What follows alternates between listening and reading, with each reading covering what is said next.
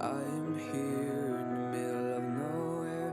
There is no there, it is cold there, but I am safe and I am warm. Although it's hard, I know I gotta keep up. No time to lay to drift away. I find my space, I spend my time down the rabbit hole again. And as I fall, I can feel the pain. You can't tell me where to go, so I don't know, I just go with the flow. I go with the flow. I'm falling up, I'm falling down, from the sky and from the ground. Up above just like below, and I don't know where I should go. 'Cause I'm stuck in limbo.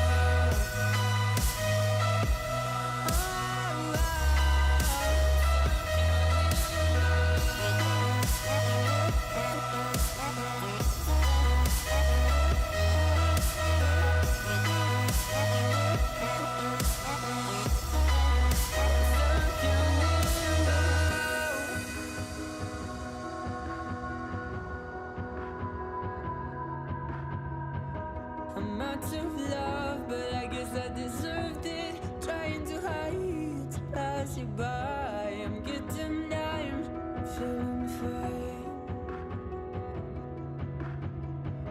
I'm light as air, no one can reach me.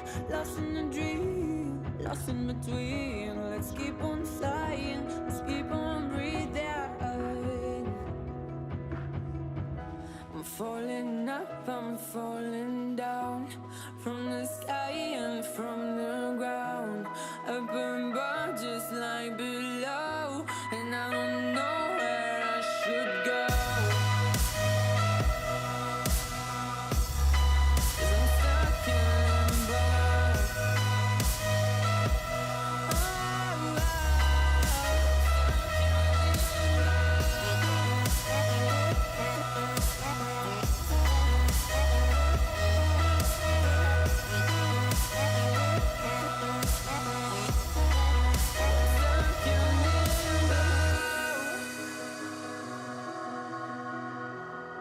Cause I'm stuck in limbo.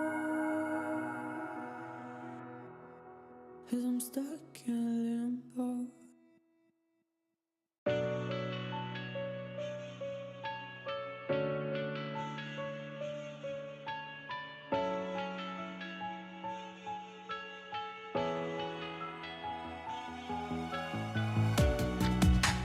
Living in the same routine, like the seasons I'm on repeat.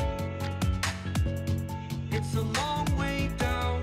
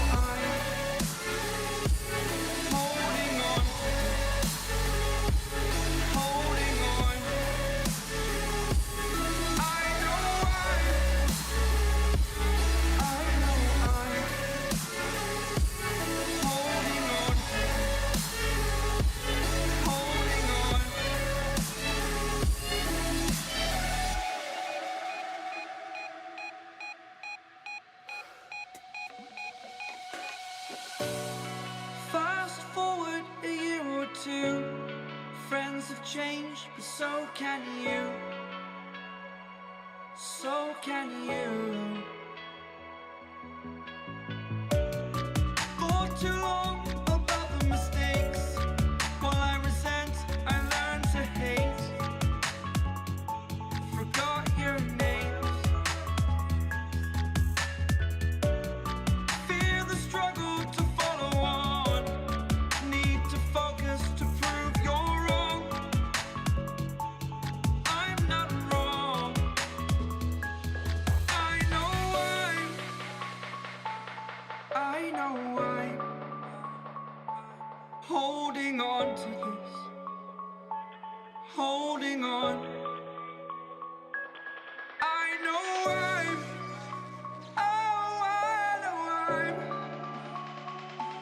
holding on to this. Holding on. Don't let me repeat it.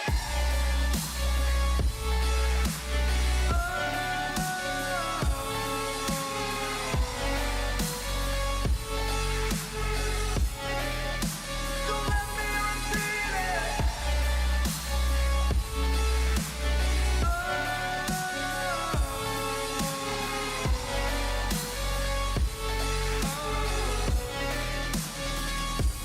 I know I'm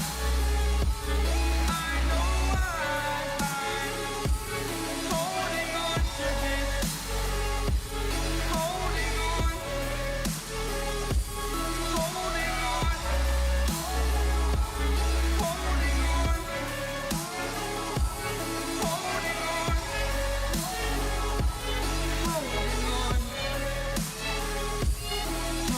on.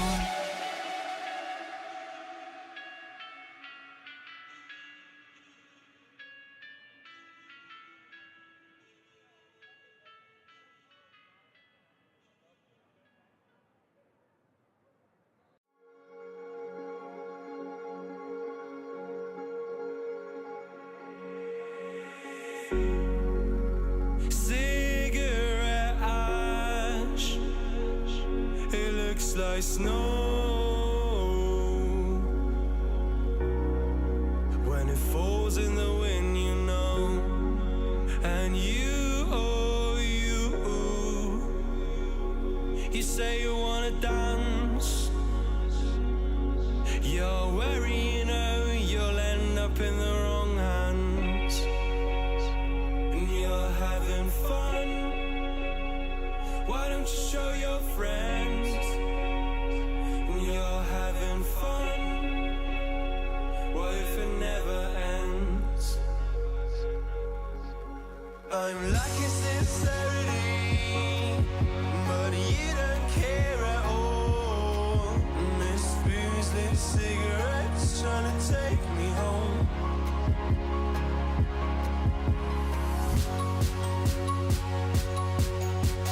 Falling in love just a million times, breaking it off, put the feeling on ice still. She's as cold as December.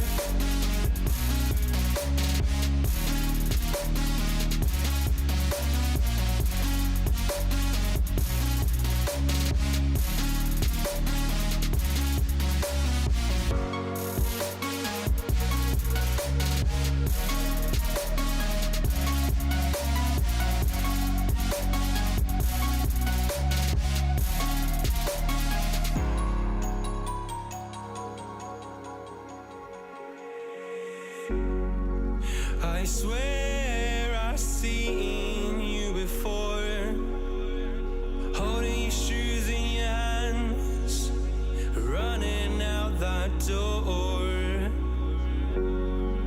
And you are nothing, but you say you wanna dance. And you're wary, you know, you'll end up in the wrong hands.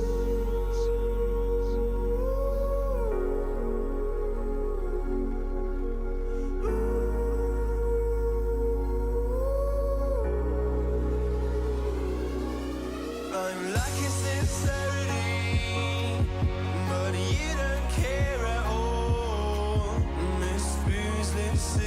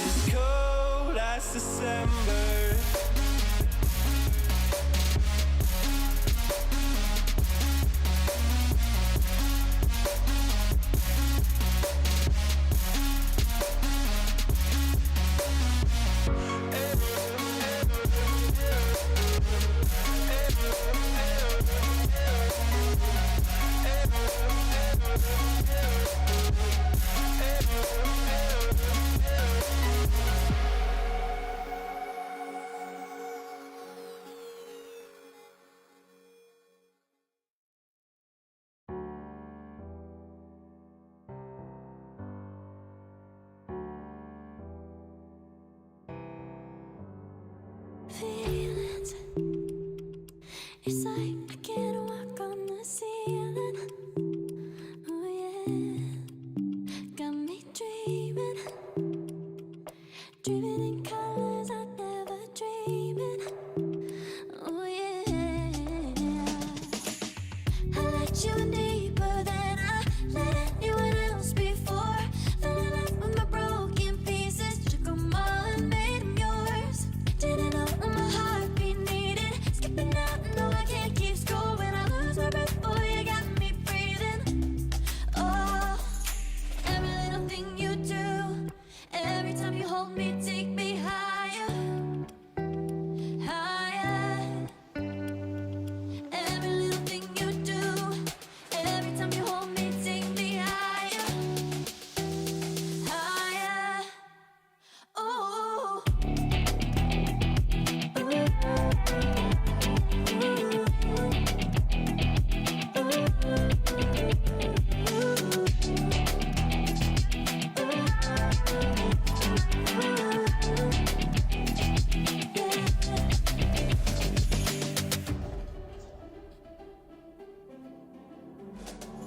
magic. No, I'm never letting go. Now that I have it with you. When you kiss me, it's like the stars fall out the sky onto my heart to cover up what I don't wanna show. I let you in deeper than I let anyone else before. Fell in love with my broken pieces, took them all and made them yours. Didn't know what my heartbeat needed, skipping out, no I can't keep score. When I lose my breath, boy, you got me breathing. Oh, every little thing you do, every time you hold me, take me higher, higher. Every little thing you do,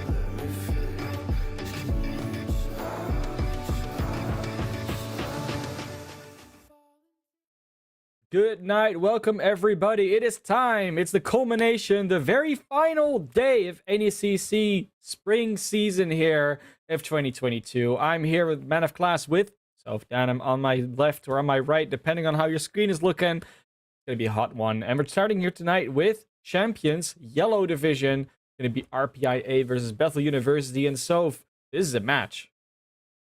This is quite a match. We saw these two Titans they played off in week 9, not too long ago. 3 weeks ago, both of them had quite a run. Yeah, I don't even know, but yeah, it was quite a bit of time. But the bigger thing here is RPI's run undefeated to get to this point.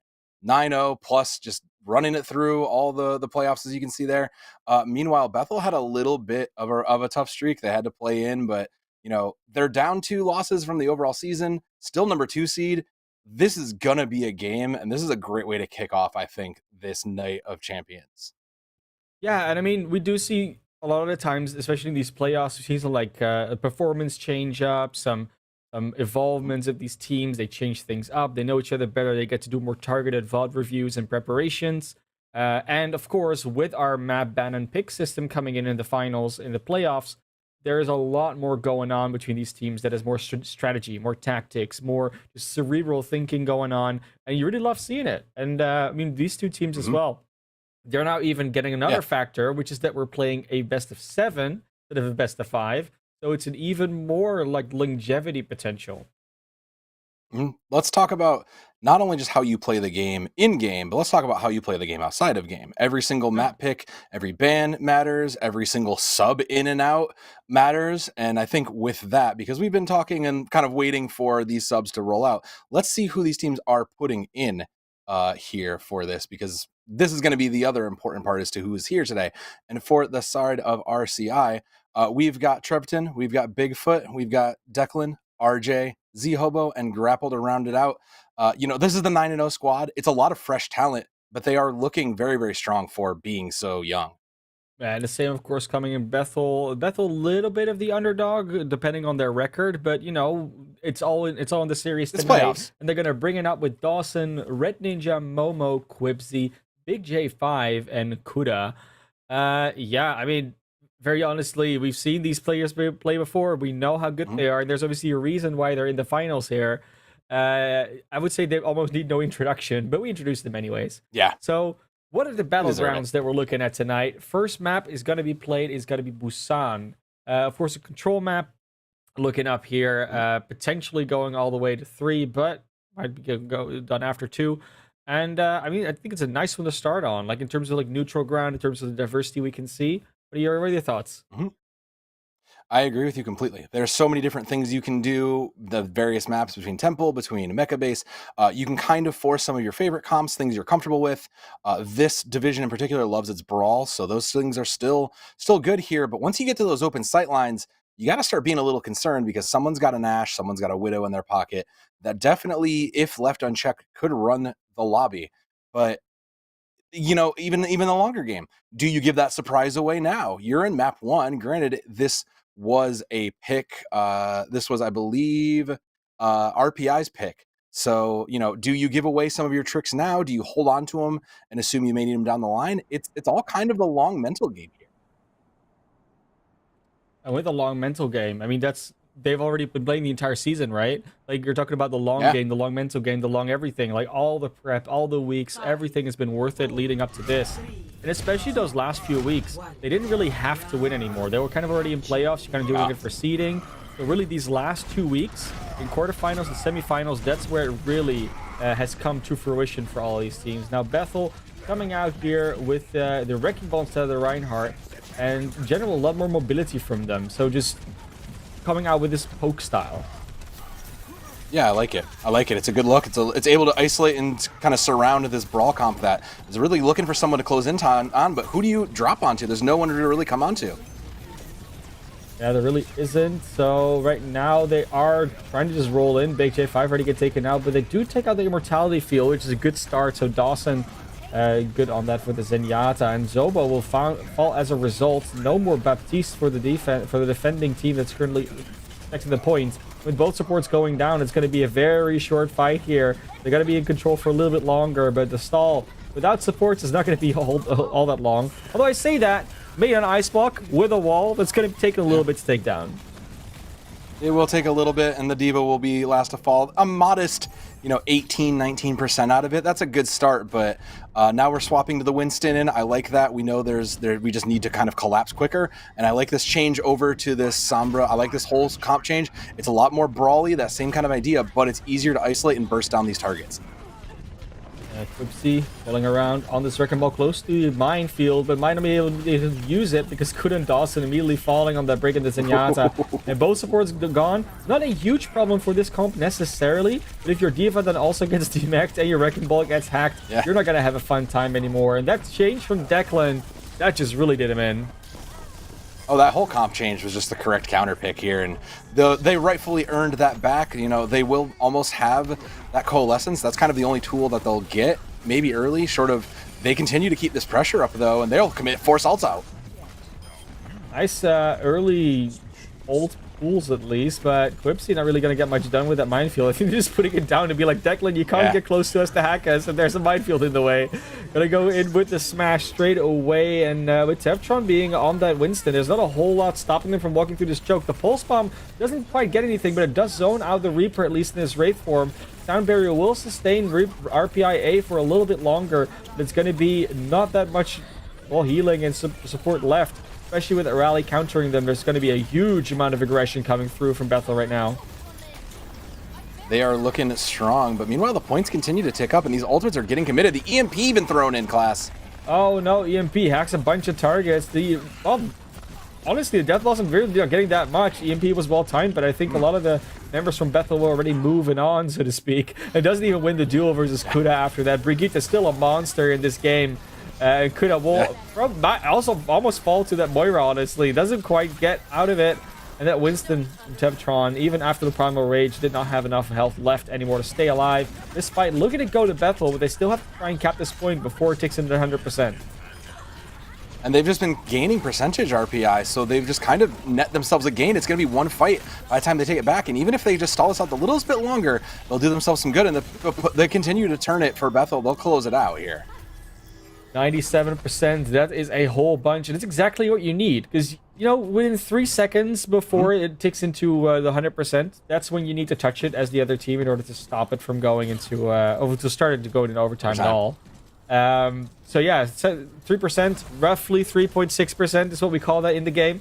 That will be exactly a nice percentage to get there. You don't have to get to the 99, but we'll see whether or not the Bethel can hold on for this for a bit longer. It's a better pulse from this time around, immediately leading to the D-Mac on the Bigfoot, and the minefield contributing to, gets the Bigfoot out of the Baby D.Va too. And that's at least the numbers advantage. They also used that Transcendence. I think they used it because they thought maybe the EMP was coming in, but it wasn't. Declan does fall on time though, so they don't have to worry about it just yet. With an 84%, it will be a next fight thing to worry about. Nice self-destruct and remake for Momo, but it won't be enough as the rest of their team just falls, and I don't think they're going to have that much left to work with. Whipsy still relatively healthy. I think they have a support with them itself as well. No, that was Momo and the Baby D.Va still. They're close to another minefield. They will be able to touch before overtime ticks down. Was worried about the hack, and it will come through in the end. Declan has the EMP ready to, so anyone that jumps in will get hacked. Didn't get anybody aside from the Tracer though, so the EMP kind of going wasted, but that sound barrier is exactly what they need to sustain. They don't really get any eliminations though. And it feels like they invested those ultimates a little bit early before anything really came out. RJ does it differently though, gets 2 vanilla kills, and then in the Death Blossom actually goes down. In the end though, it's RPI-A that gets all the eliminations and wins that first round. It did come a little bit close, and gotta look at that ultimate usage there itself. Yeah, those ultimates, the advantage on paper should have gone to Bethel there. They just had quite a stock, but they just kind of threw out some mistakes, some errors. Throwing out that Transcendence was so big, making that miscalculation, thinking that the EMP was coming in. It could be the jitters, it could be anything, but a lot of those kind of just misuses are what snowballed into everything else, and suddenly RPI is looking to carry this map 1 to a victory, and they are looking like they want to try to meet them on the ball, quite literally, here with this. So I do like this. There's so much more area you have to play into. The Hanzo's a great pick, and Bethel has no reason to change anything here. They're looking pretty confident with what they've won with what they were looking at. We'll see if it pays off for them. Especially that Sombra. I mean, Quipsy was doing an amazing job on that Wrecking Ball, and then all of a sudden there's a Sombra, and they just get nothing done anymore. Of course, that's exactly why the Sombra was picked, but this time around, we don't see that coming out, so they don't have to worry about it. Maybe Big J5 versus Declan, and Red Ninja versus RJ. Soldier versus the Cassidy. Now, it's a matchup we don't see all that often. In this division, not unlikely. No. And this Sigma from Bigfoot, also a fun pick to come around. A little bit more barrier in the way. Yeah, a little bit more stability and able to keep yourself placed here. As you can see it, they are capping. They'll probably get it. The contest might come through. No, they'll just get it for free. But yeah, that ability to kind of keep your soldier having an angle is so big here. It is absolutely massive. First cap does come through for RPIA again, but it's, again, the first pick coming out. First 2 picks coming out from Bethel. They start winning that first fight, and with 3 picks and a very quick post-bomb charge from Big J5, this map is looking to go very differently. Of course, much more favored towards the Tracer. Big J5 immediately showing that it would like a 3K that fight. Yeah, it came up huge. Already a quarter away to another pulse bomb. Put in that work to flip it right back. So just have to keep that up. So keep making the space in the chaos for Big J5 to come up big there. And I think you can continue to keep this pressure rolling because there is a pulse bomb for Declan. Might try to stick it and force out that trance from Dawson, which might change the course of this fight. I say that is the course of the fight, but not the course of history. It's going to be Red Ninja out of the fight already. Declan already hitting that too. Big J5 still ahead in the next pulse bomb ult charge, but they might not even get it this fight.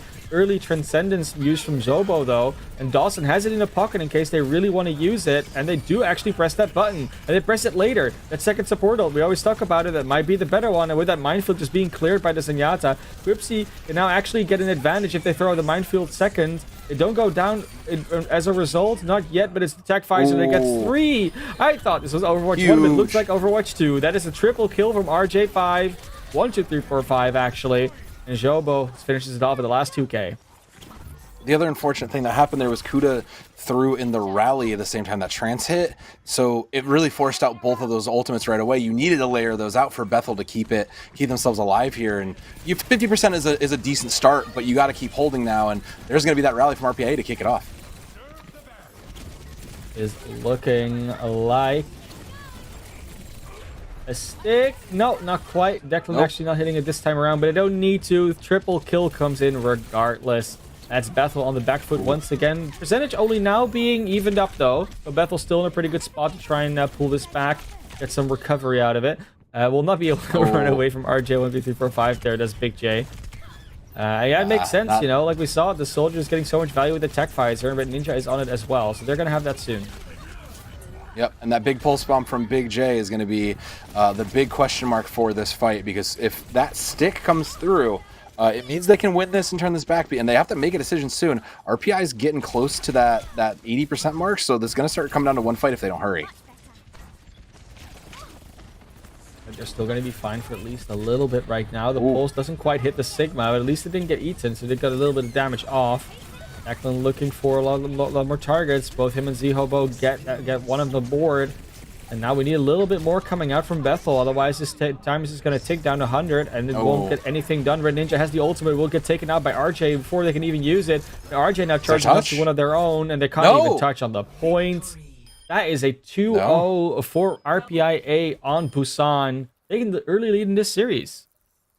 Yeah, that space control at the end there with the mines and all the ultimates forcing the fights where they wanted them was just great control, and that's kind of how you want in the best case scenario, right? You want to be able to run these fights and just take that space.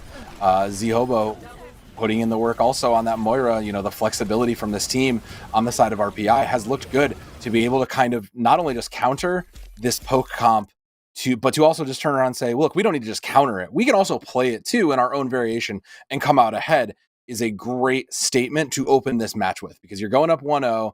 It's not going to be your pick, but, you know, that's fine. The consolation is that you at least are up here, and that's a great place to be. Exactly. And now we're going to get, of course, the map pick coming out in a little bit from the team that just lost one, which was Bethel. But RPIA does get to actually ban one of the maps in that map type to make sure that they don't get the map they really do not want to play. And with the next map type being hybrid, it is it's a fun thing to run through, honestly. It will be, but I mean, looking at what RPI has shown us It's so escort. far. Never mind. It's escorts next map. I'm sorry, it's My escort. bad. Yeah. Even still, looking at that, like, what do you even think to pick here? Because RPI is going to get the ban, and then you have to think, okay, well, they banned probably what our strongest map's going to be, so we have to now pick where we think they're going to be weakest. I mean, you just saw two pretty solid comps come out of them and strong plays from all those players. So now it becomes quite looking and going, where do we want to go that maybe we stand a chance? Because this poke comp, a little bit outclassed, unfortunately. So maybe you have to try to meet them on that brawl. Maybe you have to think of just bringing it to King's Row. There's a lot to consider, especially given that we're in first to four. Like, this is the things you don't get in the normal league. So this is why we love this time of year. Right. And since it's Escort, Dorado's already banned by RPIA. Looking towards the other escort maps, I mean, we have Route 66, we have Rialto, we have Havana, we have Watchpoint Gibraltar, we have Route 66. Like, there's quite a few maps in this particular map type. Yeah. So there is something to go for kind of every play style. But I think the general characteristic of these escort maps is that there's always the room for a little longer sightlines, a little more open space. Mm-hmm. There are very few cramped ones. I mean, we didn't even mention Junkertown just yet. So Yeah. it's a crazy pool of maps that we're gonna go through, and yeah, they kind of have it all for the picking. So they're gonna figure out, what do we play? You know, what do we want to do? And they're gonna go for Route 66. I think they're going to go for Route 66. You know, this has become kind of a good map for these kinds of poke comps, the long sight lines like you mentioned. So now you just need to kind of pair it up. Is this soldier going to be enough? Do you want to keep running this tracer? Because kind of what we've seen is that the tracer and the ball haven't really been in sync. The tracers have been off in their own duels, and the part of this comp that really works effectively when it does come together is getting the main tank and getting the tracers to kind of come together and to collapse on the same target once you're done poking. Kind of, you know, taking the space, moving it all out, and really doing that. And if Bethel wants to come out on top, they have to kind of use their predilection, I guess, or their preference to this to their favor. So maybe you retire the legs and bring in an Ash here. And it would be appropriate. Maybe you bring in something a little bit longer, maybe the Widow, just to see how you can feel. But you got to consider there's also a lot of height you can use. So the Echo wouldn't be a bad pick either. That's a pretty common one for this too. So I would like to see that kind of change up, maybe get a little out of the comfort zone just to kind of throw a wrench into the expected.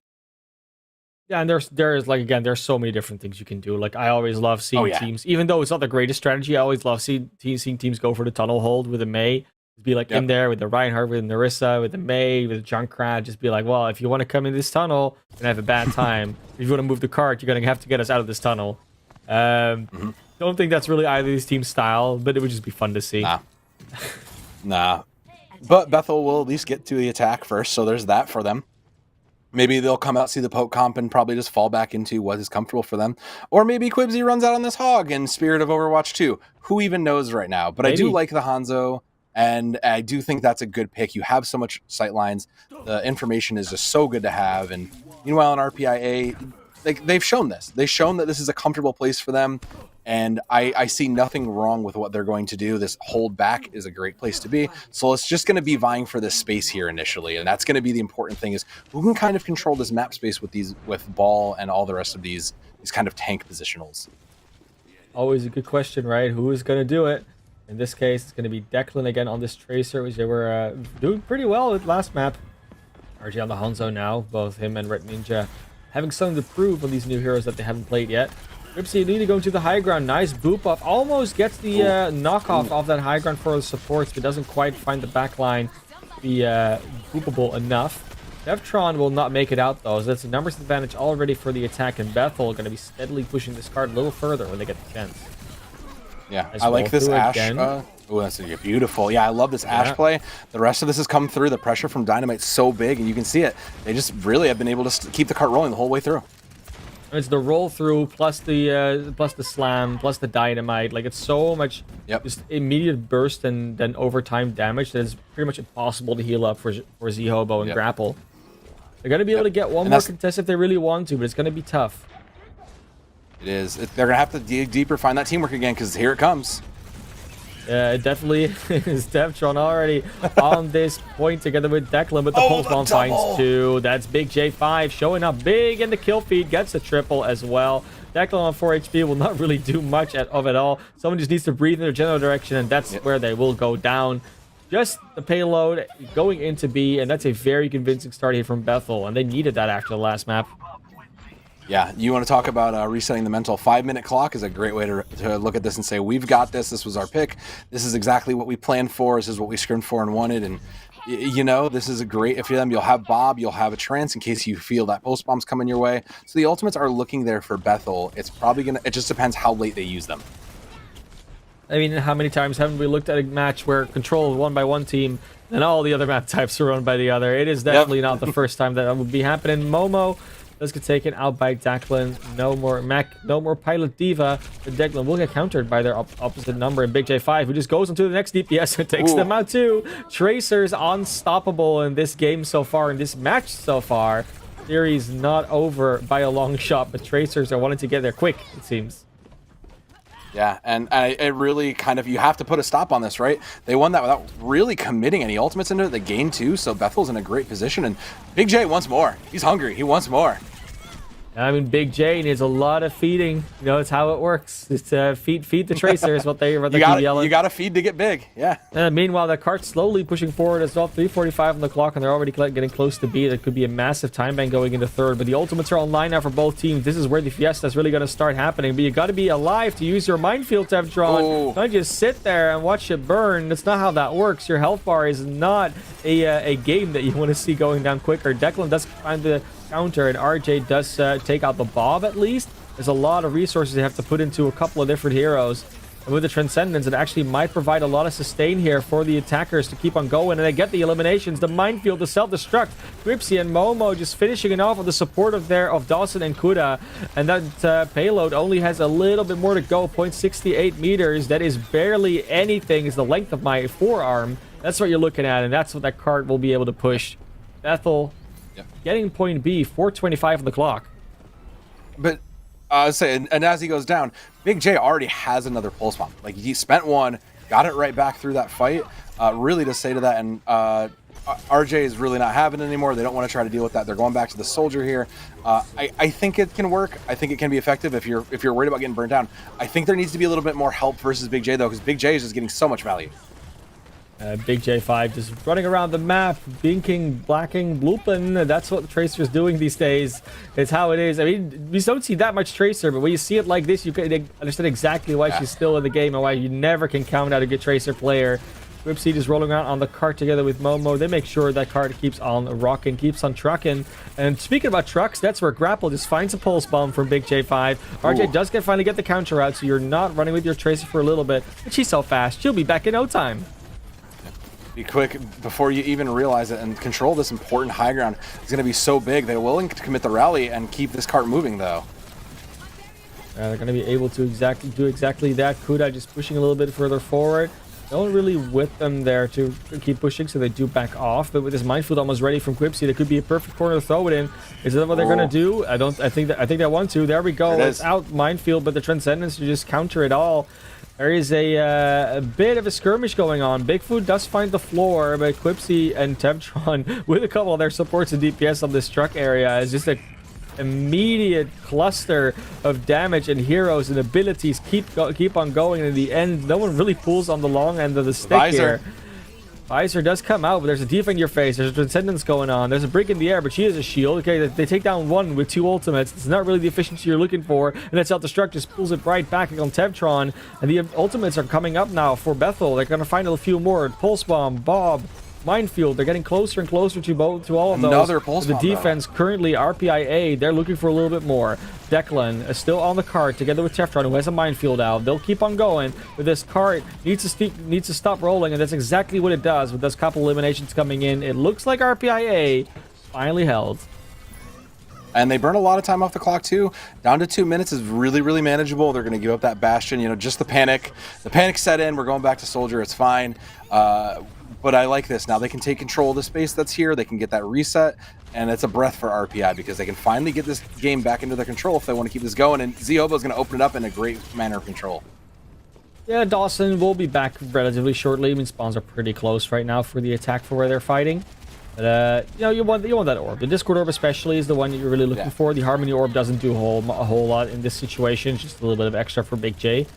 But at the moment, Red Ninja looking for a couple of hits, looking for a couple of picks that they can potentially do. They have the Bob out, which could serve for either initiation or just backline protection or anything of the sort, really. It's now under a lot of pressure from Declan, though. And as the Wrecking Balls just keep smacking around, it's Devtron that finds the first elimination or gets eliminated. The truck is now being protected, but that's another minefield to just keep that area completely under their own control for the attacking side. Hobo has to clear it out with their own Transcendence, which will not be available anymore, as Big J5 is going to be looking for that Pulse Bomb. Has it online, and Kuda with the Rally, and Dawson almost with the Transcendence is going to be a huge amount of sustain, especially when there's two more down.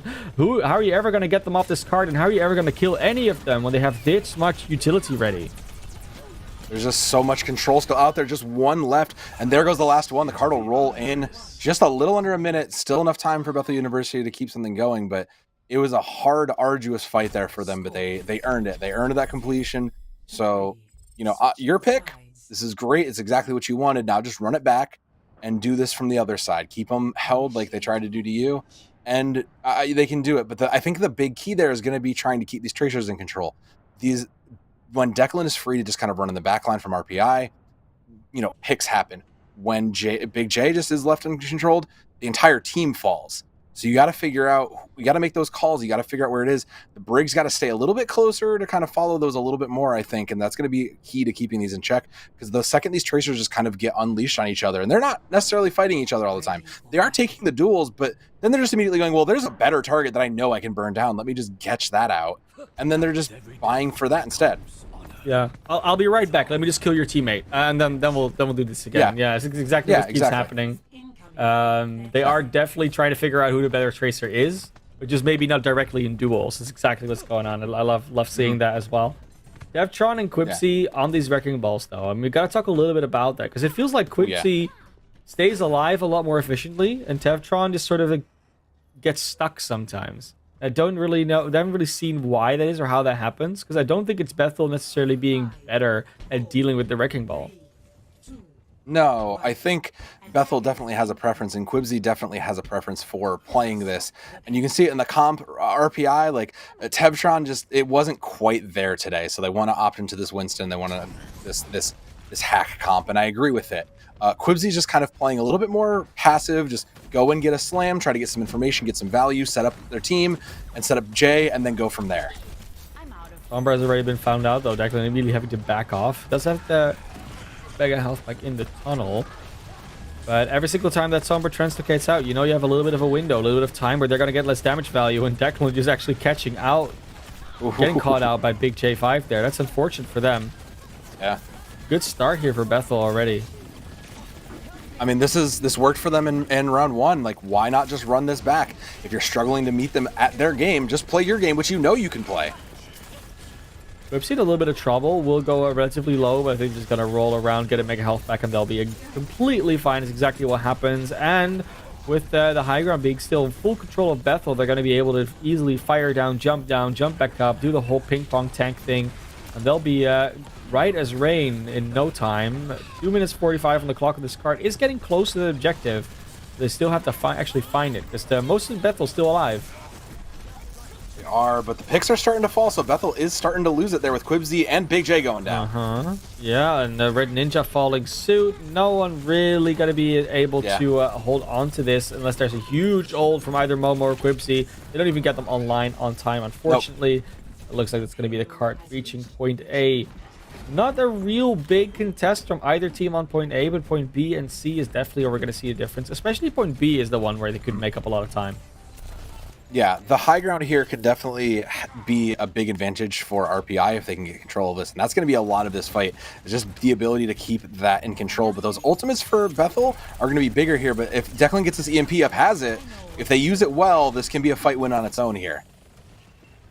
Could very well be. Bethel looking for at least something to engage on, but they can't engage if there's an EMP in the way. Just takes out the Dawson Zenyatta straight away as they just melt under that hack target. The Hobo takes down Kuda, and that's just a great, easy, and clean fight coming out there for RPIA. Yep, they got their positioning. They set up the EMP, and that's fine. It looks like they'll have they'll have barrier. What do they need it for? I guess maybe mines or self-destruct. But Momo's going to be late to the party. So RJ trying to get value with this Death Blossom is going to be the big play here. Meanwhile, Quibsy's got to come up big on these mines. That's kind of, I think they're going to be the control space there, and they're going to open with it. Straight up aggressive play with the minefield to try and get in the self-destruct. Doesn't find anything from Bigfoot. Momo still got theirs in the bank, and they're definitely going to look for it when they get a little bit lower in the mech. But they're actually, it's already out. They do find grapple on the side. There's RJ going down. They don't quite get the remech for Momo, but with that pulse bomb, I don't think it will matter. By Tevtron, just a diva on the cart with the Moira, and they will be taken out in no time. The Hobo, bye-bye. Bye-bye, Bigfoot. Yep. That's a hold. Almost at point B. 3 minutes 12 on the clock. That's a good start to that. You can see it there from Big J. Just immediately realizing Grapply's going in deep, trying to bother my teammate. You're perfectly just isolated for Big J to just come in, finish the clip, and go back to whatever was going on. You gotta be careful. You know that Tracer's buzzing around, and you can't afford to get punished for it.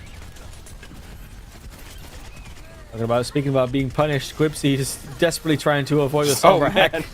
The pillar was definitely their friend in that situation. Can't really spin around it, but they definitely are now back, not hacked at all.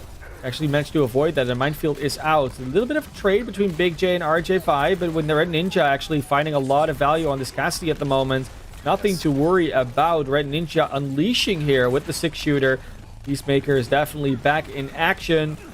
Red Ninja, the one wielding it. There's no peace in this fight right now, but Big J's looking to continue the violence, to clean it up there. Will do so. And yeah, the Cassidy was a great choice there. You need to kind of bring in everything. You kind of have to give up some of these pieces of this comp you're comfortable with if you're Bethel. There's just too much that counters you, but they are looking for it. But this pulse bomb is going to be huge, and maybe you can get some value from the high noon. It's going to depend. You got to pick the target. Hopefully you're tracking these ultimates, because if you can end Tevtron before that primal goes off, or if you can stun RJ out of that Death Blossom, you'll be in a great spot to keep it going if you're Bethel. Oh, nice speed boost up to the high ground to try to find another position to potentially hack or EMP or even Primal Rage from. With the high noon, though, they already get Tevtron before they can throw out the Primal Rage. A minute and a half on the clock. They will be able to get back with it. But with the Red Ninja all of a sudden just being, again, unleashed on this Cassidy, very hard for RPI to get through. They don't really have anything on range. They need to get close to the Cassidy before they can actually do anything to him. It's not even necessarily a great target, though, because there is so much in your face if you dive that Cassidy. There's not a great dive target for this comp, so the great adaptation from Bethel is really paying off. What if you have an EMP, though? If you have an EMP, okay, you can ignore what I just said, because the EMP, you just got to make sure you hit the right targets there, and let's see if they do. It do! Well, they do hit 3 of them, but they don't hit the minefield, and they don't hit Red Ninja. Supports are immediately out. It's a good start to the fight, and the Death Blossom finds a couple too. Does look like they're going to be able to get point B here, but it did take them a lot longer than they maybe wanted to. With the Big J5 still being around, as well as Quipsy, it might be tricky, but that's why you have to hack, just to make sure the Wrecking Ball, the Tracer got nothing done, and they will eventually also get cleaned up. Yeah, it was kind of just in the books there for that EMP. As long as it hit the right targets, and it did, it hit both the supports. There was kind of nothing that really could be done here. And Grapply just gonna, Grapply again just continues. They have this. They can't afford to go down early here, because Grapply's made some aggressive moments, tried to get a little cheeky kills in, but just has been punished. So you have to be hyper aware of that Tracer now, because Big J is just everywhere at all times. That is going to be a better ult bank right now coming in for Bethel, but that sound barrier and the self-destruct can always ruin a lot of parties. HJ5 though, looking for another pulse bomb. They've been doing pretty good so far. They've been doing a fair few targets with it. Doesn't have to be tank, doesn't have to be DPS, doesn't have to be support. But it kind of, you want it to be all of them at the same time, and that's what they're looking for. Yeah. No sound barrier anymore. After this dissipates, that means even more chance for the pulse bomb to find some value. That self-destruct finds absolutely nothing on either side. I say that Bigfoot, of course, got the diva before she remixed. Do get Big J5 not being able to use the pulse bomb because they actually go down to Grapply.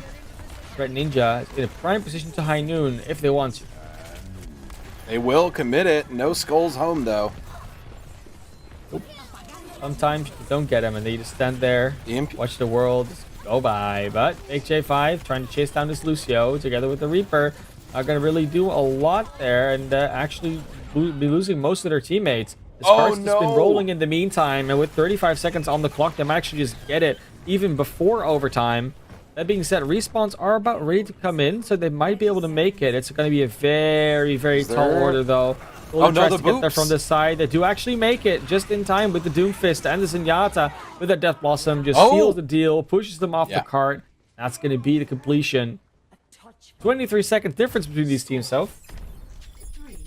I think it's a better showing, though, if you're Bethel, though. Like, it's better to have to run it back for part of another time than have to just go 2-0 in a control round, right? Like, this was Bethel's pick. They look better here, and this is kind of where you can see them struggling here, is once RPI just says, okay, we're just going to hard counter you with this entire other comp.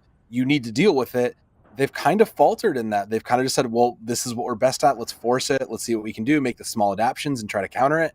And it just hasn't been enough. And much like that game of Hearthstone, it is a tough place to be, both upside down, cracked, and behind in that. But they do have the 23 seconds. It does at least give them an attack advantage here. So they just need to kind of push a little bit further, keep their things going. If they can figure out how to get past all of these, well, just counters to everything around you, they'll keep this rolling and possibly take home map 2. Otherwise, I mean, RPIA, like, this comp has been unstoppable. They look good on it. This looks like a comfortable place for them. And I see nothing. I see a tough future for Bethel if they can't figure out how to play against it. It really is one of those situations where every now and then you'll just lose a fight because of a combination that you just kind of cannot stop. But you're gonna at least win all the other fights if they don't have that combo, because there aren't that many of those combos in the game. Like things like EMP, Death Blossom, or EMP, Death Blossom, like bigger, things like that. They're just really good combos, and they're really hard to stop unless you're really ready for it. So what you need is like your Zenyatta with the Transcendence to hide behind a corner in order to counter that. So it's a little bit tricky, but if you then lose that fight, don't use the Transcendence there, use it in another fight, you guarantee yourself more fight wins in other situations. That's what Bethel's going to have to try and do here. Oh, speaking of fight win.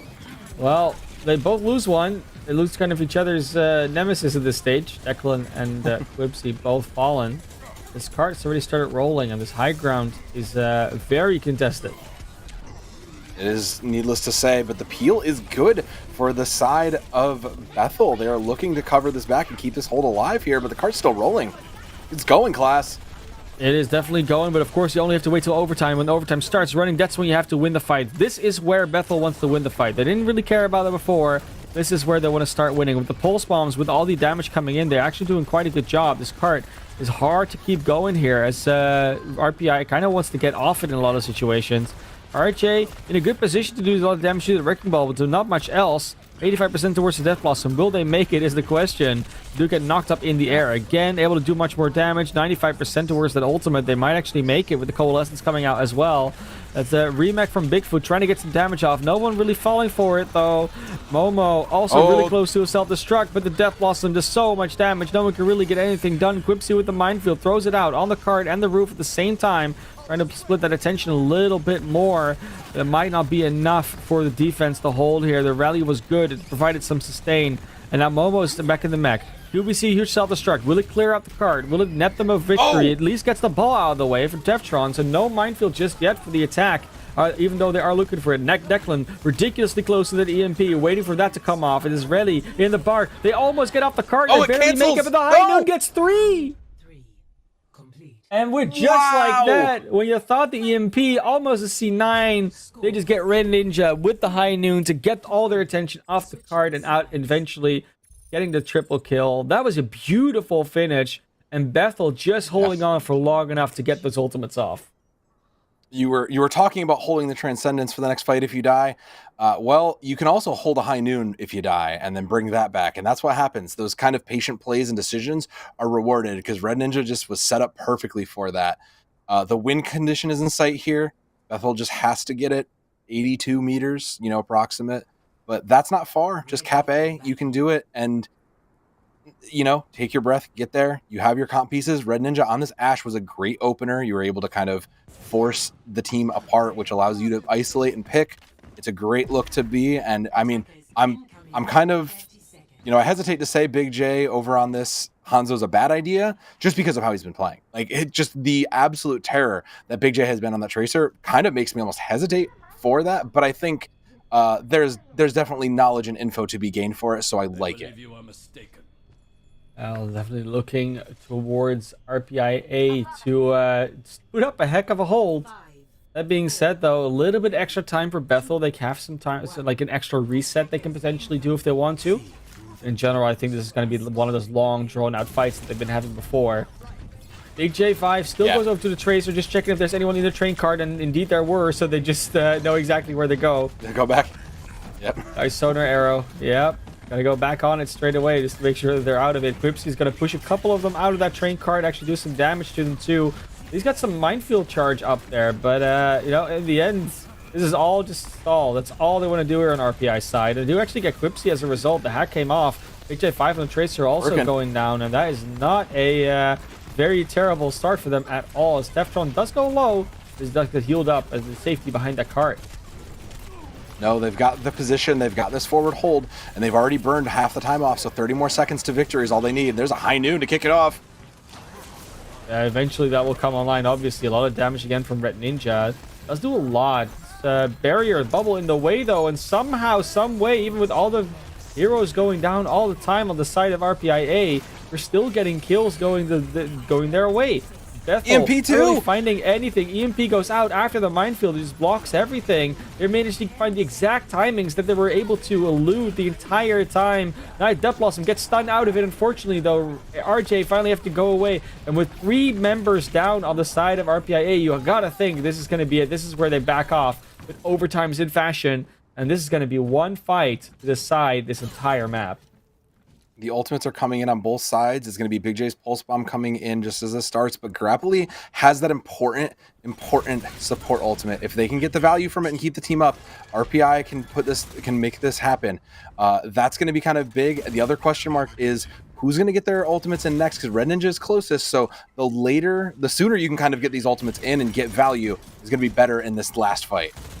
And they have Tepstrom with the Primal as well, and just maybe booping people off the map, off the cart together with Grapply, with how long this has been going on. Nice roll in and a slam coming in straight away from Quipsy. Setting them up for success, but not quite enough. 2 already down. Declan on a tear. And who's going to be on this cart the entire time now? That would be the Zenyatta. That would be the Cassidy. They're just gone. Eden the Pulse Bomb too. Big J5 trying everything they can, but they can't stay on the cart. It is just Momo in the Pilot Diva form and RPIA with all their effort on that first fight in the cart. They are the ones going to run away with Route 66. It was close. It looked so good for Bethel for so long. They couldn't quite push it through to the end. That's a 2-0 lead for RPIA. No, just a couple of those small mistakes. That eat being so huge. The tools were there, but once again, they pressured out Big J5, and just everything kind of fell apart. The last of the hopes were there. This is that high noon, by the way. That incredible timing, just incredible timing. You didn't think it was coming. Like, you can't really know. You can be mad that happened, but you can't, like, who's really looking and going, like, where's the McCree? They just literally got back. That was almost just like a run of good fortune. Yeah, and of course, we did talk about Bethel's mental resetting quite well. You know, they started off really strong on Route 66 on their attack, got stalled a little bit towards C, but unfortunately couldn't quite push it through again once on that extra time. Couldn't get the cart around the corner and just in that box of victory. So it's RPIA leading with 2-0. But we're going to give them a little bit more time to reset their mental this time around. We're going to take a very short break. We'll be back in a couple of minutes for the next map of this series.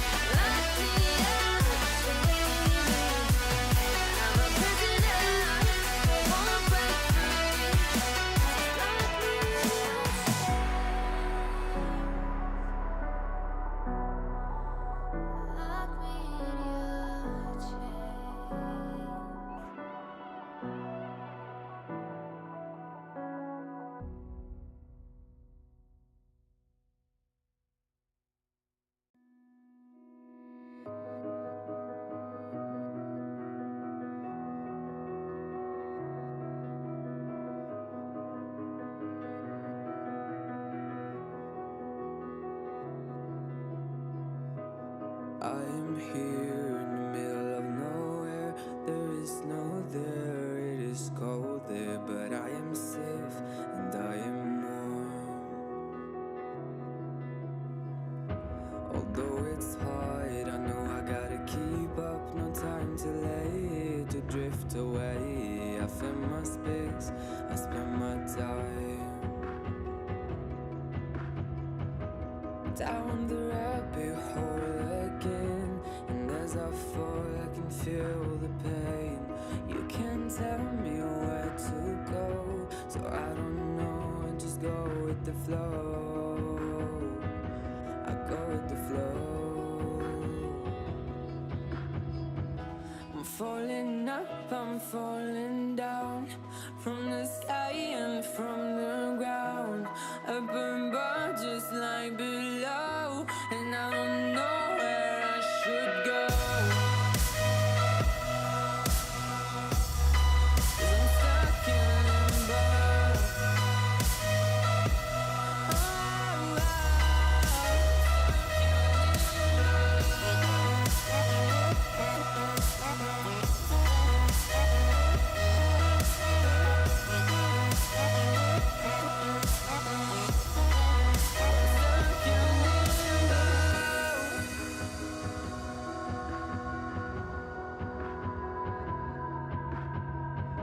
I'm out of love, but I guess I deserved it. Trying to hide, to pass you by. I'm getting time, I'm feeling fine.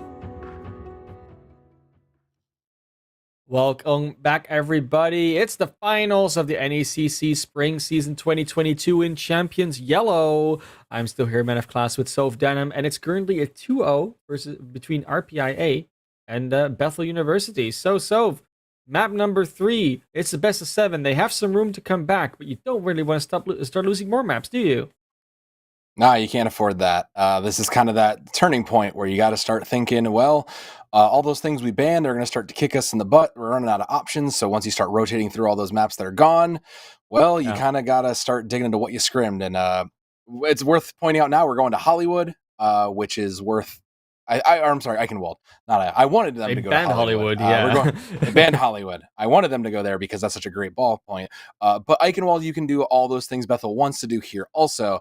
The question I'm wondering is that once you get to point B, there's so much to control, so that ball poke comp is going to be good for that, but it's also so wide that this kind of Winston Diva rush comp can also just kind of find someone, fall onto them, and isolate. So these high ground controls are going to be even more important as we get to points B, and then even further in, should we get to C.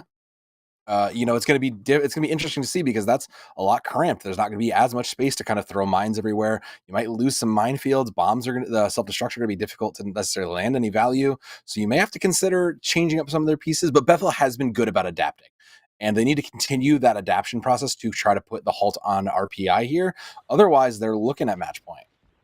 And something that I actually am very excited about is the potential to maybe see a Zarya come in. Whether it's with the Wrecking Ball, with the Reinhardt, or with the Winston.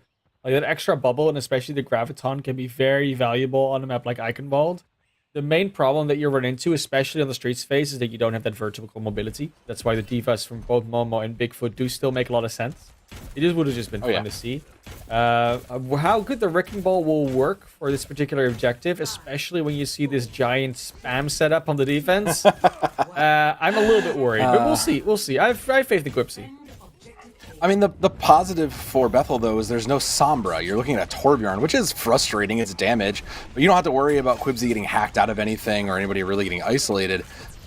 So this still does work out for you in a lot of ways. It really does. Quipsy already behind them, obviously, so this choke will be completely open. But a nice backup already from RPIA. Gives Quipsy so much room to just walk in. That's a isolated Baptiste that they could just go after as a team. And both teams actually losing a couple of members. Red Ninja currently killing themselves with that with those Helix rockets. And eventually the numbers will favor out in RPIA's favor. But it does look like there's been a couple of casualties. So they might have to go for a quick reset on the attack. Try really quickly to go in again as RJ's turret gets taken out. Yeah, the turret will be back shortly, but the rest of the team is already here, so RPI in a good position. And I mean, there's already an amplification matrix on the line there, so that's going to open it up. And if they catch the wrong side of this, it's going to be a pain. Declan already taking out Big J5. Red Ninja falling too. No more DPS, and with the matrix out, it is a tough ask for Quipsy and crew to really do anything. And it's kind of what I was fearing, you know, with all this damage coming in from the defense. Do you have enough for Dawson and Kuda? No, and that's the other part of this question is the Torbjorn. I was mentioning the Sombra, but this Torbjorn is really there for Big J now at this point. You've kind of acknowledged that Big J is the bigger problem. And between the Cassidy and this Torbjorn, it's going to be so hard for Big J to get value. They're not building post bombs nearly as much as they could. So now you have to figure out, what do we do against this Torbjorn? Can we keep running this, or do we have to isolate it? And that's, again, a struggle that Bethel is just, they find answers and then they just get immediately run on for it. You know what I'm worried about for RPIA, though, is that Big J Vibe is still getting value, even though they are, you know, technically countered. They get the stick off on Declan, even though they get taken out by the ultimate. Like, this is what you got to talk about, you know? Like, it's not just about getting value 24/7. It's about getting enough value in enough fights. And with the ultimate charge that they get, with the quick mobility they have, and the poke they have, they're getting enough value in enough fights at the moment. Whether that will keep happening is their main problem.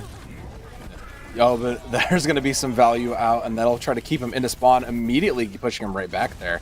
Yeah, the question, as you said, is, are they getting enough value? And the answer is, it was enough for that. It's not enough for this fight, but and this might be a little too aggressive of a front for RPI. Like, you kind of could have let them roll a little further. This is a tough spot to hold now, and to force them back is going to be a tough spot to hold going into this next fight, especially with those 3 ultimates on side. A wrong visor isn't going to be that bad, but the rally is going to be huge here. Yeah, fairly substantial one, but not substantial as a self-destruct, as well as another kill from Big J5 coming in. Quipsy does fall. We'll be back very quickly, though, on that wrecking ball. Big J5 somehow walking off the map. I mean, it happens sometimes. Sometimes you just blink a bit too fast. But Red Ninja is showing once again that they are a very, very solid, reliable DPS next to Big J5. Keep that cart rolling. Yeah. Bethel now finally gets to open that gate and continue into the streets. Yep, they've been a really strong DPS lineup, and Red Ninja built up that visor incredibly fast.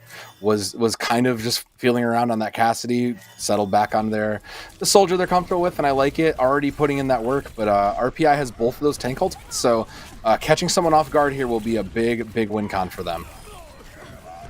Oh, J5 or Red Ninja already taking out a target, both of them. I heard a shatter going off. Oh, that was all in that little corridor. Unfortunate. Devtron is following up with a triple, but there's still a couple of members alive. Like, they're not down and out just yet, especially when Big J5 still has that pulse bomb, and the minefield is out as well from Quipsy. Not done before it's over, and Big J5, they almost got out. They didn't have that last blink to really solidify their safety. Almost. Again, so how much value can you continue to get? Now you're in streets phase. You kind of have to get these high grounds controlled. So it's going to take longer to set up. You're going to burn more time. And Quibsy's got to work themselves around, and Momo's got to be able to protect the rest of this team on the ground. So those 5 ultimates coming in for RPI, they're going to have to bait some of these out before they really do anything. From the top rope, though, nothing. No one's home. From the top rope, you don't always find anything. That's how the Cassidy's curse is. Red Ninja with attack fires, though, will at least get the teammate on the Diva. Not quite get the pilot follow-up, though, unfortunately. Good zone. It's going to be Red Ninja just with low health, having to be a little bit careful about it. I feel like Bethel is just trying to run it down main, just to little to no success. Big J needs to go on like these long flanks to try to find this value, and there's that pulse bomb trying to do it. Will not find it though, but it does find that transcendence, and a couple other ultimates come out for it. Sometimes it just feels like you have to find that second hero, you know, that other hero that you're also good on. And I feel like Big J5 is getting to that moment. They're getting to that moment where maybe we have to try something else. They are still executing, though, like, because every single time we start doubting them, they win these fights. Yeah. But because it's taking so much time, eventually they're almost always the kind of losing. They're almost just behind in some way. And that is the one thing that I do worry about for Bethel. Yeah, the problem is that when Big J is kept in check the whole way through, which tends to be the case until these last fights, it starts to get chaotic, and then Big J just comes up 2 or 3 and it wins the fight. But now that there's mines out, you know, Bethel's looking in a better position to keep this cart rolling. And I mean, there's going to be a touch, right? The Torbjorn definitely can touch, but he's kind of the only one at this stage. There's someone else. Yeah, there's the tanks finally showing up. I kind of felt a little bit weird. Like, Bethel keeps splitting in these situations, and then they kind of can't keep going. Big J5 still fighting. I hope they don't go down too early. Z-Hobo, 1 HP, does find his own regeneration. Just a Reiner in the way. Nice immortality field to save up that little bit of a tank there. Dawson and Big J, though, have something else to say about that situation. Dawson really wants this Reinhardt. No Shatter to be worried about. They just used it. Now they gotta get back to this objective. Gwipsy doesn't quite survive. Unfortunately, Transcendent's not getting there in time, as it is Momo getting smacked into the cart by the charge of Tevtron, and the cart is most certainly going to stop right here. Only 1 or 2 members of Bethel still around at sound barrier. Yeah. Just a nail in the coffin. Bethel gets stopped right here. The biggest problem I have with that last fight class, all the action was so far away where it needed to be. If you had turned those picks and that value, if you had saved the Reinhardt in the middle of the fight on the cart, you could have been pushing to C. Instead, the fight was just so far away. It was half a planet away. Everybody from RPI had the closer spawns by that point. And then suddenly you're fighting in these half teams, and you called it there. They're splitting. They're taking these fights very awkwardly. They'll send 1 or 2 people to try to take a fight, or they'll just run it down mid and not really get the value or get punished for doing so.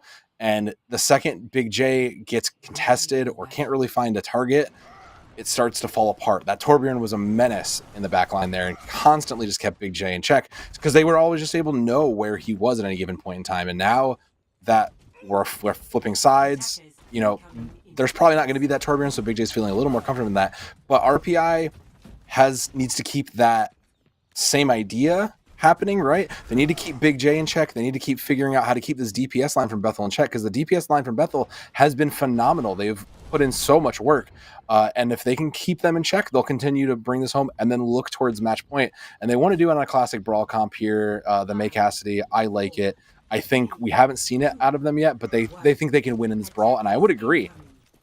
And especially when you look at the defense here, right, where you just have the choke in the way, you know exactly where they're going to be coming from. There might be a May wall for an interesting thing. They might be trying to, they're going to probably try and wall over. Yep. No, they're not going to try and wall over the bridge.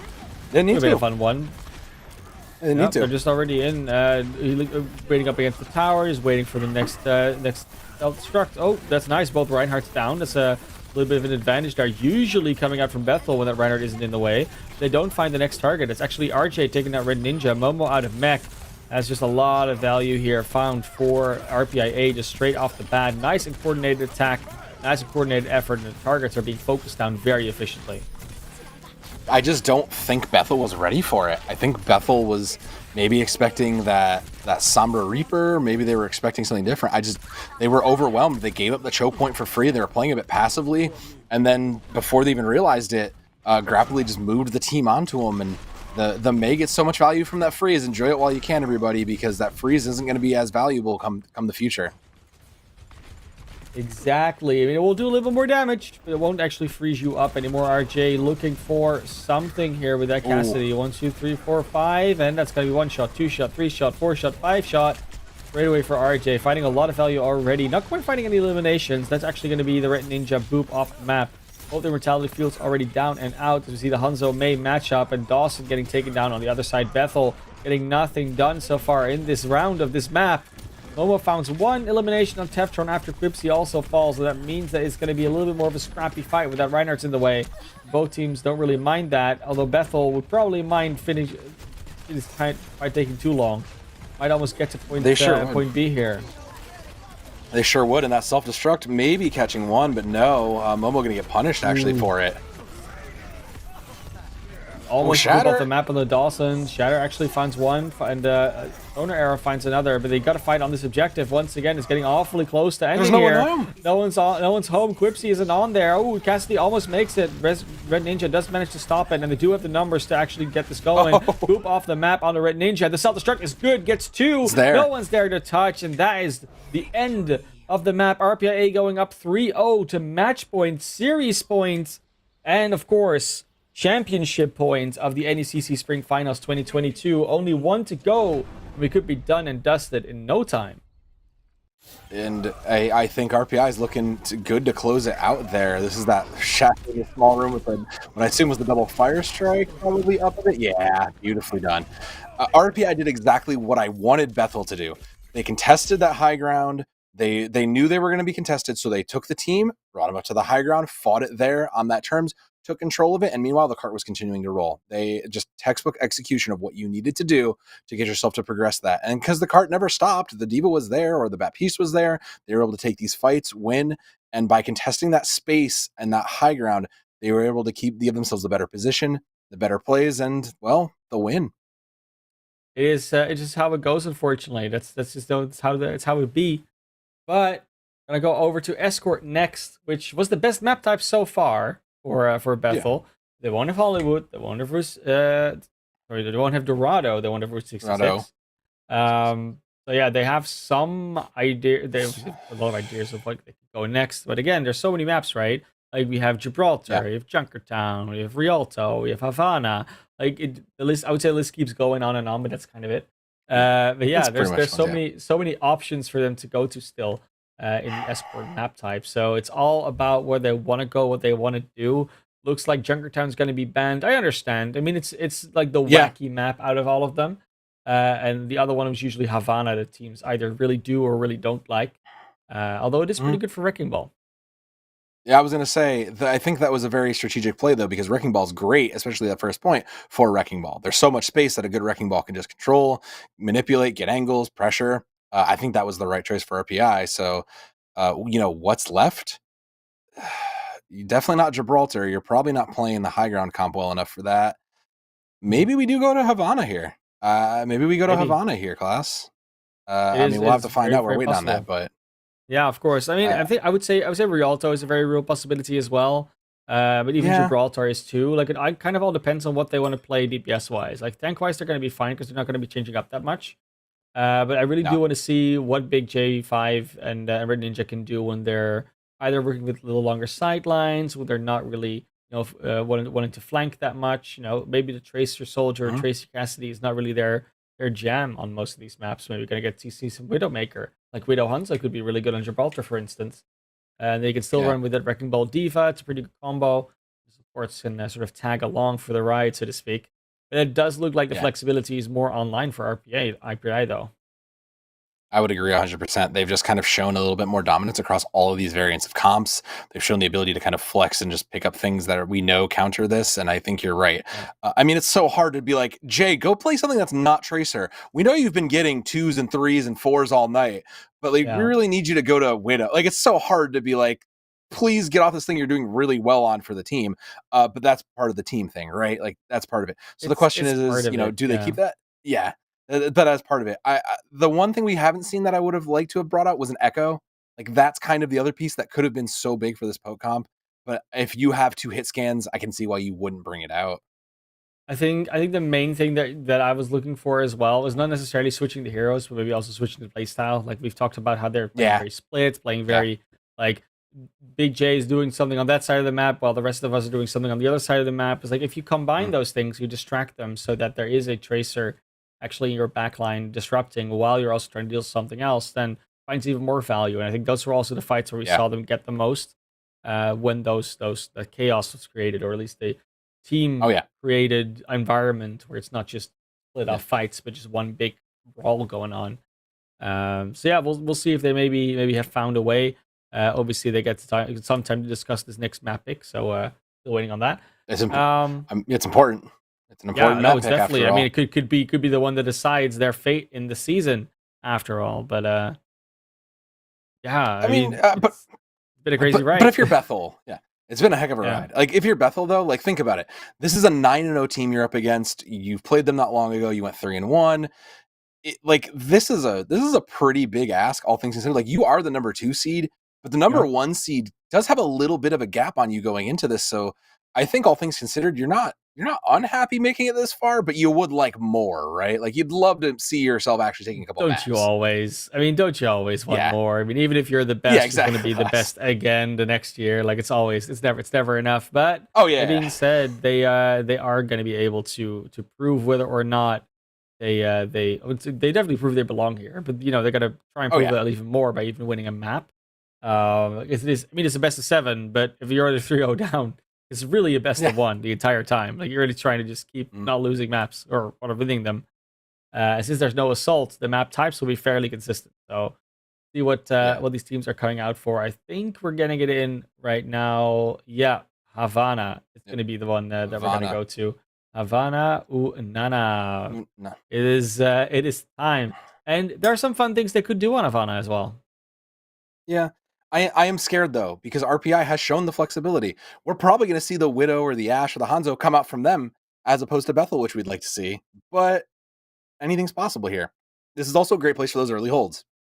So if you want to try that brawl on A and just try to full hold this and close hold this, sure. No time like the present. You might as well throw it out there. They had some good success like with that brawl comp for moments. So maybe you're finding you're getting outclassed here in this kind of ball diva poke, and maybe you just need to try to change it up. It's worth a shot because otherwise the next shot is going home. Yeah, that's is how it is. So when we go into this map, stakes are going to be higher than ever this entire season. It is time to potentially go into this very last map of the series of the season to conclude the Champions Yellow division between RPI A and Bethel University. Havana is the battleground. These teams are ready. They're roaring to go. Time to say who gets the championship. And as I keep talking, hoping we're actually launching into the game, I think we're not getting it right now. Ah, there we are. I am sorry. No, there you are. See, There you are. that's what you ramp it up, and then you just get just pinch just a little bit. It's fine. It's fine. We're gonna have a great time on Havana once again. I'm all for like it. you said, it's all good. Yeah, like we said, this is finals. Like considering all things considered, like you're happy to be here. You played so many games to get to this point. And second place, although being just first loser, I guess in some lights, that's still an accomplishment in its own ways. That means you are someone that other teams are going to look at and go, they had a lot of success. We need to keep an eye on them. We're probably going to see them next year. Let's look at their tape too. And I think that's something you can also just keep for yourself. That is exactly right. And just as this big mustache on a robot man that cannot grow hair is present, there's also a big presence of these two teams in this map right now. Bethel versus RPIA. Once again, this is where we are going to go to actually finish off this grand final. Potentially. Definitely not over just yet. Bethel has the chance. They're going to start on the attack once again. BJ5 flirting with the Pharah in spawn at the moment. It's going to be a very close spawn hold coming out from RPI. I mean, you had to know it was coming. I think Big J also knows it's coming. I'm very curious to see how they do on this Pharah, and if they stay on it after this initial assault, because I think it's a great changeup, given how the signs you have. They just baited them, thinking they're coming out of the left spawn door, and all of a sudden everyone came out of the other door. So a huge pressure now onto RPI to try and stop this attack. Already finding Dawson, though, do the defenders. RPI is going to be traded out. Their Cassidy for the Zenyatta of the attack, who have close response. And with this Mercy Zenyatta, there again isn't a whole lot of AoE healing at least, but there is a lot of single target healing, especially for Big J5. If you want to set him up for success, this is the way to do it. And you just got to hit those rockets. 40% to ult charge already, but it's gonna go. It can go a little quicker. It could have been quicker, but all things considered, you got yourself out of spawn. It didn't cost you a lot of time either, so I mean the hold is still going to be a little bit live, but you're happy with that for Bethel. You got yourself out of there. Now the question is how long do you stay on this, and how much do you like it? Red Ninja already having that high noon is huge. That means you have a great tool for the next fight that can possibly get you some value. And if they can take control of this corner, like it looks like they're going to, they'll be in a great position. The swaps though, yeah, they're gonna give up and they're gonna try to meet them at the game. They know they can't deal with it. Ooh. Instant tank swaps. Z-Hobo also on the Baptiste. A little bit more hits can help out against that Pharah, but they're not quite going to be able to get that Teftron roll through gonna get something going, but it's Big J5 now also with the ultimate. They're gonna look for that barrage, especially with the immortality field already out. You know what's gonna happen. There's a Sigma gone, and that's one of the DPS. No, they don't get either of them, but the rest can come through because of the Mei wall that doesn't get destroyed because RJ is already out. That's beautifully timed, and that's just a team kill beautiful. coming through. What a wipe. That's just gonna be the point. I don't think they can touch the time. Yeah, I don't think so. Like the idea was that they wanted to make the full swap. It wasn't worth giving up the ultimates. I agree with it. But you're fine with that if you're RPA. Like, this is a better position for you to hold anyways. Now you're in a great spot for it. And swaps coming into the other side too. I like this. I like these adaptations. I like these adaptations. They're going back to what worked for them. I like this. This is a great bait, and I think this can work out in their favor for this very, very tough brewery section. Both these teams just keep swapping right now. They're like, okay, well, one of them is ahead, and right now Bethel is very far ahead because they've got all those ultimates. No way you can actually survive here. They survive against that in that corner. What a save coming out from RPI. That's peel for you right there. Man. You think it goes on an orange? No, it goes in Overwatch as well. We have peel here, and RPI is showing exactly what peel means. Saving their Z-Hobo. That was ridiculous. Not quite winning the fight just yet, though. There's a lot of pressure coming out from the attack still. With all the ultimates that they have, they could be pressuring on for a little bit longer. RJ, nice volley from Dawson, gets taken out there. And that is more rolling of the cart for Bethel, as they still have that ultimate charge so high across the board. Yeah, they only changed a couple of pieces, so that's kind of what worked out for them. And yeah, again, those 3 ultimates on board with with Big J. Probably going to have another pulse bomb, just has been getting them so quickly. Like, they're just in a great position to keep this rolling. So if RPI can come up big with something here, they're in a good position. Tevtron going to roll through and start to set this up. Nice self-destruct from Momo. Doesn't quite get anything, but definitely does disrupt this defensive rhythm of the Transcendence. Solves a lot of problems when you're assaulted by a ball and a tracer at the same time. No pulse bomb, no minefield. You're going to be doing great here. Teftron does find the DMEC, but that's just a double kill coming right back on Z-Hobo and Declan from Dawson, who is on fire on the Zenyatta. Will eventually get taken out by Bigfoot.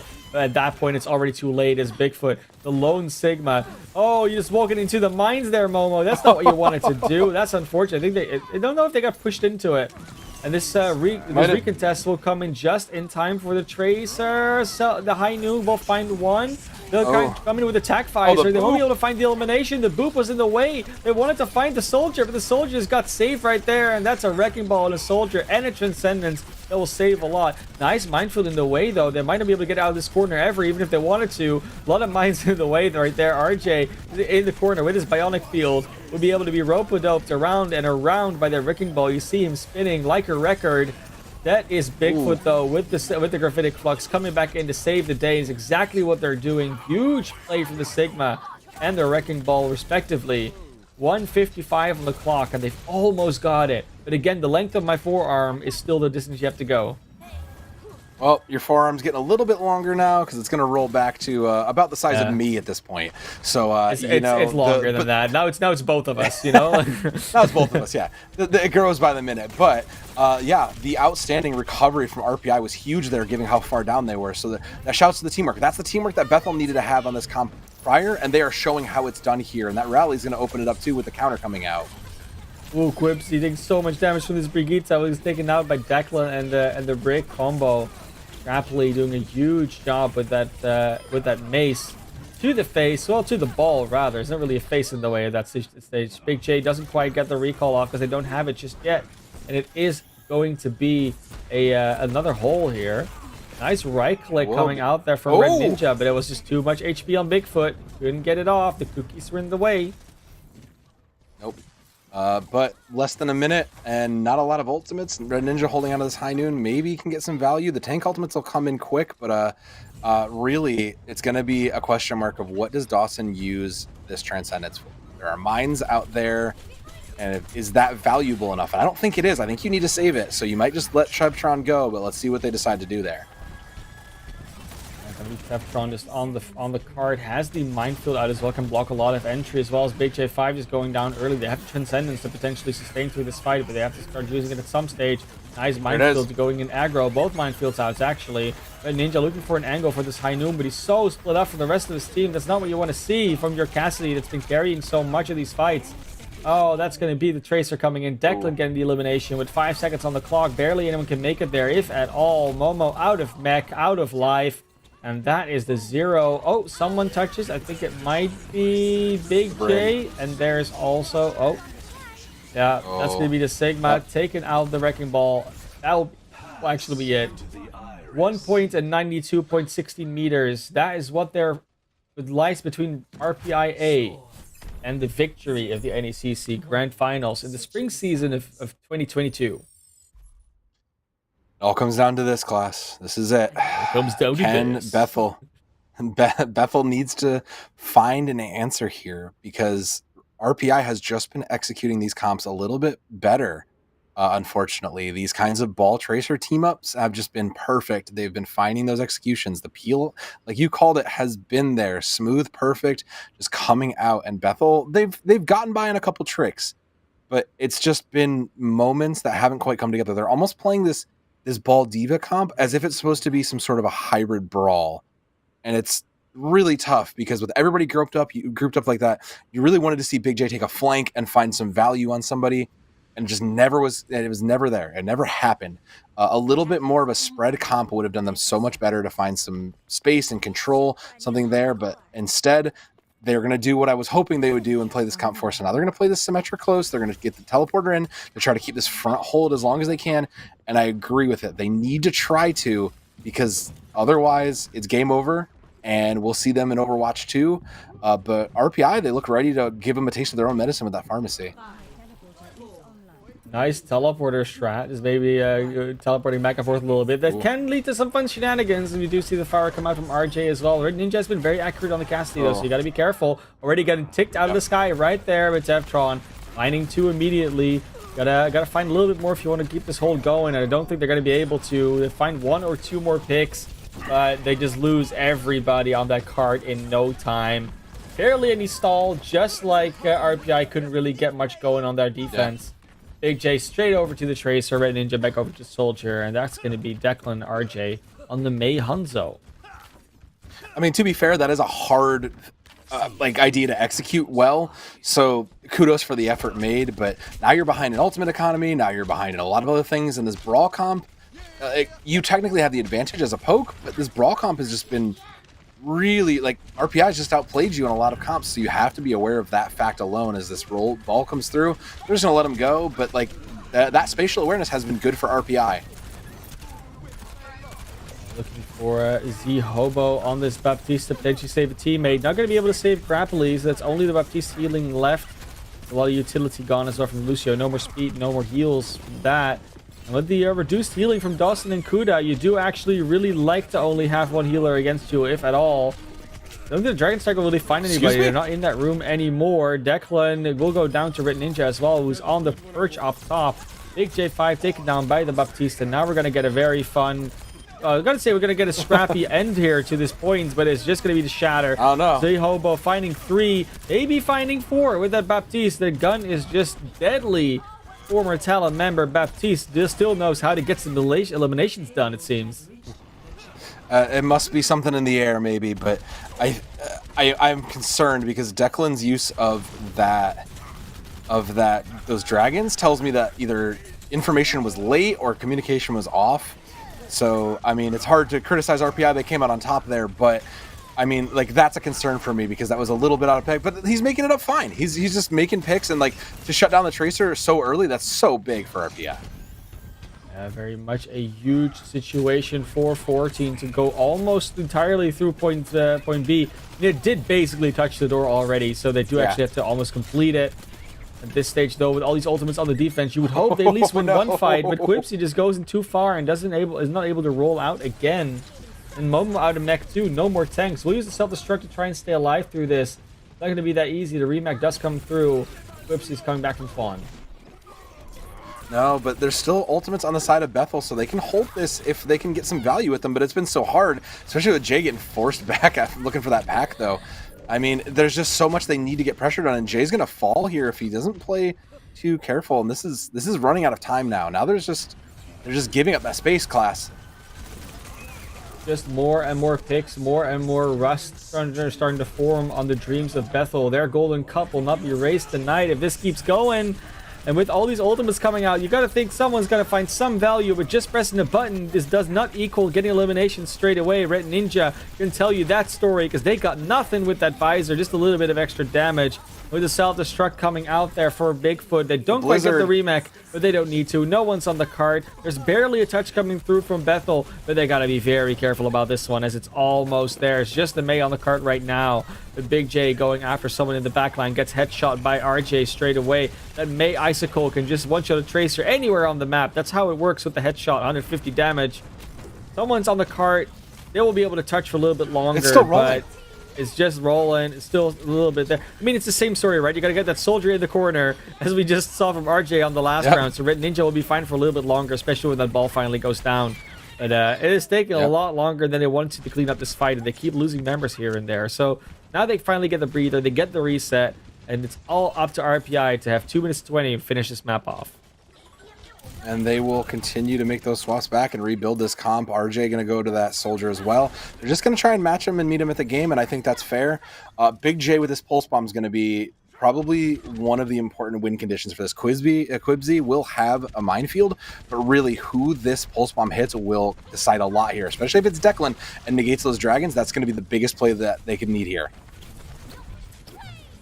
Looking for Big J to stop this card from rolling a little bit longer. Has the pulse bomb ready. He's going to go into it, trying to stick something. Doesn't quite throw it out just yet. Actually has some time to work with. Momo self-destruct. Doesn't find anybody, but at least the remake finds some value there. Bigfoot close to their own self-destruct. This fight goes on for long enough. 135 could actually have this come down to the final seconds of the map to decide whether or not this is going to be the last map.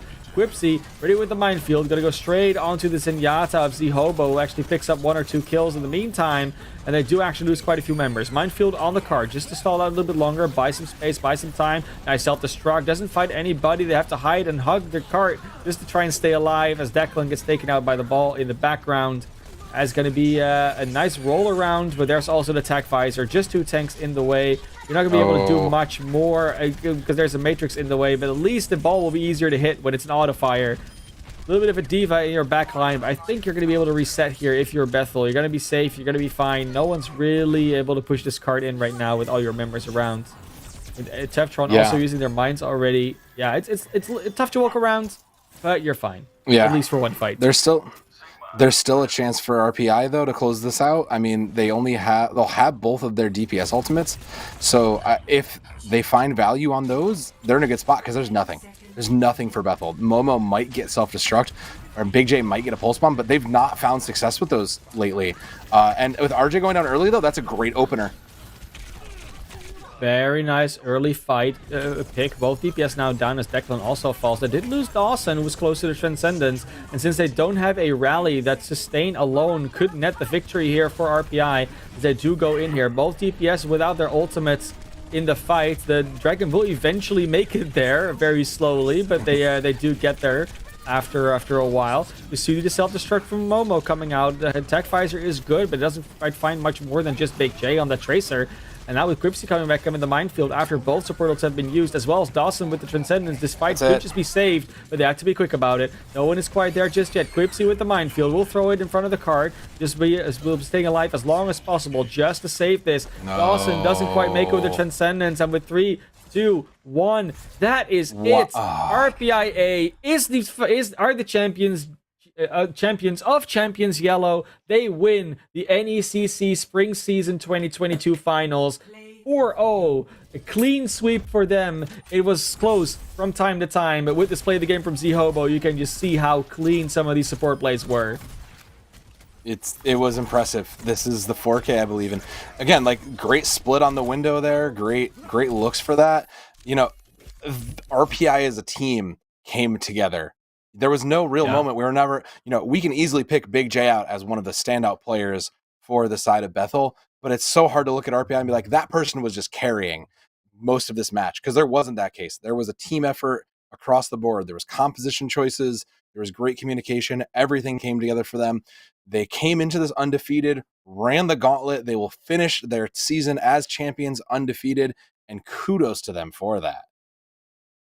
Yeah, very much so. And of course, it's not just us talking about this game. We're going to actually get a chance to congratulate at least one, maybe even more of the players on the side of RPIA. So what we're going to do, going to do a very quick break. When we come back, we'll have one of their superstars coming here, congratulating them and talking a little bit about the game, about the season, about everything NECC.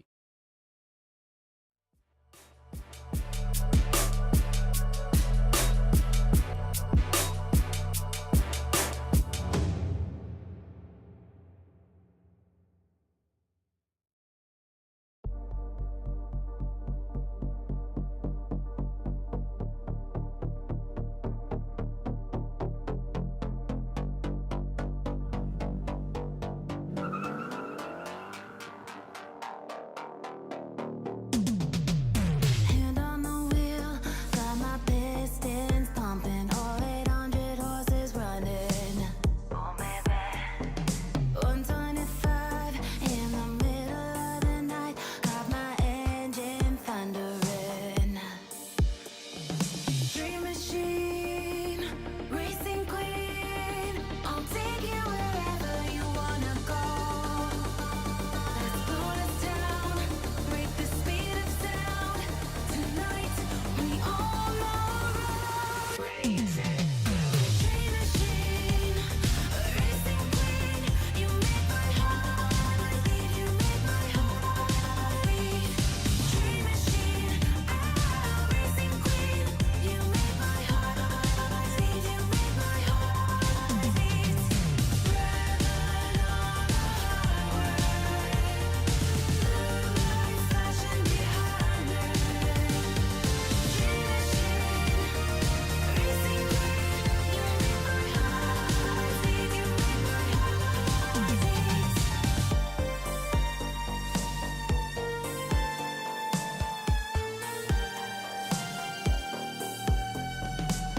Born to ride, Mustang 65, got that V8 engine with a fuel injection.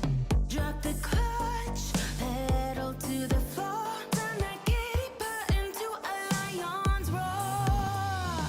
Dream machine, racing queen, I'll take you wherever you wanna go. Let's slow us down, break the speed of sound. Tonight we all know racing. Dream machine, racing queen,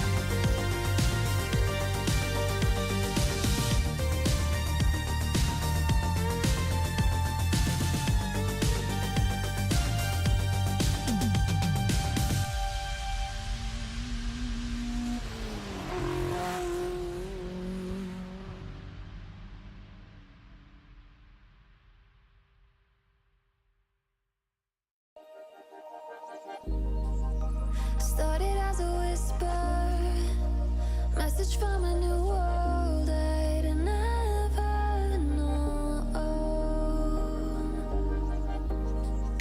Something about it felt like I've been waiting my whole life. Is this home? I can hear each sound calling my name, and I feel angels around. Welcome back, everybody. We got one of the heroes of tonight's championship game here. It's RJ. RJ 1, 2, 3, 4, 5. Actually, even. How are you doing? How are you feeling after this? Pretty good. Thanks for having me.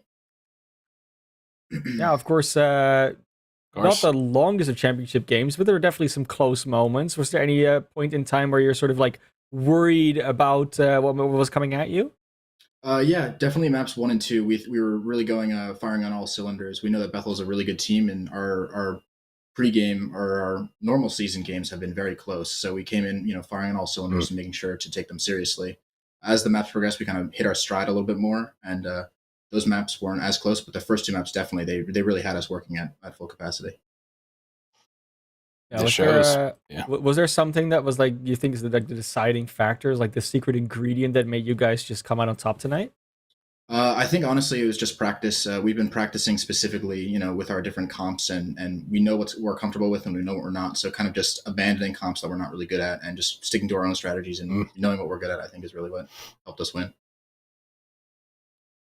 Here. I would agree. It shows. I mean, and I want to talk about that for a minute because the variety of comps that you guys showed out was just impressive, and you looked very strong on all of them. Was that like a set thing where you guys knew like, okay, we're expecting this, let's go to this, or was it just kind of anybody feeling particularly strong on particular heroes? Like, what was the thought process to some of those comp choices for us? Different maps, we usually have our go-to default comps, and then if something's not working, depending on what they're running, we try to counter comp as best we can, so we can adapt to the best situation. There's like 3 or 4 comps that we're comfortable on, so we kind of just rotate those. Makes sense. Yeah, Yes. it's the comfort level came out. And was there anything that you really were looking for? Like had you like scouted very well towards Bethel, or were you just like remembering what you'd done previously in the season? Like what was your preparation process for them specifically like?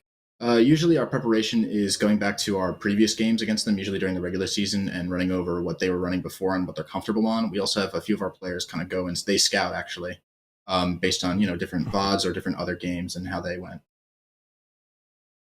Okay, well, good to hear. Do See. you do you like your prep process as a team a lot? Is it like a lot of individual process progress as well, or is it a lot of like teamwork together?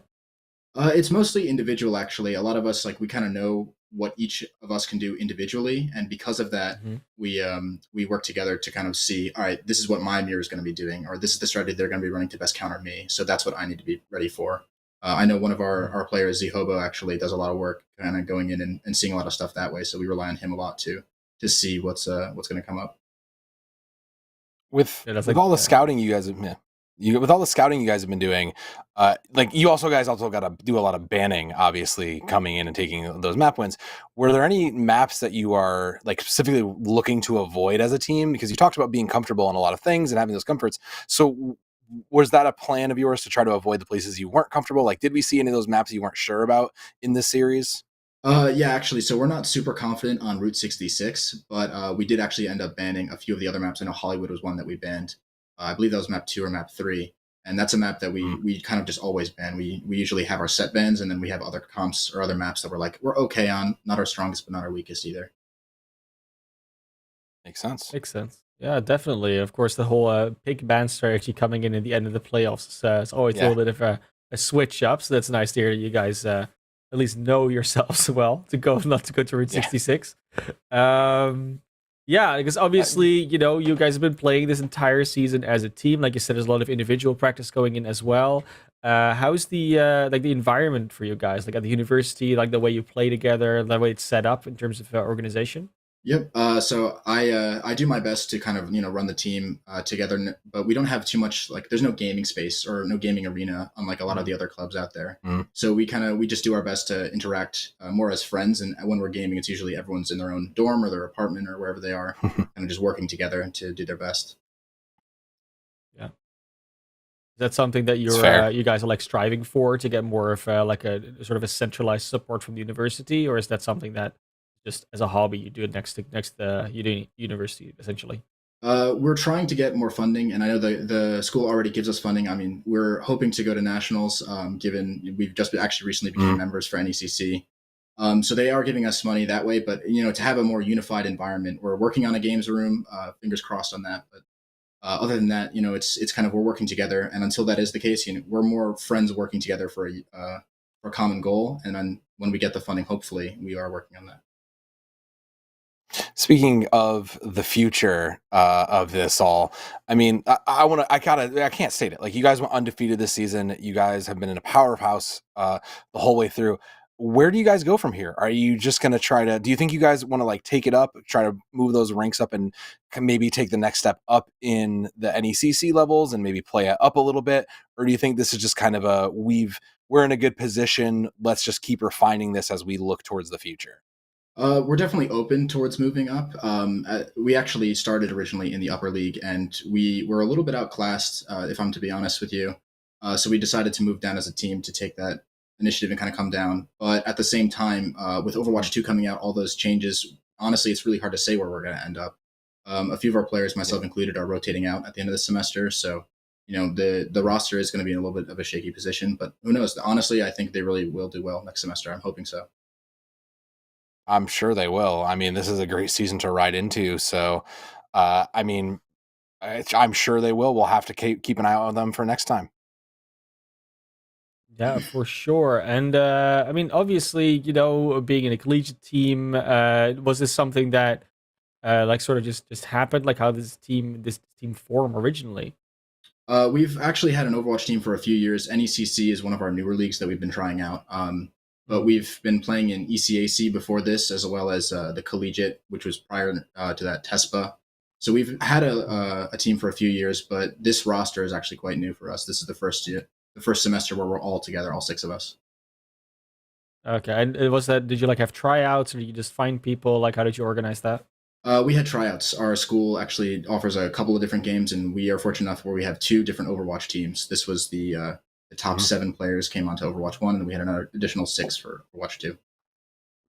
Mm-hmm. Makes sense. Yeah, and Overwatch 2 Yeah. potentially also a game that you might be playing in the near future. Yep. Yeah. Have you? Just out of curiosity, have you been playing the beta at all, or were you like focused on this particular match first? We've played a little bit. I know that me and a couple other players have, just tried it out. I actually really like Tank, ironically, in Overwatch 2. But I know that some of my Also heroes... ironic. It's really fun. Yeah, it is. Yeah. But yeah, no, Overwatch 2 is definitely really fun. So hopefully that we can continue to play well in Overwatch 2 and enjoy the new changes that they're making. Yeah, for sure. I hope so as well. Well, with that, I mean, from us, I kind of asked all we can ask of you at the moment. So Yeah. thank you so much for your time. But we're not done just yet. Of course, huge congratulations. But there's someone else who would like to congratulate you. Is Jacob and Ryan coming in here? So stick around for a little bit so we can get you the proper congrats in for you. Thank you. Hey RJ, how are you, my friend? It's good to see you. Good to see you as well. Thank you.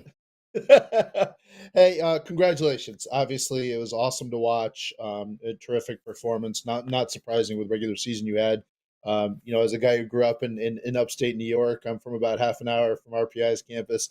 It's good to see some success. I know some of the struggles you've had there, but to watch this tonight was really awesome. So just wanted to say congratulations on behalf of all of us at the NECC. We love working with you, and it was awesome to watch your group really impressed tonight on the way to a convincing victory. Congratulations, my friend. Thank you. Thank you again, and thank you for having us. It's awesome to watch. We love working with you and definitely look forward to the future. I know you're going to be done, but just going out on top and not the end necessarily, as we're going to see in Yep. Nationals in about a month or so. So looking forward to that, my friend. The end is not here. Finish up the academics, and then we'll get set for Nationals later on in May or so. But tonight, enjoy this. Congratulations. Great to see you. Thank you. Yep. Take care. We're going to take a time out. We'll get set for our night.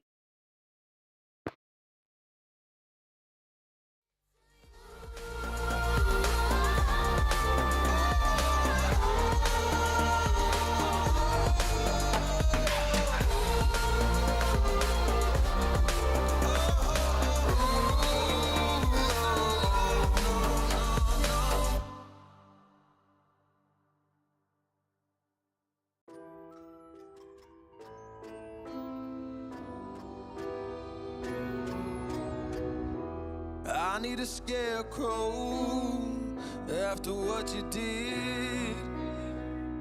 'Cause all of the birds know that I'm almost dead. I'm barely breathing, I'm barely awake. You left me in pieces, there's no more to break. Don't wake me up, not in this century. Don't wake me up, 'cause you're just a ghost inside my head. You're just a ghost, you're never there. You're just a memory on my lips. 'Cause you're just a ghost inside my head.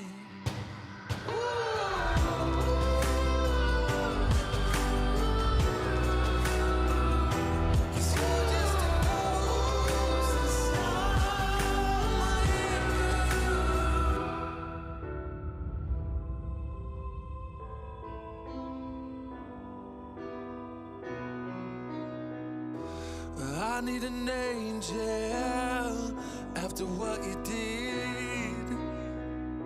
'Cause you were the devil, you messed with my head. You lied to my mother, you lied to my friends. You said that you'd be there, that this never ends. Don't wake me up, not in this century. Don't wake me up, 'cause you're just a ghost inside my head. You're just a ghost, you're never there. You're just a memory on my lips. 'Cause you're just a ghost inside my head. You're just a ghost.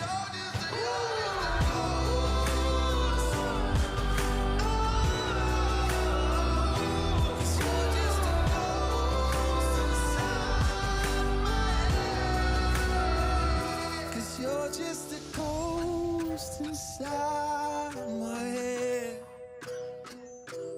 You're just a ghost, you're never there. 'Cause you're just a ghost inside my head. You're just a ghost, you're never there. You're just a memory on my lips. You're just a ghost inside my head. Oh, you're just a ghost inside my head.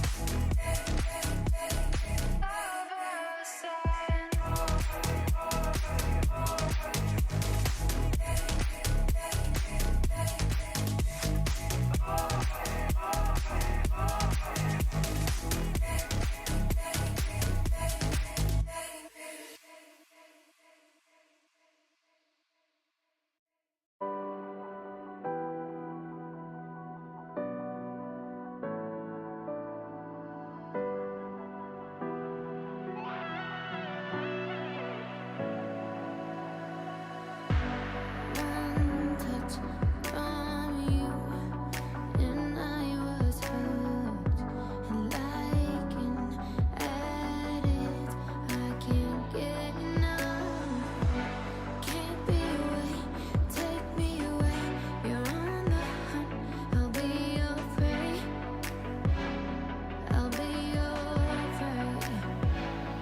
I'm a prisoner, I won't break free. Gotta get a handle on me, discipline me. Nobody else but you, baby. Give me your love, baby. Lock me up, chain me. I'm a prisoner, I won't break free. Just lock me in your chains. Lock me in your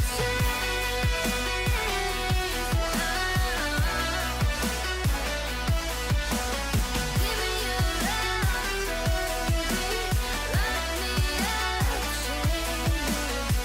I'm a prisoner, I won't break free.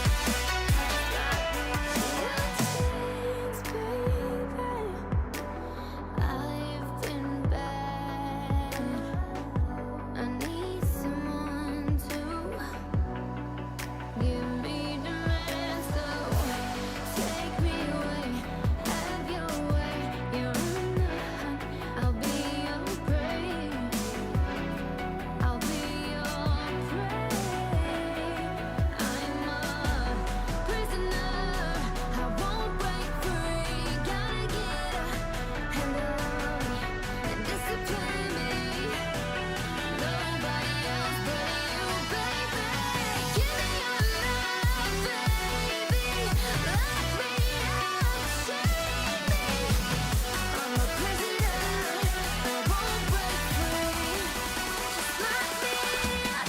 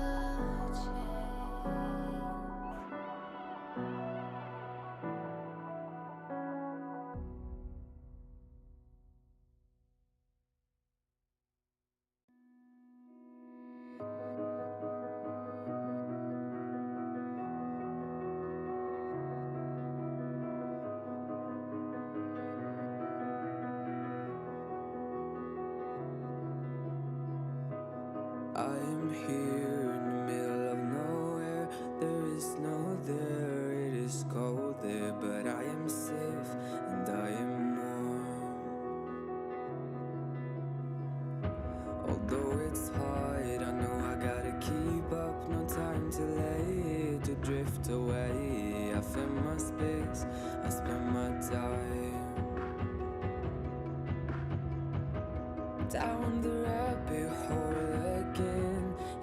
I fall, I can feel the pain.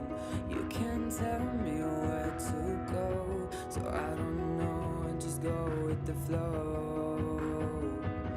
I go with the flow. I'm falling up, I'm falling down, from the sky and from the ground.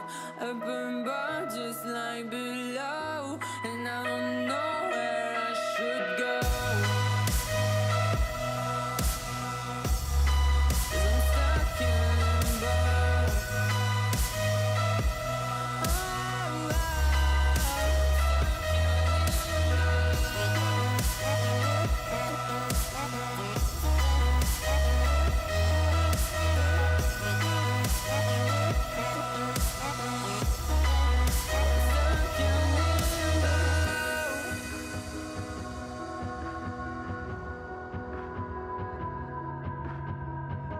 I'm out of love, but I guess I deserved it. Trying to hide, to pass you by. I'm getting numb, I'm feeling fine. I'm light as air, no one can reach me. Lost in a dream, lost in between. Let's keep on flying, let's keep on breathing. I'm falling up, I'm falling down, from the sky and from the ground. Up above just like below, and I don't know where I should go. 'Cause I'm stuck in limbo.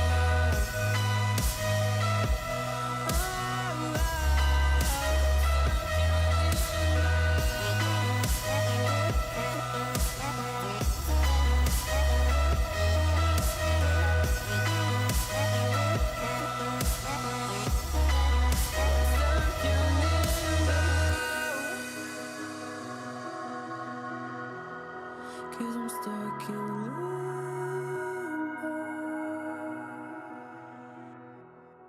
Cause I'm stuck in limbo.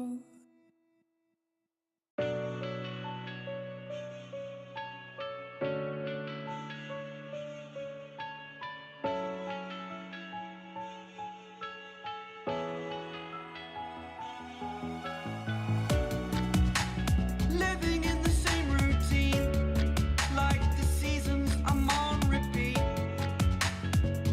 It's a long way down. Trying not to follow suit. Don't like the color, I'll change the shade of it. I'm not afraid of it.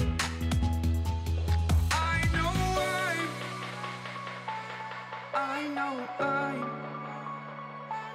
holding on to this, holding on. I know I'm holding on to this, holding on. Don't let me repeat it.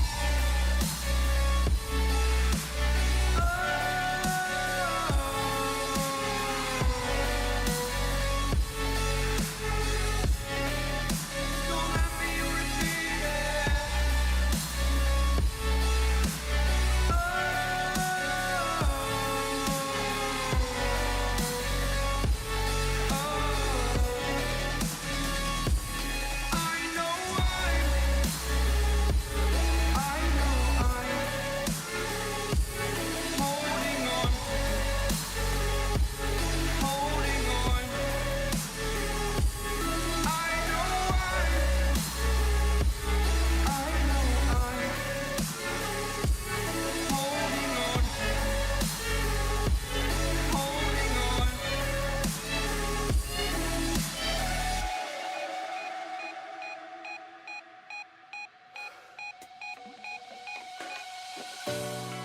Fast forward a year or two, friends have changed, but so can you.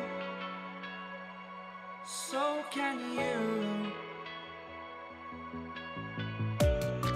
For too long about the mistakes, while I resent, I learn to hate.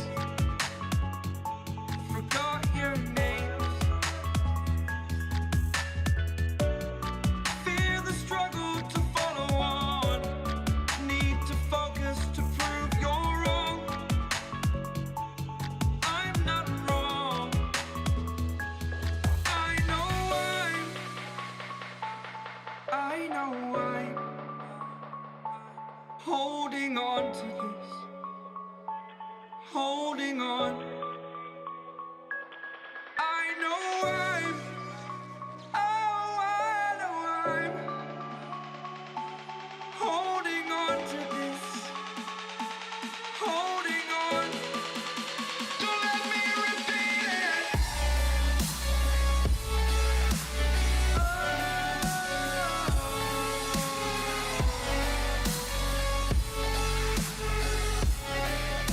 Don't let me repeat it.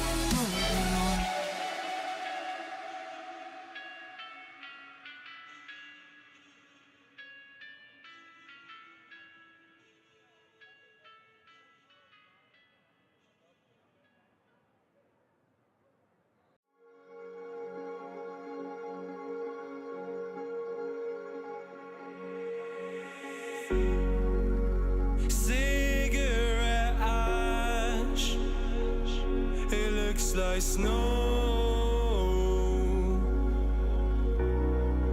When it falls in the wind, you know. And you, oh you say you wanna dance. You're wary, you know, you'll end up in the wrong hands. And you're having fun. Why don't you show your friends? And you're having fun. What if it never ends? I'm lacking sincerity, but you don't care at all. And this booze, this cigarette's trying to take me home.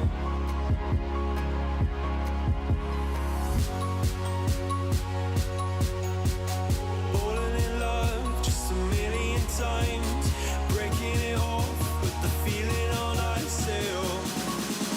She's as cold as December.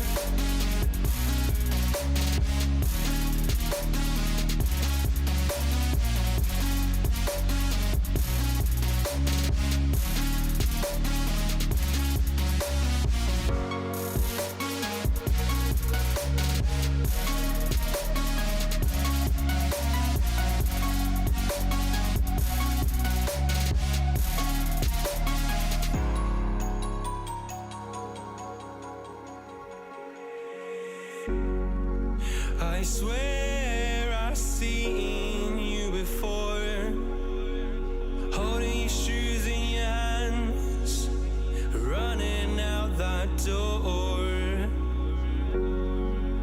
And you are nothing, but you say you wanna dance. And you're worried, you know, you'll end up in the wrong hands.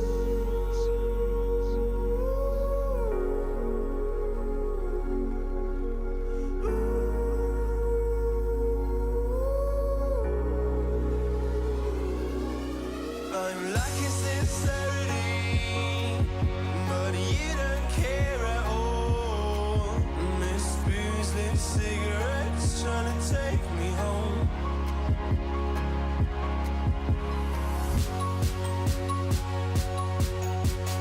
Falling in love just a million times, breaking it off with the feeling on ice still. She's as cold as December.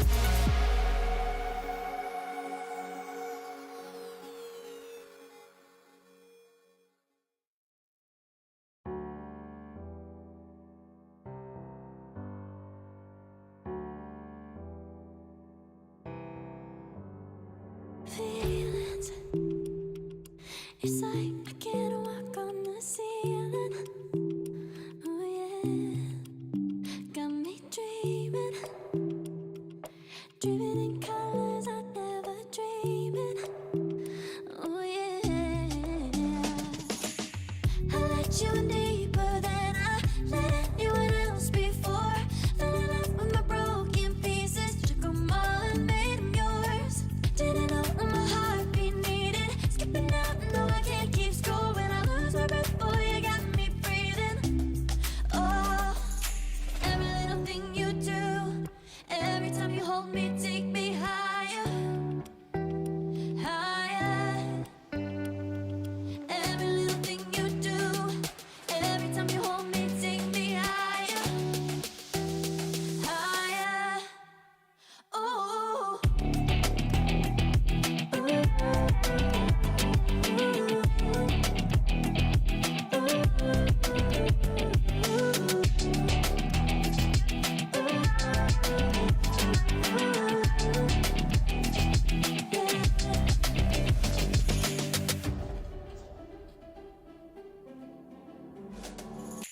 Magic.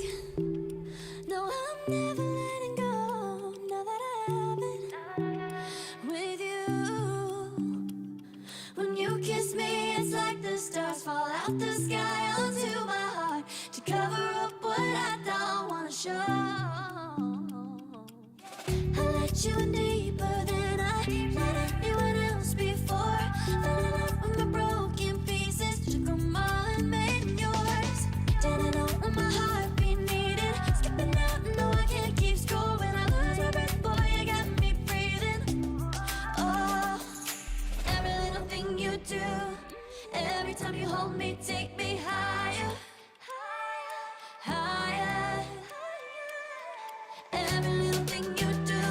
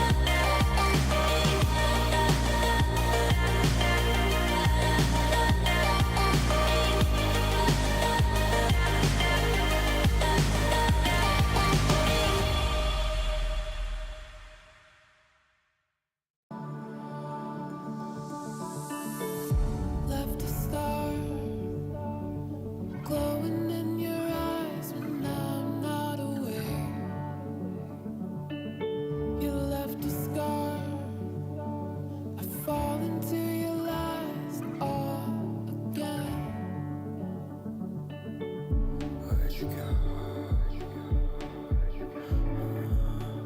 Where'd you go? Where'd you go?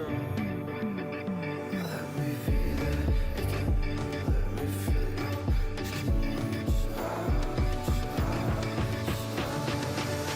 Fall into you.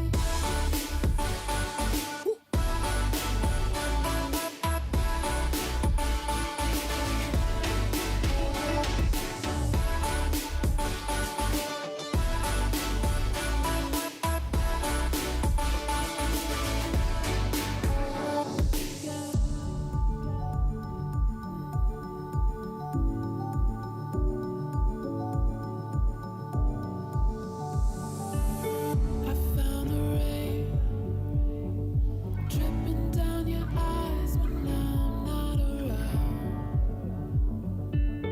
I found myself, but I fall into your lies all again. Where'd you go? Where'd you go? Where'd you go? Let me be there again. Let me feel you.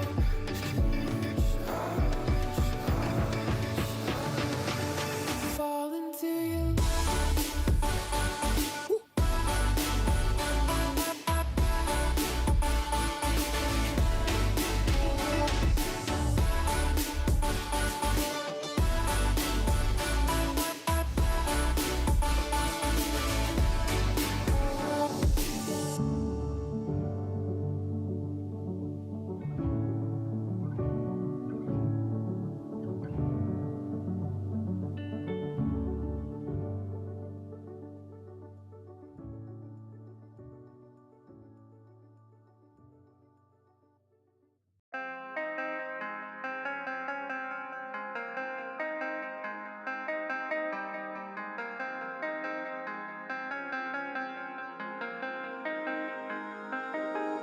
When I'm with you, I am able to keep pushing my limits and all the drive that I have. Well, I'm going the distance with you.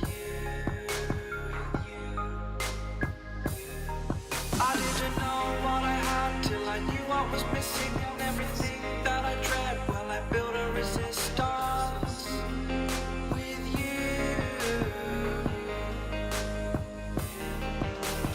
Catch me when I fall, and I'll keep you on the ground. You were gone, I wish you'd stay. I could look at you for days.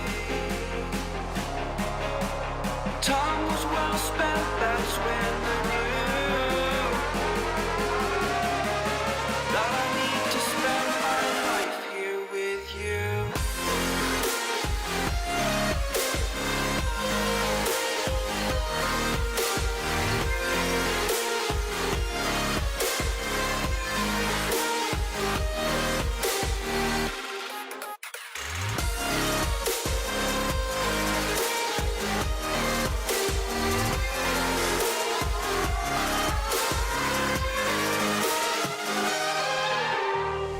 Take your time, not in the fast lane. I understand that you've been broken too many times, but I'll be waiting to make you lose from all you've taken. But if we listen to each other and admit our mistakes, then I can show you who I am, because I'm not the same. I'm better with you.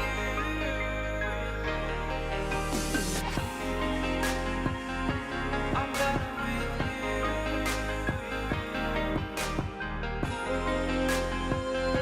I'm better with you.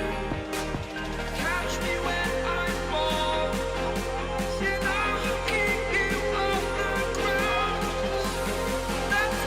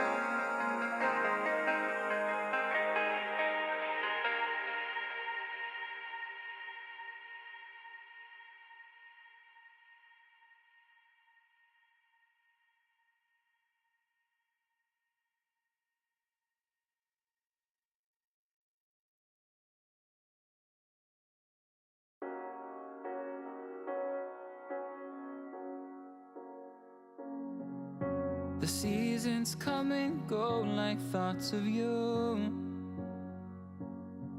Like a wave returns to the sea, into the blue. They change, but in a cycle that I can't lose. Each painful but delightful to live through. You came into my life just like another season. Not for long, just a time, just like another season. Maybe this time next year you'll reappear for no reason, but I'll cherish every day until you come my way this season.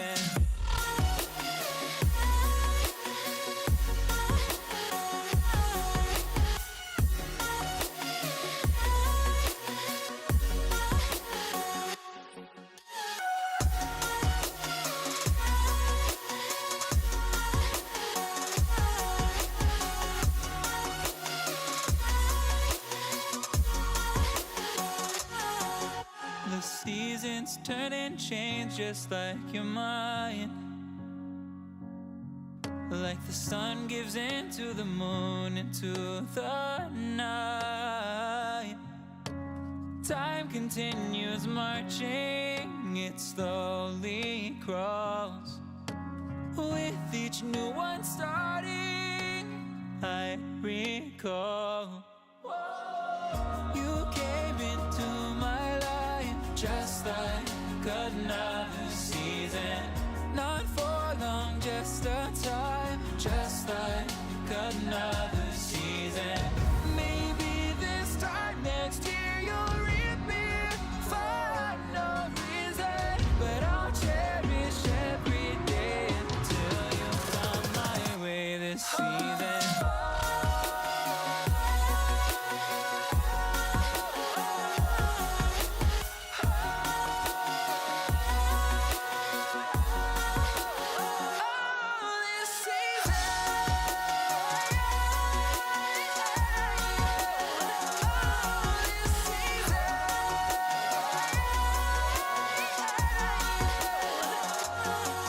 Each time of year carries memories, like a never fading whisper in the breeze.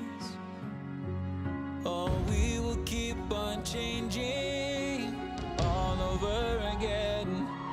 Yeah, we will keep on changing. Just like another season. Don't want another day without you by my side. Oh, this season.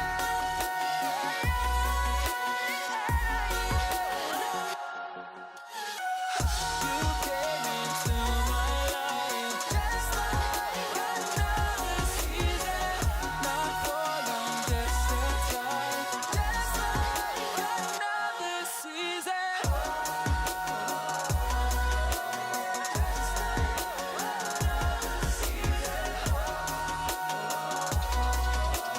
Just like another season.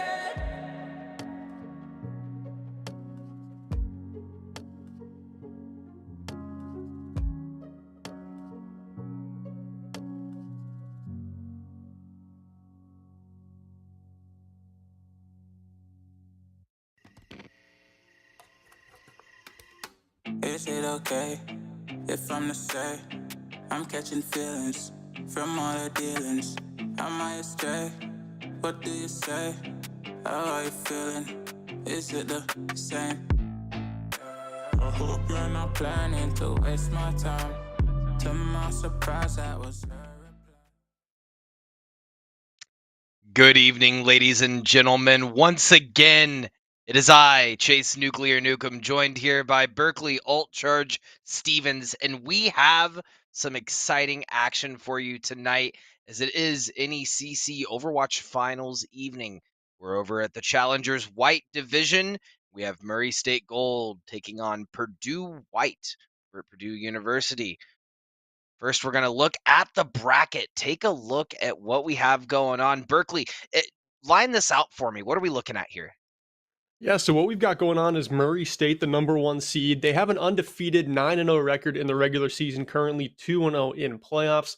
Do the quick math, that's 11-0. They beat Purdue Sigma, they beat Morningside to get to the finals. Purdue White, they were able to beat South Alabama, the number 3 seed, a much closer matchup there. What I'm a little worried about in that semifinal, if you look, Morningside, the number 5 seed, that was an awfully close game. They're going to be facing a better opponent tonight in Purdue White. So seeds don't mean anything in this one, Nuke. That's what I'm most excited about.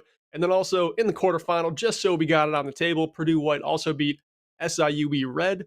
But Nuke, before we get into the rosters, I just want to make sure chat knows this. In the regular season, Murray State, the number 1 seed, they had 8 total map losses against 5 different opponents. Although they were undefeated and they did 3-0 Purdue White, Purdue White only lost 4 maps in the regular season to 2 different opponents, and 3 of those were to this Murray State team. So what I'm picking up is Purdue White in week 7 may have hid some strats because they knew they were going to see this Murray State team down the road, and we've seen that happen before in NECC. This might be one of those very rare, very interesting occasions. Oh, I think it's going to be one of those very rare, very interesting occasions indeed, Berkeley. An interesting point. Murray State Gold winning 3-0 against Purdue White in the regular season, being the only thing, the chink in the armor for Purdue. So I imagine, being a collegiate director and Overwatch coach, they VOD reviewed the heck out of that VOD to make sure they were prepared for this series. Yeah, I mean, they must have had to do that. That's the only way you can prepare. And honestly, Murray State, if you get a 3-0 sweep like that, there's probably not too much you can get out of that VOD review. So again, I'm just seeing another advantage to Purdue. We're seeing it on paper, even though they're the number 2 seed playing the number 1. A lot of things seem to be on the side of Purdue, but Nuke, let's check out the rosters here and see who our starters are going to be tonight. Absolutely. On the side of Murray State, we got On Her, Myreath, Main Event, The Chief, Brodo, and Sky. Switching over in gears to the Boilermakers over at Purdue. What are we looking at? We're going to have Park, Banana Man, Mini Martian, OG, Azuki, and CK Rookie. So, Nuke, I don't know too much about these rosters. We really haven't casted too many of their games this season, but just with what I've seen on paper and what we've seen in their playoff runs so far, it seems like this could be one of the closer finals of the entire evening. So I'm very happy that we get to sit down and give it the hype it deserves.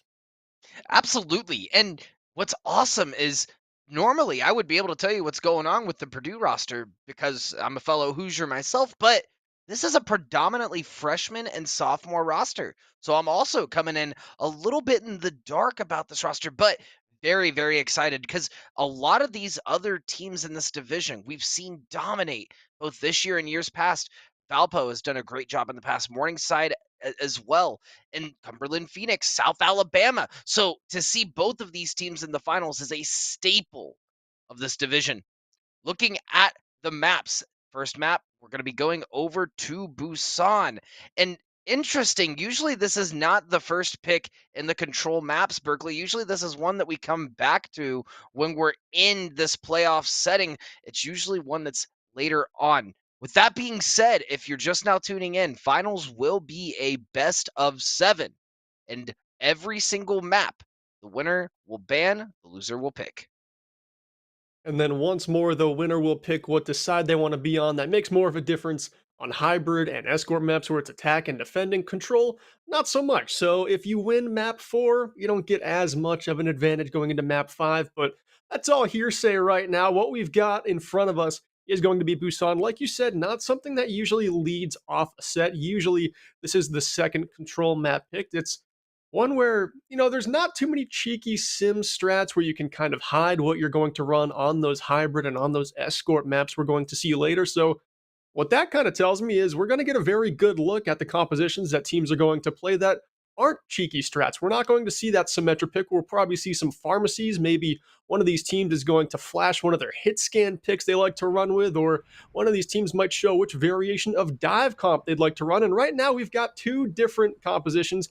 I'm sure in the spawn, these are still not completely set up, but Murray State, they've got a very interesting look. If main event sticks on this Roadhog, this composition doesn't completely synergize, but it's got 5 members that can do a ton of work together, and then main event is just the final boss.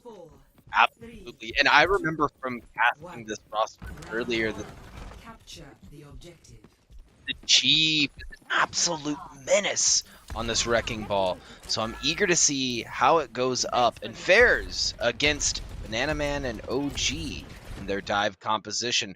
Very good point. There is a lot of differences going on. The biggest difference being that Murray State Gold has all 6 of their players. Yeah, seriously, that's a pretty massive difference there. Anytime your damage duo disconnects simultaneously, it's a big disadvantage. Big disadvantage indeed. I want to point out to chat too, in our caster notes sheet, the Chief has 7 E's in it, I'm pretty sure. So that's why Nuke keeps saying it that way. I'll probably say it like that a few times unless we're really high flying and I'll shorten it up a little bit. But yeah, it's important you know. You love to see it. And I mean, for those of you that are tuned in that are here and want to know more about these players as we're getting them back into game, let's talk a little bit about what we got on these players. So, looking at the sheet, Yori says this guy's super boring. On her, it says this guy is also boring. And my wreath, their information is not as boring as the others, but still boring. I don't know, man. The Chief could be the most boring of all. His note is really enjoys rocks. And then, of course, Yes. Frodo, he likes bones. So we got we got some party animals over on this Murray State side, is what I'm seeing. Well, I want to take a look at Purdue because they've got a little bit more serious notes. A top 100 world Tetris peaked player. That's actually going to be Park. So Park is esports ready in multiple titles. I would love to see them drop a couple bricks in Tetris and see just how they can carve up one of those maps. But Nuke, Arguably, the most esports ready player has to be Mini Martian, whose comment is yeet. enlightening. Mhm, Really indeed. enlightening. Oh boy. Well, I hope we get back to Busan soon because these notes, Nuke. They're funny. Actually, OG They're has funny, worked but at it's not Winnie. much. No, OG has worked at Weenie Hut Juniors, which is a That's real. definite establishment that I definitely don't frequent. I've never been there once. We don't have those up Mm-mm. in New Hampshire. That Nah. chain doesn't come up this far north. Mm-mm. Same here over in the Midwest, and never heard of it. Sounds good though. And I'm really upset that we don't have a lot of old school RuneScape gamers. I've seen one in the NECC on Twitter, but I've never actually casted one that had it in their notes, and I'm just waiting for the day because I'm going to give that grinder so much props. if any of you have Berkeley on Discord, that is his status as of recently. About 90% of the time is that he's playing RuneScape or on RuneScape of some sort. It's been my status for like 4 months now. Just I don't even think I changed it since leagues came out. I think it's still grinding the leagues, which ended like 2 months ago. So I guess my notes need some updating too. I think that's the lesson learned here. Is none of us take great notes on ourselves. Hey, it'd be like that, Berkeley. It'd be like that. But looking at this comp, let's talk about the comps a little bit while we have a bit of time to prepare. Purdue looking like they were running primarily that dive composition. They did have a Sombra in the field as well, and that looked like it could be a menace in the backline of Murray State if it goes unchecked. Yeah, that's always one of those picks that can just cause insane disruption if it's not focused down.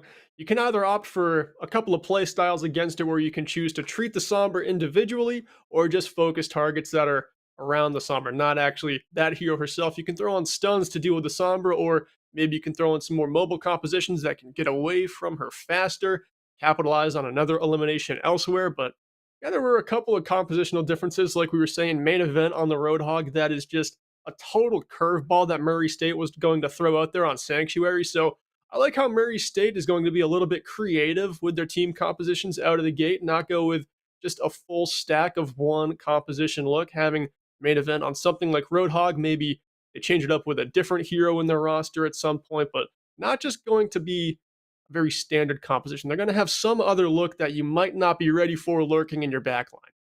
Absolutely. And that Roadhog can also be a menace. And get the pulls they're looking for. And actually, looking and hearing from the words of the gods right now, I have a prediction that we are going to be restarting the map because the players are getting blizzards. Really? Yeah, Total yeah, restart? All right. All right. crazy. I Yeah, don't which mind that. it's only I been hope about 10 first seconds. point I hope first point doesn't end up being Sanctuary because they might actually know each other's compositions. I feel like if it is Sanctuary, I don't know. That's kind of unlucky for these teams.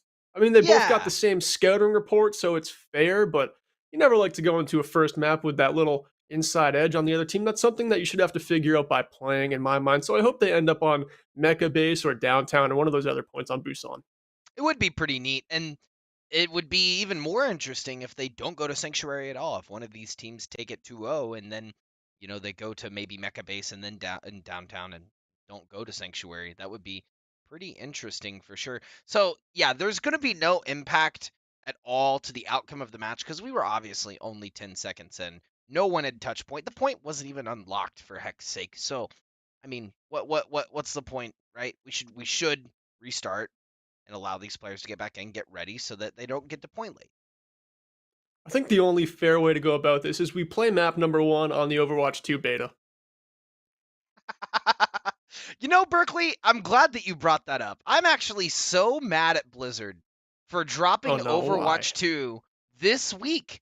This week of all weeks, man. We got finals week coming up for these college students. We got NECC finals, and for this whole entirety of collegiate esports, finals are currently going on for every division for every single game. So it was just a really inopportune time, knowing the collegiate esports industry, to go, let's just drop the beta we've been waiting for a year and a half to drop.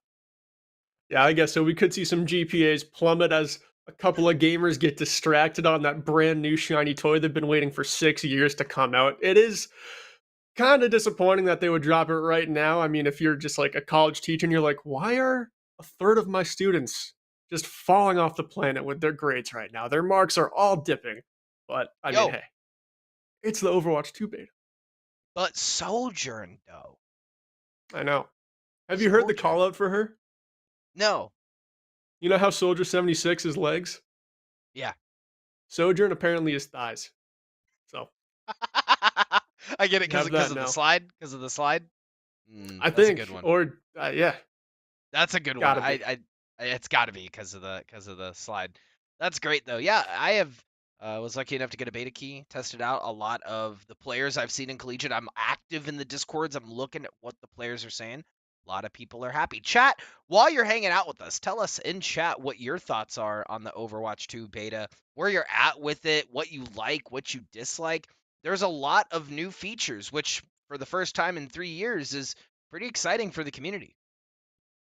Yeah, definitely. Except like the tank roll, such a big shakeup. Overwatch has not seen anything like that. That is, of course, what comes with the second game. The support role, on the other hand, not a lot of big changes. I know people are a little bit bummed out about that. Lucio seems to be hard meta. That's what the common consensus is. So I love that. He's my third most played hero. But really, the tank changes stand out the most to me. And I got to give a little bit of an update here because something big just happened over on the NECCA stream. Hood College, the underdog, facing off against King's College, just won their championship 4-2. That happened 1 second ago. So, chat, now you're all up to Mhm. speed on the action that's happened tonight. 1 second ago is pretty incredible. On my way over here, I was obviously watching the St. Ambrose matches. They're currently playing in their finals match, and they're currently up 2-0 as well against Eagle Esports. So that's a bit of an update, kind of off stream for you, I guess. And that's incredible to hear that underdog story. I know both of us love a great underdog story, and man, that's what this divisional structure is all about. Yeah, it really is just such close competition in the playoff runs, especially. Things really kind of even out. I remember season 0 and the spring semester of that season as well. The best teams just kind of floated to the top early in the season and coasted. That hasn't been the case for 4 semesters here at the NECC. So it's really good to see that divisional structure working. And little tidbit about Hood College, I was their first Overwatch coach. And you know what, No Nuke? way. I went 1-3. And then I started casting, and then I couldn't coach anymore. So, yeah. There's a Well, little trivia for you. I love that trivia. You should just start saying you went 13. Nope. 1-3, take out the dash. Easy. He said, nope, actually. No, I'm going to be Nope. honest.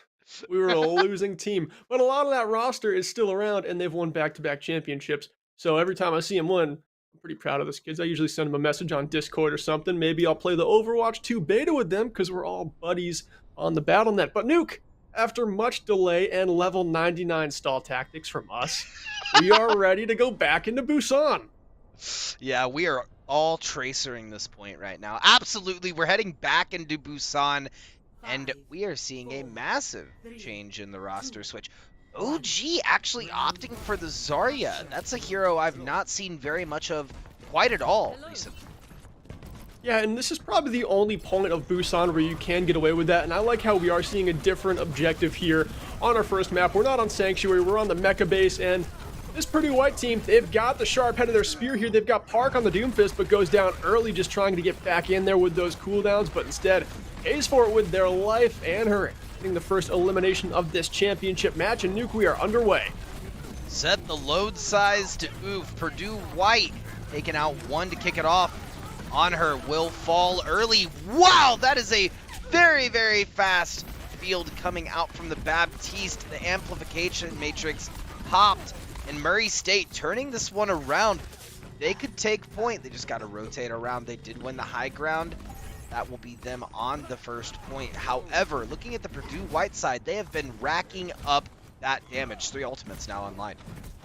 Yeah, and OG getting pretty close to the Graviton Surge as well. Isn't going to have that energy coming into this next fight immediately, but that grab could be online soon. But first, it's going to be the Deadeye, comboed with the Ant Matrix thrown out by Ozuki, and still looks like both of those ultimates were well countered by Murray State, but the slam lands for Banana Man, and now they're rolling into this staircase. 1 member is on the objective, and Purdue White has their first take of the night. Yeah, that was a phenomenal slam coming out from Banana Man to keep Murray State at bay. It's going to be Purdue White now taking it at 20%. Now the script has been flipped. The Chief and Sky will have ultimates, while Purdue White only has that Graviton Surge online. We are going to hear that Deadeye get popped. It's not going to find anyone. Oh, and the stun doesn't connect either. A desperation play there from main event as the barrier was broken for the Murray State Reinhardt, but it looks like Purdue White take full advantage of this fight here, just obliterating Murray State once the main tank falls, and right now they're rolling into the fight. And I love, Nuke, how they're not expending ultimates left, right, and center. They're kind of gauging the value of each one as they go. OG did a great job there of holding that grab that entire fight. Yeah, I would say that's actually what's keeping Purdue White ahead of Murray State right now, is that ultimate use. The Chief really didn't need to use the self-destruct there, nor did main event, and it's going to put Murray State at a bit of a disadvantage because they got no capitalization off of that. That's going to be a massive Death Blossom coming out from on her, putting Murray State on the haunches and pushing them to the point. They will cap that, and what a play coming out from the star DPS on Murray State Gold. On her just teleports right up to that little perch that this team is just camping in front of right now, but on the other side toward that other choke, and finds the 5K, opening up with a statement ultimate here. The first Death Blossom of the game used, and now Murray State, they're going to be playing this high ground here, maybe letting this flip happen, and it will for Purdue, but still Murray State has some resources that they could use, but responding right now is Purdue White getting ahead of it. They're going to be finding all the kills here onto Murray State, and a lot of them come out of the Peacekeeper of CK Aruki. Yeah, that was some next level Graviton Surge coming out from OG, and Banana Man said, "Daylight come and me wanna go home." Swinging that hammer, taking out all of the Murray State roster. They will go from underneath though and make it to point in time. Actually, getting almost a full cap off, trying to get them off the point. Man event tries to dash out, not going to come out though. Banana Man retaliating, and it's looking like Murray State has the upper hand in this fight. It's looking like that, but the damage dealers are just trying to keep themselves in this one, but Purdue White will wither away in that, and Murray State get the objective back at about 50%, but Purdue White did a good job there of holding that objective down, making it so if they take this one back, it is surely final fight. Oh, surely. I mean, either way, if Purdue White makes it back to this point in the next, I don't know, 10 seconds or so, they may have another touch up their sleeve. They get on the back of Mini Martini, but first, that's going to be main event with a massive Earth Shatter, level 9 Earthquake. Murray State sending Purdue back to base. That will be enough time for Purdue to regroup and get to the point. I keep wanting to say payload. I don't know why. We are on control. These are points. I don't know, Nuke. I don't know. I mean, we had a little bit of a lull between our first and second cast, had some dinner, slowed down our brains a bit, but this is, of course, an objective. That's going to be my staple word throughout the night. Right now, Honor going into the back line here, popping another big blossom, but that time it's countered by Mini Martian's sound barrier, and it will be the Deadeye from the heavens for both teams finding a pair of kills, and it's still anyone's game here. It's going to take a massive effort to clutch this one out, as it is 99-99. But, Nuke, this one still looks like it's anyone's game, but the damage dealers on Murray State once again step up to the table and get the point back. That is absolutely insane. Yeah, these damage dealers in the form of Onher and Sky are just destroying this Purdue Right roster every chance they get. These Death Blossoms from Honor have been huge, and I would expect nothing less from the Egyptian god of war sending that spear. You were saying earlier that Purdue White had the tip of the spear in Park. Well, I would argue that's Honor, who is known for throwing the spears.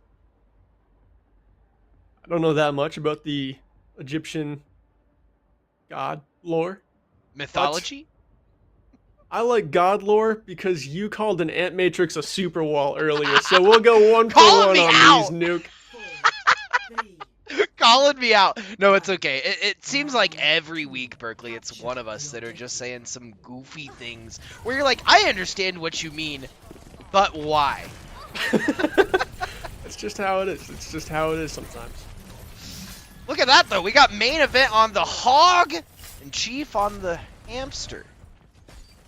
Yeah, I mean, this is the composition they had on Sanctuary, right? So it's clearly something that they're not memeing with. Main event has a purpose here, and I would imagine it's to be fairly far away from the rest of this Murray State team. Just be a sneaky piggy boy and pick off members of Purdue White around the map. Yeah, and Purdue White doing a good job of holding the center control room until the point unlocks, and now they're going to be making their way downtown, walking fast to the point, homebound. It looks like Murray State has a slight edge in this opening fight, as they might be able to capture this objective first, but Purdue White comes back in. Banana Man gets that kill on Tamara Reith and goes down in the efforts, not quite able to escape unscathed. Sky from the skies will be taking down the Winston there, and this point still has not been unlocked by either team, but Murray State still seem to be playing with a little bit of an advantage here. Absolutely, that was a beautiful concussive blast coming out from the Sky, pushing Banana Man back. And as I say that, we're going to see a little bit of a flub. Rocket going into the wall, going to find the kill on themselves. CK Rookie now on point, trying to keep it alive for Purdue White, but recognizing it has been flipped and it's best to regroup instead of being staggered. Chief finding 2 kills there. A very long first fight. Both teams just investing the pulse bombs to try and unlock it for themselves, but it was Murray State coming out on top there, and now they've actually got an alt economy to work with. The Chief will have that minefield. Brodo has the coalescence to bail out the team with some extra support, and on the side of Purdue, they haven't charged anything up all the way just yet, but in the mid-fight, we should see quite a few ultimates come online for them, but the minefield to engage here from the Chief starts things off, and now Park trying to find a good hack here, almost gets the Chief to fall off the map, but with a good grapple, the Chief hangs on, but not for long there. Now it's going to be Sky going in the backline with a barrage, but nothing but some natural cover to send those rockets into. A disappointing ultimate there for the Murray State DPS, but it still looks like kills are coming in their favor. Yeah, either way, it was completely one. Whoa, a little bit of a cheeky wave from Banana Man. Gonna get shut down immediately by Murray State. Trying to get something off of that Primal Rage, but nothing will come from it. I love these waves back and forth from these rosters waving at each other. It's very, very cheeky. As you said though, Sky, I think it was a big brain play to be a distraction tactic so that the rest of Purdue White looked toward the back and going, is there a barrage behind us? While the rest of Murray State charged in. That is a very nice way of putting barraging into a wall as high value, high IQ play. We'll see if they're able to make another one of those here this upcoming fight. They will have no ults to work with, and if they're able to defend the point, they'll be taking Busan, but Purdue White here has an onslaught of ult economy that they can use. Yeah, they do. And speaking of the onslaught, I'm going to get a hack off on point and say, no, not now, not ever. We're going to see Murray State looking to capture the second point, 99-0, but Purdue White flipping the script. And that's going to be the flip over to the side of Purdue White. The res will come out on Brodo, but possibly a bit too late for this Murray State roster. And Purdue right there used almost all of their resources except the Coalescence, what might be their weakest ultimate. And honestly, Nuke, that kind of tells me that they're not alt-tracking Murray State's resources very well here. I think they should have hung on to at least a couple more. EMP was probably enough to scare Murray State off of that objective. And now they're going to have to hold this objective for 60 more seconds with an ult economy that's pretty evened out now, but it is going to be the barrage here from Sky, taking down 2, hits that direct onto Banana Man to silence the tank line on the side of Purdue White, and now the flip is almost imminent, Nuke, and at 99% there might not be a contest. I don't know. Mini Martian is keeping up the Caster's Curse. Initiated, Mini Martian will fall, and Murray State looking to take Busan. This is their first map of the series. We are going to see a Tracer touch, but is it going to be enough? Ooh, maybe. We are seeing Purdue come back. They do have some ultimates at their disposal. Banana Man opting to jump off the... Oh, no, he gets pooped off the map from Sky. Big concussive blast yet again from the Sphera. Looks like Murray State has this one locked down, but the EMP comes out from Purdue White, giving them a glimmer of hope, but it quickly is squashed as overtime ticks down, and Murray State win Busan and take a 1-0 lead over Purdue White. Absolutely. And unfortunately, that EMP did not reach the Moira and stop the Coalescence, and that was ultimately the downfall on her. I guarantee it was his teleport play. No, it was actually when they came out, teleporting up behind them and landing a massive Death Blossom. One of 2 amazing Death Blossoms from this DPS. Man, I'm eager to see what else is up the sleeve of this Egyptian God of War. Yeah, I mean, they clearly are bringing the heat. Anytime you open up a map with a 5K like that, you're making a statement that the other team has to find a way to deal with you. You can't just be at large in the backline this entire time. Those stuns have to hit. A Death Blossom is not an ultimate that should really get popped right in the heart of your team, especially if you have a Cole Cassidy like that. You've got a stun to deal with it, and that is kind of like the point I was making earlier, where it doesn't seem like they're tracking those ultimates quite as well as they should be, especially in a championship. I'm sure they might be feeling a little bit of the pressure, but it's a best of 7. It's a long game of Overwatch ahead of them. They've got some time to make adjustments. And Nuke, heading into an escort map next, it's going to be Purdue White's pick. Do you think they go with anything that actually favors them? Did you notice any strengths or weaknesses of either team in map number 1? I think they have to do something to shut down this Reaper on the side of Murray State. It's just too much for the team to handle. The Chief also doing a fantastic job keeping them at bay. An interesting point here, Berkeley, is that Purdue is a club team, 100%. So it could be that maybe they don't have the guidance necessary to tell them and kind of be a little bit more strict on what they need to do. Now, I could be completely wrong. That could not be it. And who knows? Maybe they're just starting off at a slower pace and it takes them a bit to get in gear. I mean, that's exactly what we saw from ESU Warriors when we kicked off the Overwatch finals earlier this evening. Yeah, that is pretty much exactly what we were seeing in that matchup as well. And they really did come alive late in that game. 3 maps in a row went the way of Huntington in that one. And ESU just battled their way back. And the final control map, too, was just tooth and nail. But Huntington came out on top. And Nuke, honestly, like we were saying, long game, lots of time to make adjustments. You can only get so much from an opening map, especially when it's control. And we're going to be playing mostly hybrid and escort tonight. So I would say for them, just lock in. You get the map pick here. You get to play the strategy that you worked on in scrims all week long and even prior to that. Remember what you learned in your VOD review. And this one could be in your hands. I mean, again, this is a 1 seed versus a 2 seed, but like we were saying earlier, Purdue has dropped far fewer maps throughout the season than Murray State has. So Murray State is kind of fickle. If you're able to take one map off them, you can usually take more. Oh, absolutely. Yeah, I think if you get it together, they're going to be a good roster. They're mechanically doing just fine. It just seems to come down to the synergy, which, as we said earlier, Berkeley could mean everything in these finals matches. But Murray State will ban Havana Unana, and Purdue will pick Watch Point Gibraltar. There will be no side swap, and MS, as in Murray State, will pick defense for Watch Point Gibraltar. No subs as well going into this second map.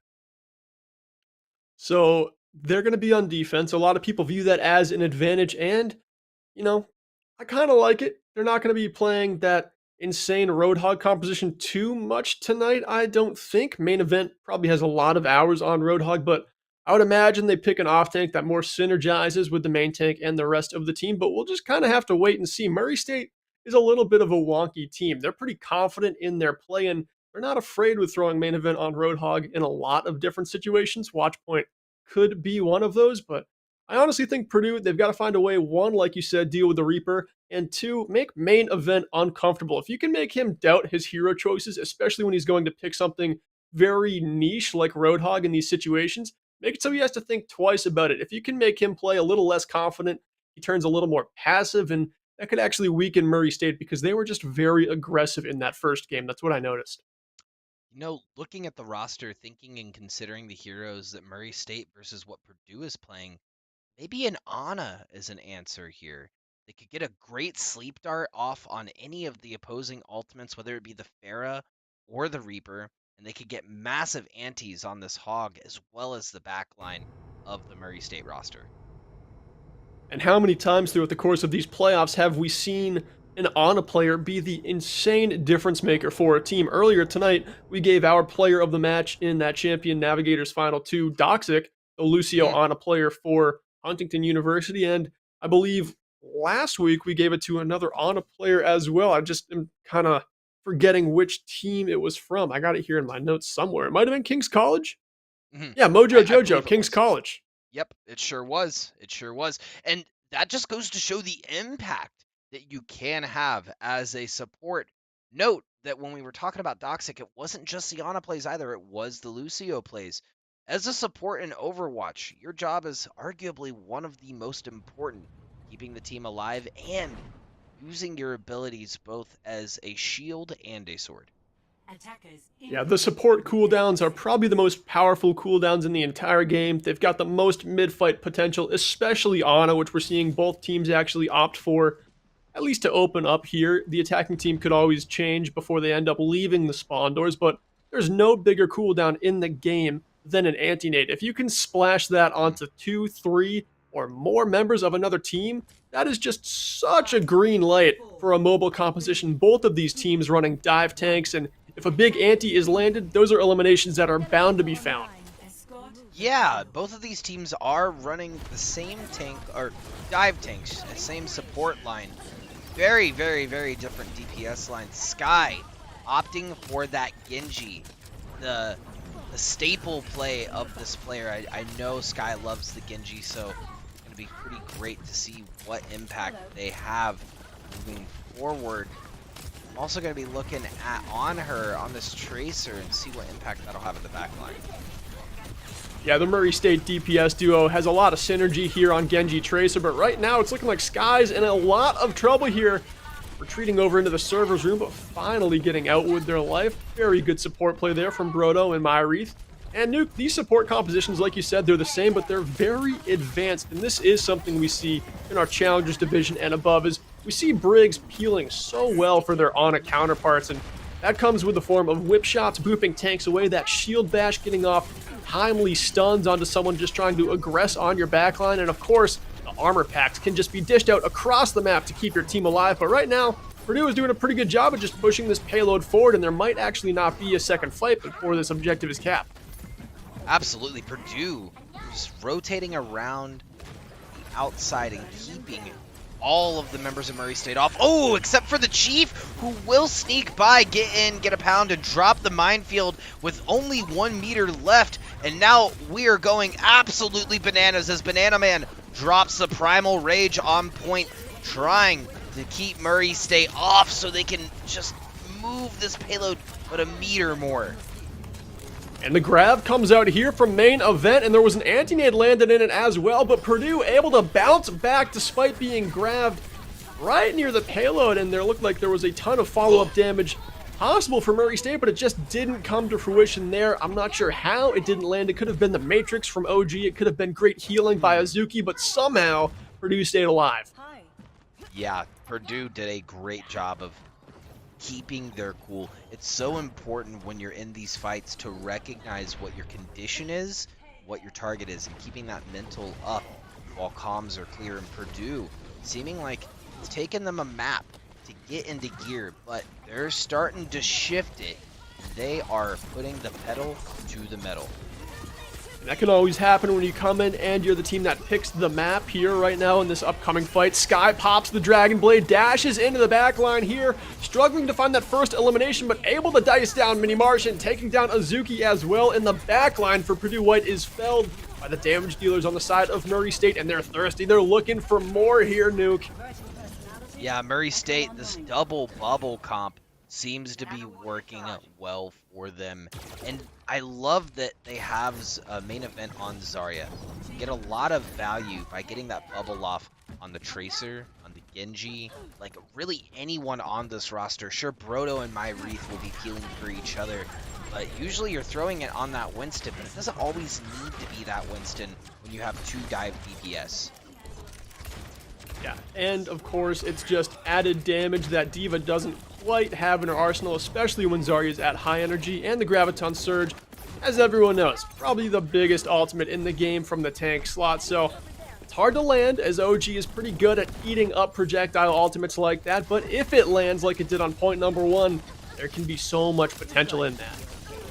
Yeah, Azuki doing their best to keep their Brig Mini Martian alive, and that is going to be Winston in the backline taking them out. Sky going to find that kill. Will Mini Martian pop the rally here? Is it necessary to do so? Yes, as they have been nano boosted and rallied. They're going to go on a rip and a terror in the backline and continue pushing this payload. Now 4 minutes left on the clock. Purdue White has 2 more ultimates to push, looking to stagger the rest of this Murray State roster. And this is some attacking aggression we did not see from Purdue on Busan. They have had the pedal to the floor ever since point number 1. I don't think it's been stopped more than once. And right now they've got 3.5 minutes to finish Watch Point Gibraltar. This is a stellar attack they're putting on, really trying to take back that momentum they lost after Busan.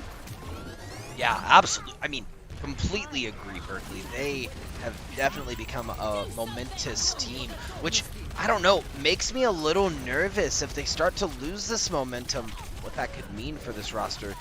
Because momentum-based teams are great if they're ahead, but when they're behind, it can be a bit tough to get back in that position.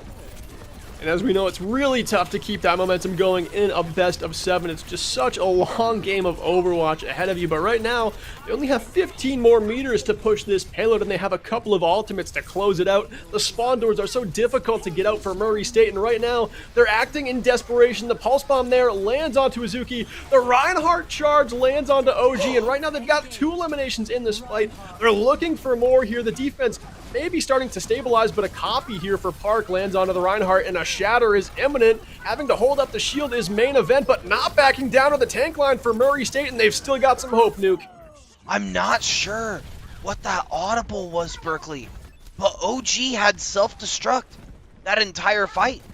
All OG had to do was pop that self-destruct in the doorway. Murray State can't get out. There's nothing they can do, and they just continue to push that payload until the end.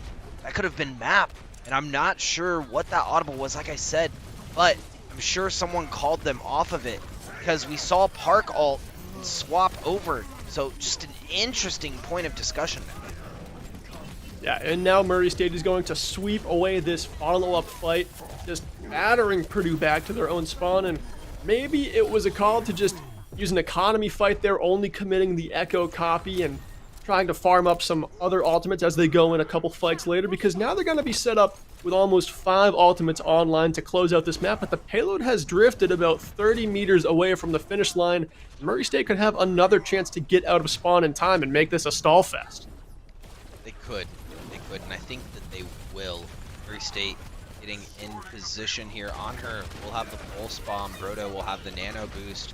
We're gonna hear the rally popped by Mini Martian. Self-destruct pop over the top.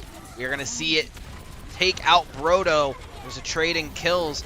Scratch that. We are gonna see the resurrect come out onto Brodo. Park taking out Sky, and Murray State pushing in, keeping Purdue back.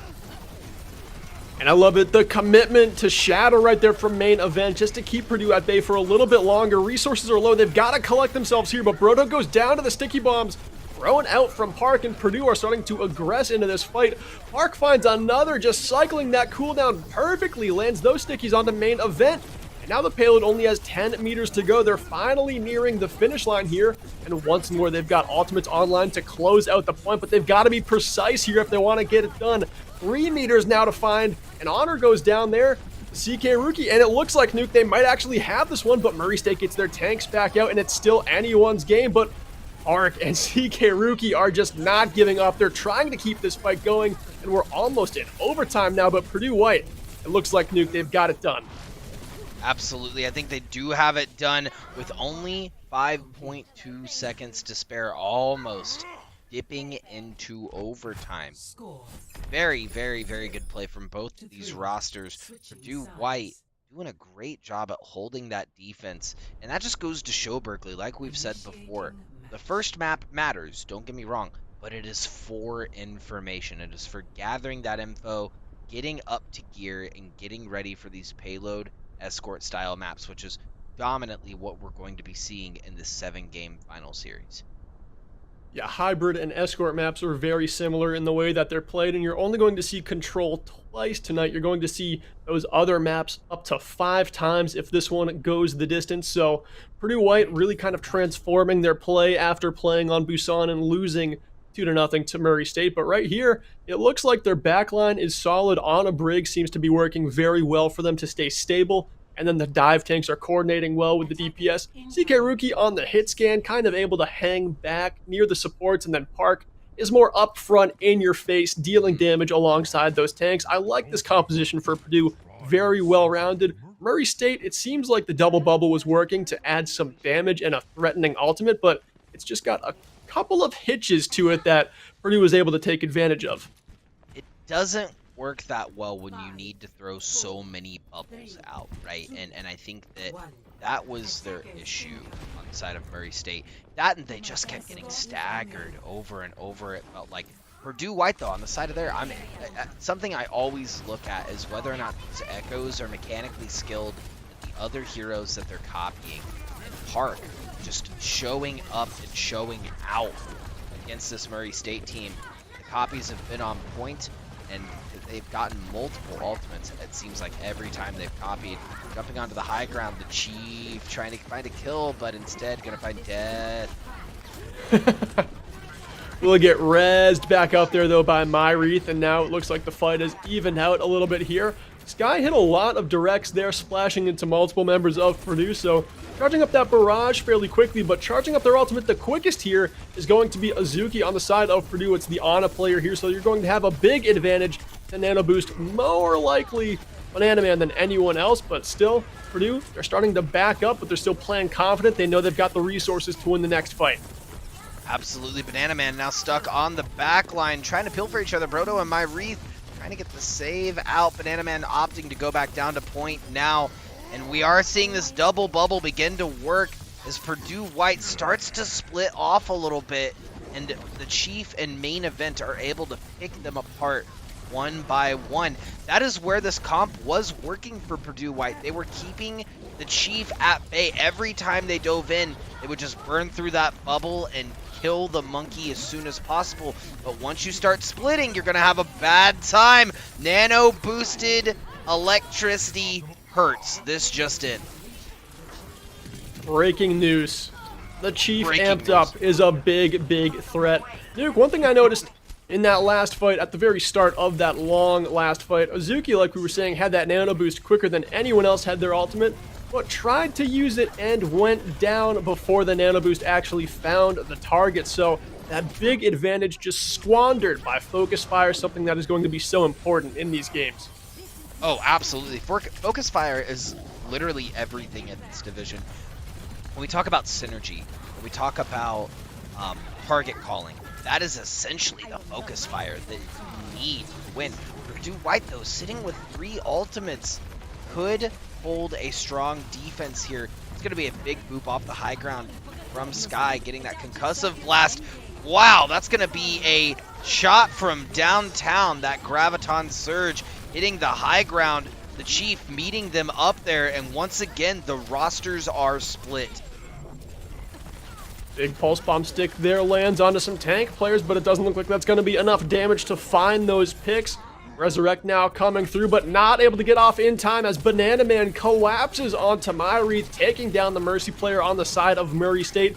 And this attack could be halted here as Purdue, they come out of spawn, they claim that catwalk high ground, and from there they just pounce on the point and they dissect the fight, stopping Murray State with just over 3 minutes and just under 3 meters.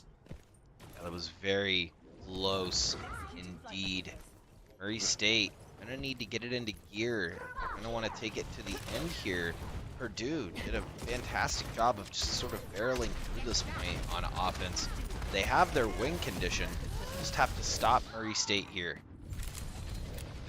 And right now, Murray State come in with an opening pick off there onto CK Rookie. The hit scan gone means that Sky is a little more free to roam here. Only has to worry about OG and a duel from Park. And it looks like those two are challenging the heavens up near where Sky is kind of making that claim to his land. And right now, we've got Honor just closing it on the back line, and suddenly Murray State come alive here. They find 4 kills in this fight. Honor still has a pulse bomb to use if they needed to capture this objective, but it doesn't look like they're going to. With just 5 meters to go in point 2, they are able to clutch it up without using very many ultimates. 4 minutes on the board is a lot of time, Berkeley. They have a lot of time to push up here. They're going to get the staggers on Purdue White. We're going to see Azuki jump off the edge. We're going to see a quick pick on Mini Martian. That's going to give them a little bit more space to get up to this corner, which is the choke where Purdue will want to hold them. And Purdue just trying to claim this high ground as it'll make Murray's attack a little bit tougher as they round the corner. And having some ults come online here too. It's going to be a big value bob for CK Rookie, trying to throw it in the back line before Murray State is able to make their attack worthwhile. Sky right now in a duel with a hit scan. Ends up suiciding. The splash damage from their own rocket takes them down. Having to resurrect there was Myrith, and now it looks like Murray State has to go for a soft reset before they commit some resources. Yeah, that was a big brain res coming out from Myrith, though, getting Sky back online, recognizing Sky had the rocket barrage, trying to make a clutch play. However, what they were not expecting was the bob coming out from CK Rookie on the side of Purdue White on the high ground and in a really great position, forcing Murray State back and to regroup, like you had said. And now Sky again just trying to find an opportunity here to pop that rocket barrage and secure some eliminations for Murray State, but Purdue White just hanging in there. They use a copy. They've used 2 Primal Rages in this fight. Park popping the second. Might get another one online, but no. Instead, the copy does end here, and the defense continues to hold. They're aggressing now, but Sky wins the duel against Park up on this high ground perch. The king of the crow's nest is going to be Sky here, and now still trying to find an opportunity to pop this barrage. How many times am I going to say it before he just lets it fly, closing it on the doorway, and there it is, letting it rip for a double kill. Now trying to find more. If Banana Man goes down, this is going to be almost impossible for Purdue to get back out and defend. Ooh, Banana Man barely making it back into the spawn doors. They're going to be very close to taking this map. There it is. They are going to have 2 minutes and 36 seconds left to push, which is over double the time that Purdue will have, as they will reset back to 1 minute. We will go back to the beginning of the map. Oh, look at the kill feed. CK Rookie comes out, throws in a bob, gets 3 kills, but it's all just horseshoes and hand grenades. Hand shoes and horse grenades. Hand shoes and horse grenades, indeed, Berkeley. hand shoes and horse grenades. So going into the second push, I wonder if they keep the same rosters moving forward, the same compositions. It's looking like they are as of right now. It's pretty much going to be the same. Both of these teams finding confidence in what they're playing. CK Rookie making the swap over to the Symmetra, which could do a lot against the Chief coming in, right? You get that beam online, and that does a lot of damage. Yeah, that focusing beam, one of the best cooldowns in the game in terms of just securing those elims like you were saying, and I like it. We got echoes on both sides, so Purdue White kind of having to deal with a duel here. Sky not afraid of Park as a challenger. Look at the finesse of Sky! That is some moves! 4, 3, 2, 1. Nothing? Okay, that's fair. He emoted. Yeah, but the moves in that emote, the schmovement, you love to see it. Park getting stuck on the side of this first point. Very, very interesting. Recognizing that they're up there once again. They've done this teleporter strat every time they've started on the side of Purdue, and it's worked out for them. Yeah, pretty much most high-ranked teams will opt for a sim TP out of spawn to that high ground just because it's the quickest way to get to a crucial high ground, and then you can play the catwalk and start to make your way into where most defenses like to set up, and that's what we've seen in both rounds. I think it's a pretty much sure bet that next round of overtime, too, we're going to see it as well. I love this little mid-flank here from On Her, just going into the back line, recalling out before they're able to find an elimination there, and right now it looks like the payload is slowly progressing as Murray State don't get quite the clean wipe onto Purdue. Yeah, that was a very sneaky push underneath now, as they will stay on the high ground and have players push it under. One person staying on that payload. They are now in overtime, meaning no one can get off the payload. If they do, that is going to be the end of the map.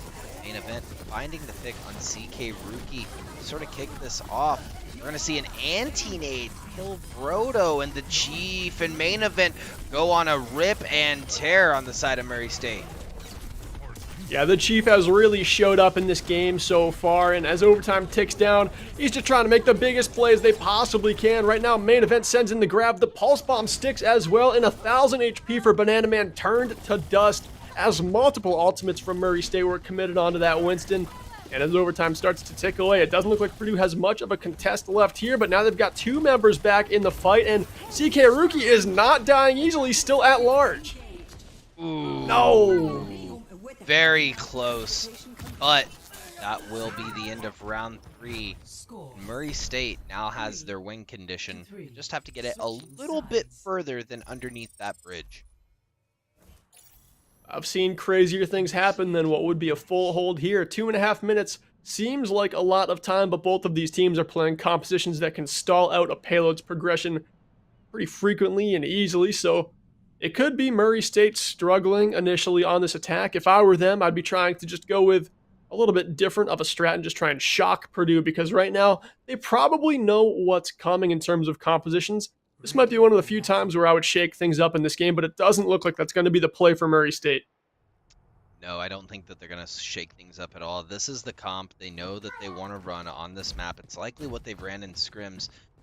Actually, as we say that, Berkeley Sky making the switch over to Sombra, which could have some massive implications. I wonder if we're going to see My Wreath switch off of the Mercy, in fact, since there will be 0 air support aside from, the Winston jumping.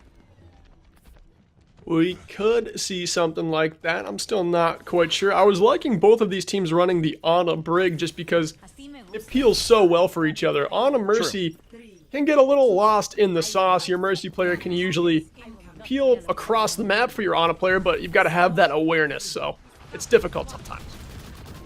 Yeah, you're right. And I do agree with you. I do like the Ana Brig. I think that it does have a little bit more fuel potential, just stun and sleep potential.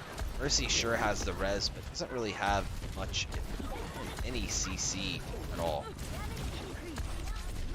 Ooh, are they going to go for a res here onto Chief? No, Chief will end up respawning here, and somehow main event able to get an elimination onto a member of Purdue, sending in an alt fire from very far away. Now Sky going up into the skybox to duel Park, but Park ends up using that focusing beam to just melt Sky down, and we've got a 5 versus 5. The payload very close to where it needs to go. Don't forget, chat, that it only has to get on the other side of that bridge, and right now, they're just 14 meters away.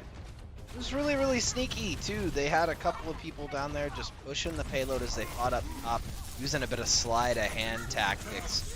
It's going to be Chief on the high ground, trying to push off the Purdue White main tanks. They're going to do so. It's going to be a chase to ult charges at this point. Massive anti-nade coming out on point, going to demech. The Chief finding a pick onto Park. Purdue falling apart. Unfortunately, rocket barrage coming out. And Murray State looking like they're going to take Watch Point Gibraltar in their second map of the series. That was a good showing there again from Murray State, letting us all know why they're the #1 seed, why they 3-0'd Purdue in Week 7, and that Purdue was not hiding strats. That game in Week 7, that was the real deal. That was a clean sweep that Murray State handed them. And this could be a hard one to bounce back from, because Purdue being down like this means that their opponent is bringing their game to the table. They're playing their style of Overwatch, and we haven't actually seen Purdue really come up and control a map with their style of Overwatch. It's been a lot of mirror picks, and Murray State has had the edge. Absolutely, and we've seen a lot of back and forth between the tank rosters on both of these. Banana Man and OG trying to take out and butting heads against the Chief and Brodo, I think. But I think before we go any further, Berkeley, we need to take a short break, allow these teams a little bit of time, regroup. We'll be right back. That I have, well, I'm going the distance with you. I didn't know what I had till I knew what was missing, and everything that I dread, well, I built a resistance with you. Catch me when I fall, and I'll keep you on the ground. You were gone, I wish you'd stay. I could look at you for days. Time was well spent, that's when I knew that I need to spend my life here with you.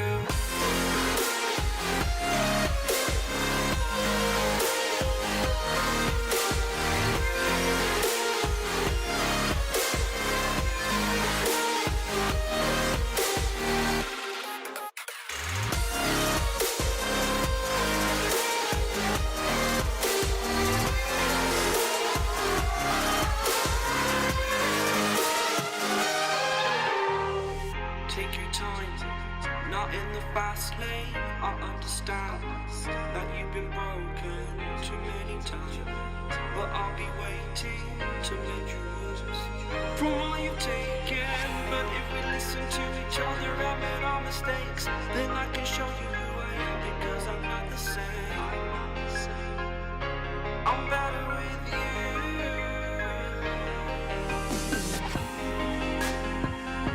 I'm better with you.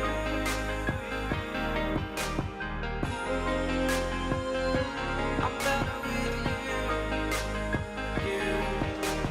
Catch me when I fall, and I'll keep you off the ground. That's when I knew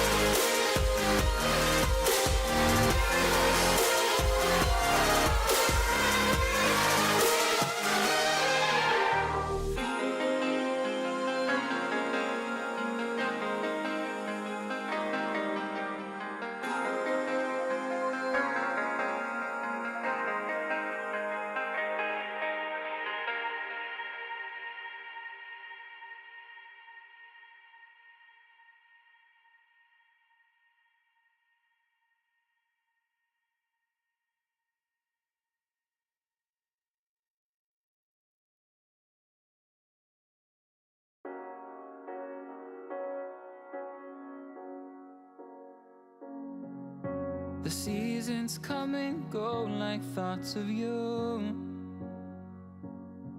Like a wave returns to the sea, into the blue. They change, but in a cycle that I can't lose. Each painful but delightful to live through. You came into my life just like another season. Not for long, just a time, just like another season.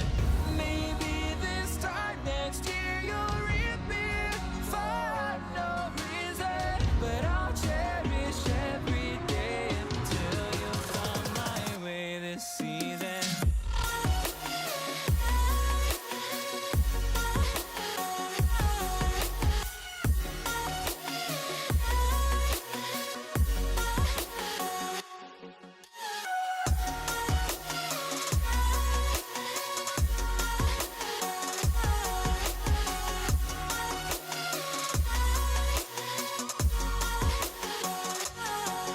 The seasons turn and change just like your mind.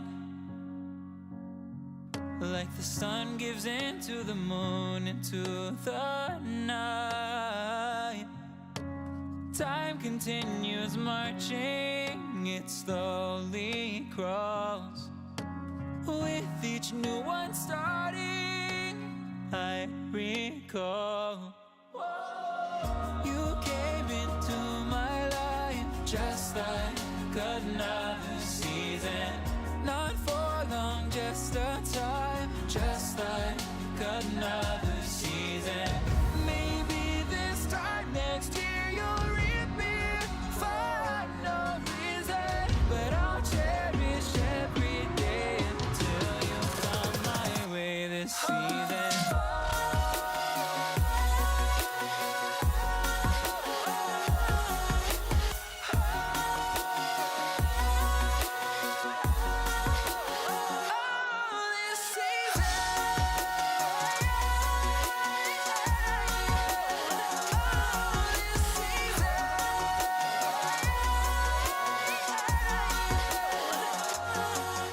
Each time of year carries memories, like a never fading whisper in the breeze. Oh, we will keep on changing all over again. Yeah, we will keep on changing. Just like another season. Don't want another day without you by my side. Oh, this season.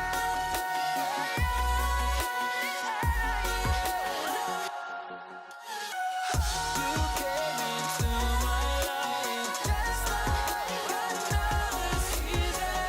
Not for long, just a time, just like another season.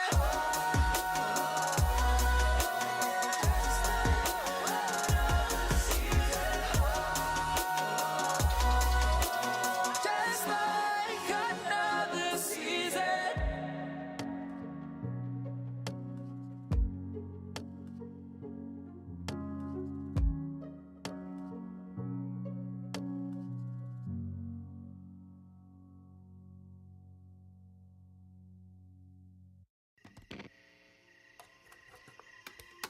Is it okay if I'm to say I'm catching feelings from all the dealings?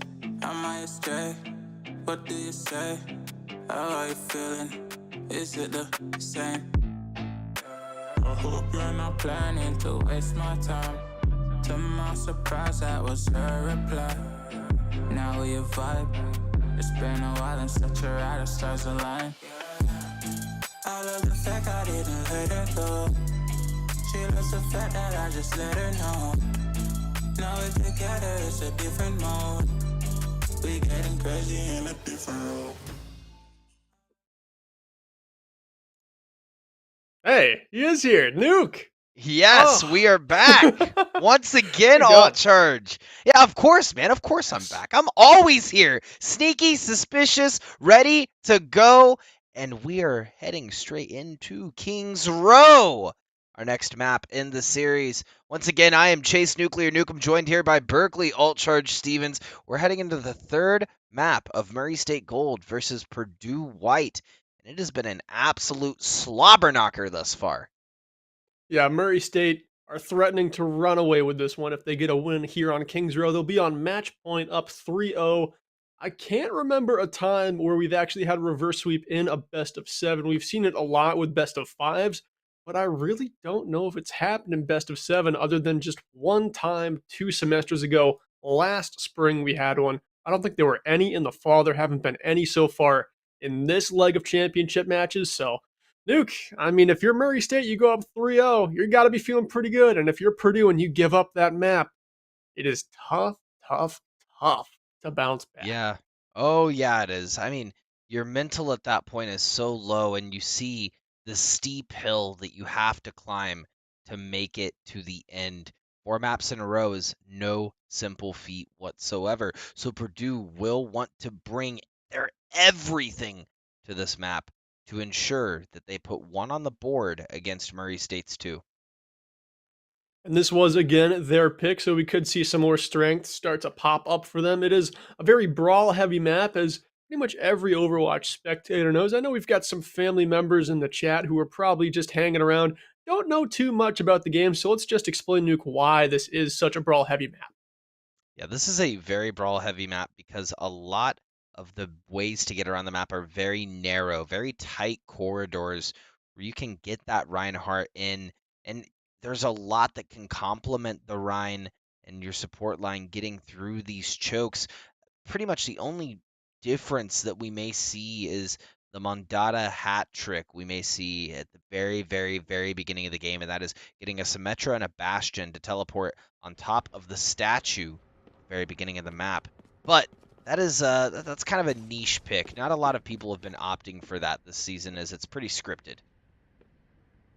Yeah, a lot of people know that if they see those heroes come out of the spawn, they know exactly what they're gonna do, so I wouldn't expect to see something like that in a more high-ranked lobby like we have here with our Challengers division, but Purdue, they're going to be attacking with a brawl kind of composition. They have Park on the May, Banana Man on the Reinhardt, brawl staples right there. Murray State on defense, they're going to have main event on Zarya. That can kind of combat the brawl. Those bubbles can be used to save teammates from Park's freeze ability. And then they have Chief on Wrecking Ball of all things. So this is a team comp that is looking to have a little bit of backline presence. And then Chief and Anher are just going to be diving in your backline, trying to find those picks onto Azuki and Mini Martian.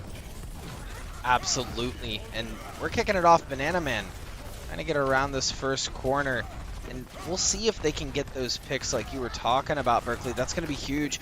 Looks like they're opting to go through the hotel.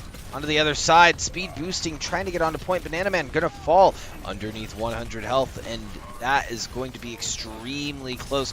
They're going to take out the Immortality field, and Murray State doing a great job of just keeping their calm and dishing out the damage Purdue is sending their way. And Mini Martian amps the speed there, and they push all the way up to the statue, taking down main event and Brodo. Can they find more here? They get that kill onto Chief, and it looks like the first point might be taken here by Purdue White, but a mobile composition for Murray State could get them a recontest, but Nuke, that was pretty clean. I don't think Purdue give this one up. No, Purdue, they have it. I mean, there's no way Murray State is going to make it back in time. The Chief could come in, like you said, and touch point. It's unlikely they're going to. Which, I don't know how I feel about this composition switch. Yeah, it's a tough look for Murray State. I mean, it really kind of banks on holding that first objective. This composition really is not going to fare too well on Streets phase. They're going to have a couple of ultimates online that might win them some fights, but overall, Purdue has a major edge in their hero picks. Oh, absolutely. Even just alone and having that Reinhardt is huge for the roster. May, also an exceptional pick on this map. Murray State going to throw out the Dragon Strike, separating the team left from right. Payload is coming through, and they are going to drop an ultimate of their own. The Chief, however, is in the backline with that minefield. They got to watch where they're stepping with them Tootsies. They could get hurt. beat will get dropped on the side of Purdue White, ensuring the team will stay alive through this push. That bubble is not going to last very long. The Chief main event almost has Graviton Surge, but it almost makes me wonder if they are going to switch because they are getting staggered and pushed. Massive Earth Shatter coming out on the payload, halting any chance Murray State had of stopping this Purdue roster from continuing that push. And Murray State had a big chance of stopping it there with main event's Graviton Surge, finding so many, but Banana Man seized the opportunity, knew that Murray State did not have a shield their entire time, and I mean, just kind of holding on to that Earth Shatter, had a few opportune moments, but instead used it to counter a major ability from Murray State, and that could end up getting them the second point. But Murray State looked like they might actually want to get back out there with a speed boost, but that Maywall makes it impossible. Yeah, that Maywall is going to be tough, but it will drop, as will the Deadeye, taking out my Wreath, and this is an entirely different Purdue roster. Now rounding the corner, third point of Kings Row with 4 minutes and 50 seconds on the clock, Berkeley. Yeah, this is massive for them. This is exactly the kind of response they needed. Already Banana Man has another Shatter online, so this Reinhardt for Purdue is feeling it. Kings Row is a home game when you're a Rhine main. And right now, we haven't seen Murray State go on Reinhardt compositions very much, so Purdue probably sensed that. They like to play a lot of dive, so let's just throw in the most brawl map in the game and see if Banana Man can just bring the hammer, and right now he is delivering on a great level. Yeah, it almost makes you wonder if this is going to change the pace of the series. If Purdue White gets to pick the map, if they're going to pick more brawl-heavy maps. Banana Man going around the corner, looking for a Shatter, but instead going to find Main Event's hammer, dropping it down, and that is going to be an open field now. Main Event does have Earth Shatter online as well, but looking like it's not really going to be needed as Purdue White backs up with 4 ultimates online and a resurgence in this map. And with 3 minutes 45 seconds to play here in this attack, Purdue need this with a big time bank to start making more of a statement as they finish off around, not just making it so they go to third point with a bunch of time, but that doesn't matter if Murray State defend well. They need this objective with tons of time. That slam lands for Main Event, and he is the showstopper here, sending Purdue packing in. They're still sitting on some ultimates, but they don't need them when the Earth Shatter is that big. Oh my. That was a level 9 earthquake coming out from Main Event. That Shatter was huge. Purdue White didn't even get the chance to utilize any of their ultimates. Speaking of which, they will pop the amplification matrix, or as what I call it earlier. Super wall, man. Super wall, the super wall. That's right.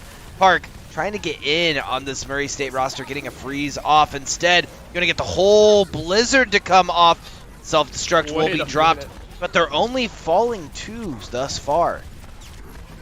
And I love the teleport out there from On Her just to get to the high ground, threatening with the Death Blossom. It seemed like Purdue sensed that, backed off. Now Mini Martian pops the sound barrier and the speed boost as they head back in, but somewhere lurking around is On Her with a Death Blossom. You've got to be ready for this. Stunned out of it there. That's the response they need. CK Rookie making a massive play with the flashbang, but still, Murray State by right back into the fight with a Deadeye and an Earth Shatter, and that is more than enough to win it out from Purdue White. And just like that, Purdue White lost all of their ultimates. They had so methodically built up to try to take this final point. That's just an unfortunate situation if I've ever seen one. Yeah, you can't get ahead of yourself when you build up a big economy like that. You've got to be methodical with it in the way you use them. And right there, they weren't. They were throwing in Blizzard, Self-Destruct, Earth Shatters, but not really fast enough follow-up on any of those. Here they're going to be going back in with the Deadeye from CK Rookie. That one doesn't find any eliminations, but the tank still push forward off that effort. It's not quite enough to buy the space they were looking for, but Reinhardt's are traded out, and a little bit of a retreat ensues for Purdue White as they don't push the advance without a shield. Yeah, they have to back up. I mean, Brodo dropped the sound barrier, and they really had no choice. Not only did they have a shield, they were fighting a team with a lot of health and not really much sustain. They will return now. Banana Man pushing into the roster does have Earth Shatter online, trying to get through, and oh, will lose the ultimate, dying right as the sound cue is popped. Once again, all for naught. Yeah, just a little too much aggression there from Banana Man, and Sky sets down a trio with the Deadeye there. The Blizzard gets popped from Park, and that is one you want back, as that fight was just squished. Sky's ultimate there, the no doubter. Anytime you get a 3K with a Deadeye and there's no tanks left standing, that is a wrap. Nuke, now we're looking at Purdue with just 40 seconds left. Where did that 4-minute time bank go? Momentum. I'm telling you, Berkeley, it's like we said at the beginning of the series. Purdue is a momentous and a momentum-based team. But when you stop them, when you hard stop them, they have a hard time building that back up. We are going to see a self-destruct thrown into the back line. Not going to find anyone on her getting in position. This Death Blossom is on point. And there it is! First one will be dropped. Taking out 2. Main event from the other side. Pincing with the Earth Shatter. And that gank will be what Murray State needs to hold Purdue White off of this payload and have their win condition for Kings Row. And this is a very obtainable win condition for how they've played so far in this set. Purdue White shaking their heads. They know how well they played on point 1 and 2, but it just fell apart at the third and final corner of Kings Row. Just not quite enough. 4 minutes of effort just defended so well by Murray State. Now, if they can get 2 points and 63 meters, they'll be on championship point. Oh, man. Yeah, I think Murray State, if they play this smart, they could do it. They can't be running any of that wrecking ball nonsense on this map. As they tried, it did not work, and it actually allowed Purdue to get to the point they did with the amount of sustain that they had with their brawl comp. And honestly, Purdue, it was nothing short of a miracle that Murray State was able to hold, with Purdue having 4 minutes and 30 seconds on the clock when they first got stopped on the third push. Man, it was a tough situation for them, and like I said, it was nothing short of a miracle. Yeah, I mean, they really stepped it up there. The adjustments they made to respond to a big time bank that was being thrown up by Purdue. I mean, what I took away from that is Purdue White, they don't get memed on by the best team in their division. Murray State can't run just anything. They have to run an even matchup. They can't get away with those compositions like they tried to open up with on that defense with their wrecking ball. That nonsense is not going to work. Purdue is a serious opponent. They're just having trouble, like you were saying, keeping that momentum going and around. Yeah, and that momentum has been halted a few times. Let's see how they do on defense, though. Banana Man finding a couple of picks on the side of Purdue, on to Murray State, that is. Murray State having to back up, and Purdue following them all the way back to spawn, trying to get a quick stagger, and they're going to find it actually in the form of Sky. And they needed that. Open up around with a ton of damage. Anytime you get a team wipe like that, your alt economy is going to be about 1,000 hit points of damage better than your opponent. So that sets them up here for what could be a long hold, but they're going to have to play some perfect Overwatch here on point number 1. Yeah, Azuki will have the Matrix online first, and they are actually going to pop it on the corner of the point. Murray State doing a great job of just waiting, holding up. Banana Man does have the Earth Shatter. Murray State going to pop their Amplification Matrix of their own, dropping the shield, but opting to back up, not using that Earth Shatter when the shield had been dropped. And that's going to be a massive Deadeye from the top turnbuckle. Sky putting a nail in the coffin for Purdue White and forcing this first push, capping the point for Murray State. And like we were saying, Purdue had the advantage after winning that first fight, but they didn't use the ultimates that they got with that advantage. They didn't use the Shatter. They didn't use the Deadeye. They needed to invest more. Murray State kind of eked their way back into the alt economy battle, and they were the ones who followed up first, and that is what won them that first objective. Now Purdue, they're playing with a big time bank, almost 5 minutes to defend second, and they've got to be super aggressive and continue to hold in these very close, uncomfortable places. And that slam lands for main event. Once again, the showstopper Reinhardt sets his team up for huge success. Mark trying to respond here, but not going to buy back into this fight with the Blizzard. Instead, it's going to be a full reset and a clean team kill. Yeah, I mean, I guess the silver lining here is that Purdue White does have 4 ultimates online. But exactly as you said, Berkeley, they needed to use that crucial Earth Shatter earlier when they did break main event shield. And instead, they were too afraid to commit, which makes sense, right? They did have the amplification matrix in their face, but now they find themselves in a much more comparable position. Self-destruct, going to get pushed onto the payload.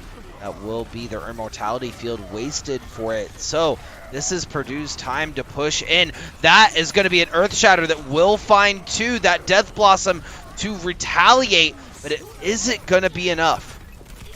I don't know, that sound barrier from Brodo there is going to fully support this Murray State squad as they continue to steamroll into Purdue on the back line of this second point Streets phase. It doesn't look like Purdue has it in the bag here. They've got to start alting fast, and I'm not sure they have enough heroes left in this fight to keep it, but Banana Man able to hammer down Sky, and the sound barrier popped by Mini Martian, and they're starting to fight back. Murray State running for the hills. They're back to the bookstore corner, and it looks like Purdue finally make a stand on Streets phase. The sound barriers from either of these Lucios have been huge, just in King's Row alone. Mini Martian doing an insane job of popping that sound barrier and keeping the Purdue White roster alive to push Murray State back. And looking at that engagement, Brodo popping that sound barrier to get the team in was crucial to get the picks that they had. You know what the mascot is for Murray State, by the way, Berkeley? What is the mascot for Murray State, Chase Nuclear Nukem? They are the Racers, and they are, I find that fitting because they are racing this game and trying to get to that checkered flag at the end of this series. Yeah, they're definitely going for a speed run any percent here, but right now, I'm liking the adaptations Purdue has made to their play. They're ulting earlier in these fights, not letting Murray State just aggress like crazy. Banana Man has to lay one down here. That one blocked by the big blue barrier from main event. Now circling around, trying to capitalize on this blizzard is Banana Man. And the follow-up seems to be there as Mywreath goes down. They're able to demech Chief as well. And just like that, Purdue, they take so many angles surrounding Murray State in that fight, and they come out on top. Now that 5-minute time bank turned to 2. So, looking at now how far we are in this series, I believe Purdue is just really good at their target switching when they're in these fights. They do a great job of their offense, getting in, getting the damage, and getting out.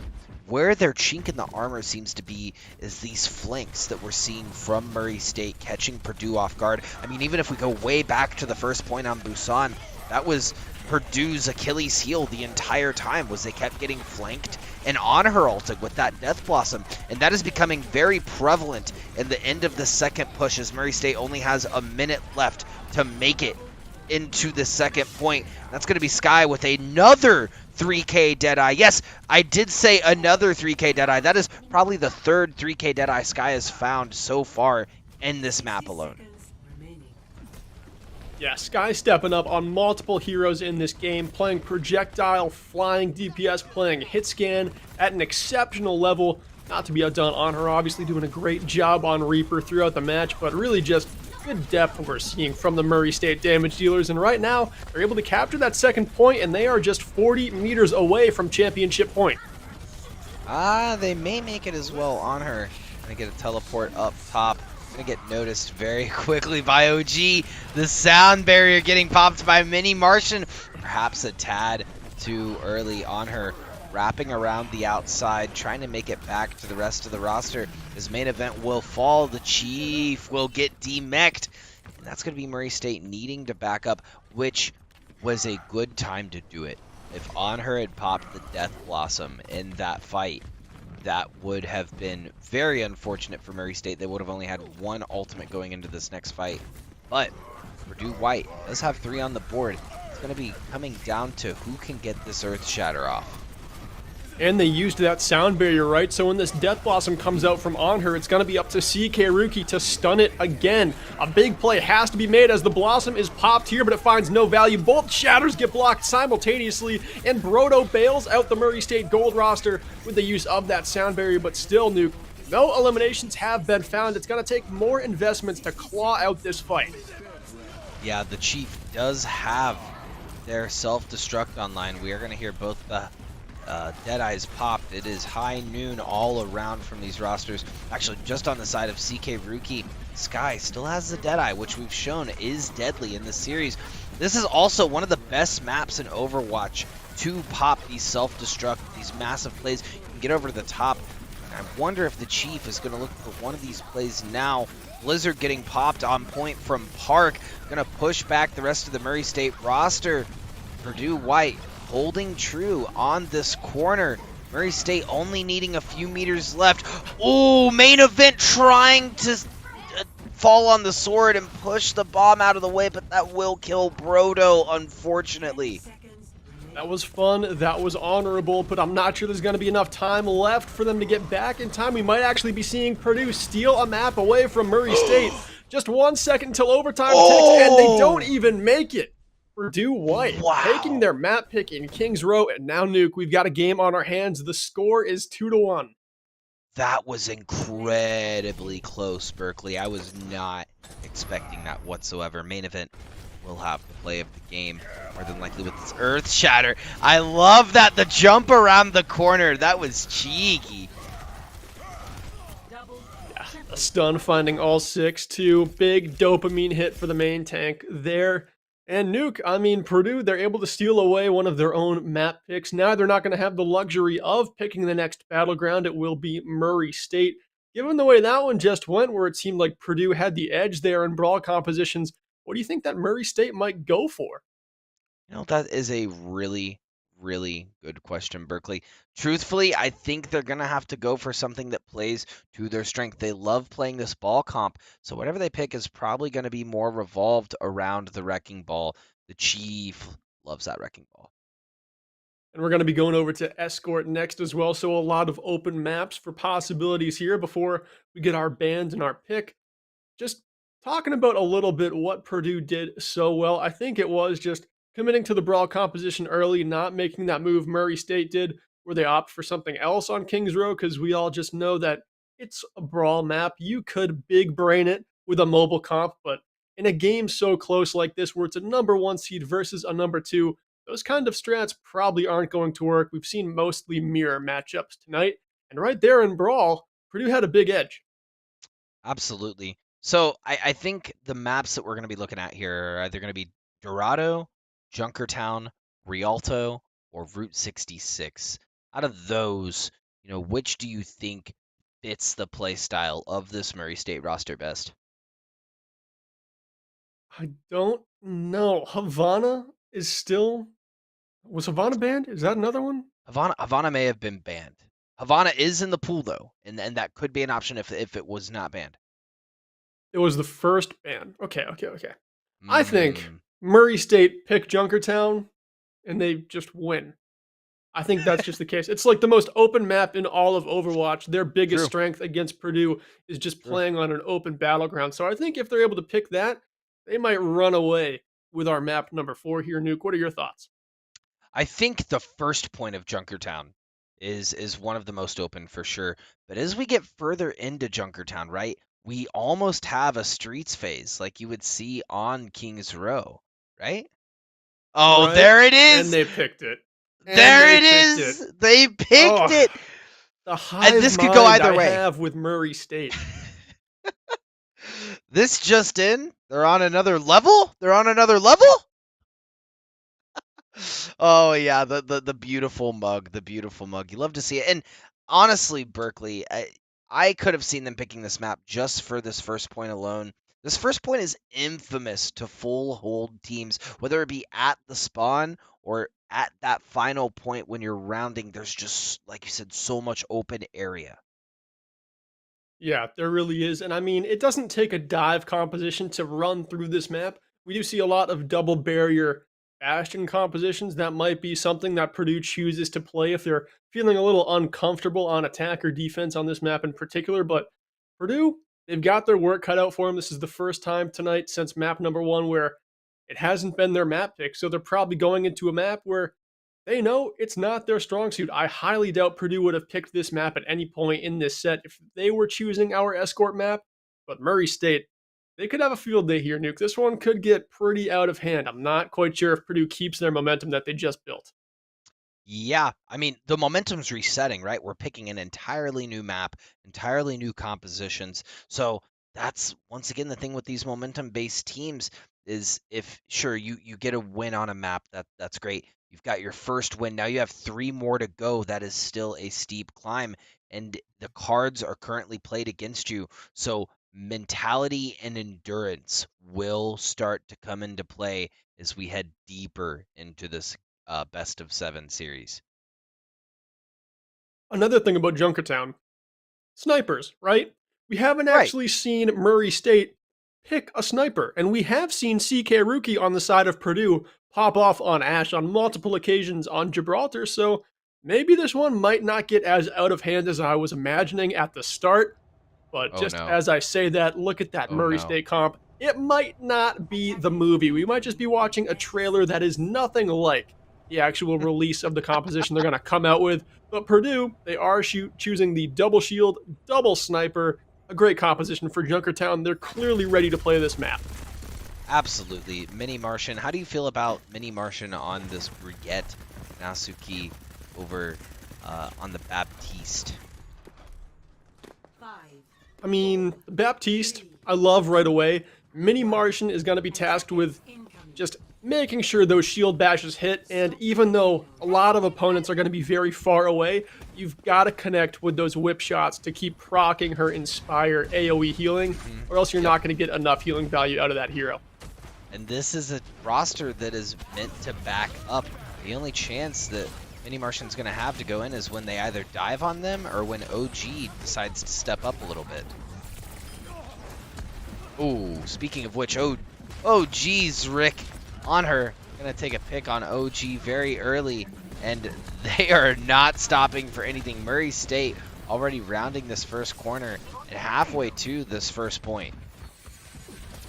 A good response there from Purdue, though the defense starting to show up with some elims of their own, and the payload is still progressing, but I think Purdue is just backing up and playing their ground correctly here. They've got a couple of off angles, they've got 2 snipers, so like you were saying, it's designed to back up, it's designed to just give up space as Park hits another arrow right into the head of On Her, and that is just what this composition is all about. Let them come to you, let them make a challenge, and just play your ranged advantage. Ooh, and right at the end of that main event, we'll get a grab. However, that hook will not kill OG. And Sky gonna get headshot, but the res will come out. Sky has another chance at life. Looking at the ultimates, Murray State has been pumping out the damage, but Purdue will get the first ultimates on the board in the form of the Amplification Matrix and the Dragon Strike. And these snipers for Purdue have been on fire. We haven't spectated them yet as Murray State look like they're sweeping out a fight finally, but CK Rookie and Park really kept this attack at bay for 2 minutes there just by consistently hitting headshots onto damage dealers and supports. But count them. Put a couple more minutes back on that board. 4 minutes and 30 seconds now. Murray State really hadn't expended any ultimates to get to that point. And sure, they have been keeping Sky out of the sky, but they're so close to spawn. Sky was just able to come back in about 2 seconds. Just pepper that damage off more and more. Like we anticipated, Purdue White having a bit of a tough time on this map. And this double sniper composition was working for a minute. Now we're going to see CK Rookie switch over to the Ash. The barrage will come out, take out 2. As well, the pulse bomb taking out 1. CK Rookie stopping Sky, but the push continues. There is 1 on the payload. Ooh, great hook onto CK Rookie. Purdue White now stuck on the back foot. And this Roadhog is going on a flank. Yeah, this is what main event is all about here, just getting way too aggressive with their ability to take space and just roam free in the back lines. If they can just be at large for most of these fights, Purdue might actually play very distracted type of Overwatch. But here, a nano boost onto the Wrecking Ball, not something you see much. The Minefield committed to just seal off that high ground. No longer able to defend from there is Purdue in main event. In the meantime, finds the hook and the elimination onto Azuki. And it looks like just meters to go here on our second point streets phase. Ultimate's gonna have to be committed here by Purdue if they want to hang around, and it looks like eliminations are being found. CK Rookie picking off 2, Banana Man with 1 of their own, and it looks like the defense will stay here for now. I think in the entirety of every finals we've ever casted Berkeley, those series of ultimates were the goofiest set of ultimates I've ever seen. The Gravitic Flux only grabbed one. We saw the Nano onto the Hammond, who stayed in ball form. And we saw, it was just goofy all around. We saw the Dragon Strike on payload, didn't really hit anyone. It was just back and forth the whole time. But now Murray State looking to retaliate with new ultimates that they have, and actually a great set of bongos going to get dropped by Banana Man, but Banana Man will fall. Park finding a kill of their own, and Park actually being a menace on this Hanzo, getting multiple headshots. CK Rookie now following up as well, and Purdue White halting Murray State right before they have their chance to make it to the final point of this, or the final of the second point. And I'm sure I'm going to caster's curse myself here, and they're going to get dropped immediately, but I would love to just spectate CK Rookie for an entire fight here, because I've got to see what they're doing on Ashe that is being so successful in these mid fights, because they're just backing up, playing the high ground, dropping down, going back up with that coach gun, keeping the space away from this dive composition. They've just played it so well to this point. Yeah, they have. This dive composition has definitely worked for them on this point. These proximity mines, Chief again with the minefield. Put it up top last time, didn't really find any kills then, but that CK Rookie with Sir Robert on the field, finding the picks and the retaliation that Purdue White needed. That is exactly where these sniper compositions can come into play, and getting these headshots. Hasuki actually taking out on her as they try to retreat. And we actually did get to see CK Rookies play in that last fight. They started up here with the front line and then cycled around to that back high ground. Chief tried to dive them, but a great use of the coach gun again kept that space between CK Rookie and the dive from Murray State. So if they can do that for 50 more seconds, they're going to be a very hard target to kill, Nuke. I love how they're playing this hero in this point. But look, they're sneaking the payload. Oh, they almost C9'd it. Almost. Ooh, we're going to see a res off, and they actually will get it off on Sky this time. The Chief is actually going to get the nano boost again, backing into the backline. OG getting the slam down. So proud of him. We're going to see a great pick from Park, finding the Hanzo battle and taking out Sky. Purdue White finding themselves in a great defensive hold, and Murray State making a last-second swap Sky over to the Genji. Chief has that minefield again. Every single time they've come into these fights, Chief has had this minefield. But will this main tank for Murray State be enough to clutch it out in this series? I don't know, right now this composition is looking pretty desperate considering they were the ones who picked this map. Overtime is underway here. The Pulse Bomb only finds the Supercharger, and on her pays with that with their life. The Minefield able to connect with an elimination there onto Banana Man, but this composition just finding so much trouble to get these elims. It's not paying out for them, Nuke. This was Murray State's map pick, and this defense for Purdue was phenomenal on it. Well, like I said, Berkeley, it's like I said right before we got into this map. Purdue White, while they did not play a brawl composition, they played more of a sniper bunker comp. As soon as we got into the streets phase, that's where they hit their stride. This team is great around playing these small corridors, and their target switching is just on point. That is where Murray State is going to have to play with the chinks in the armor. And I don't know how I felt about main event on Zarya that entire round. When you have all of those snipers putting out the damage, that D.Va just has so much value to it, especially paired with the Sigma.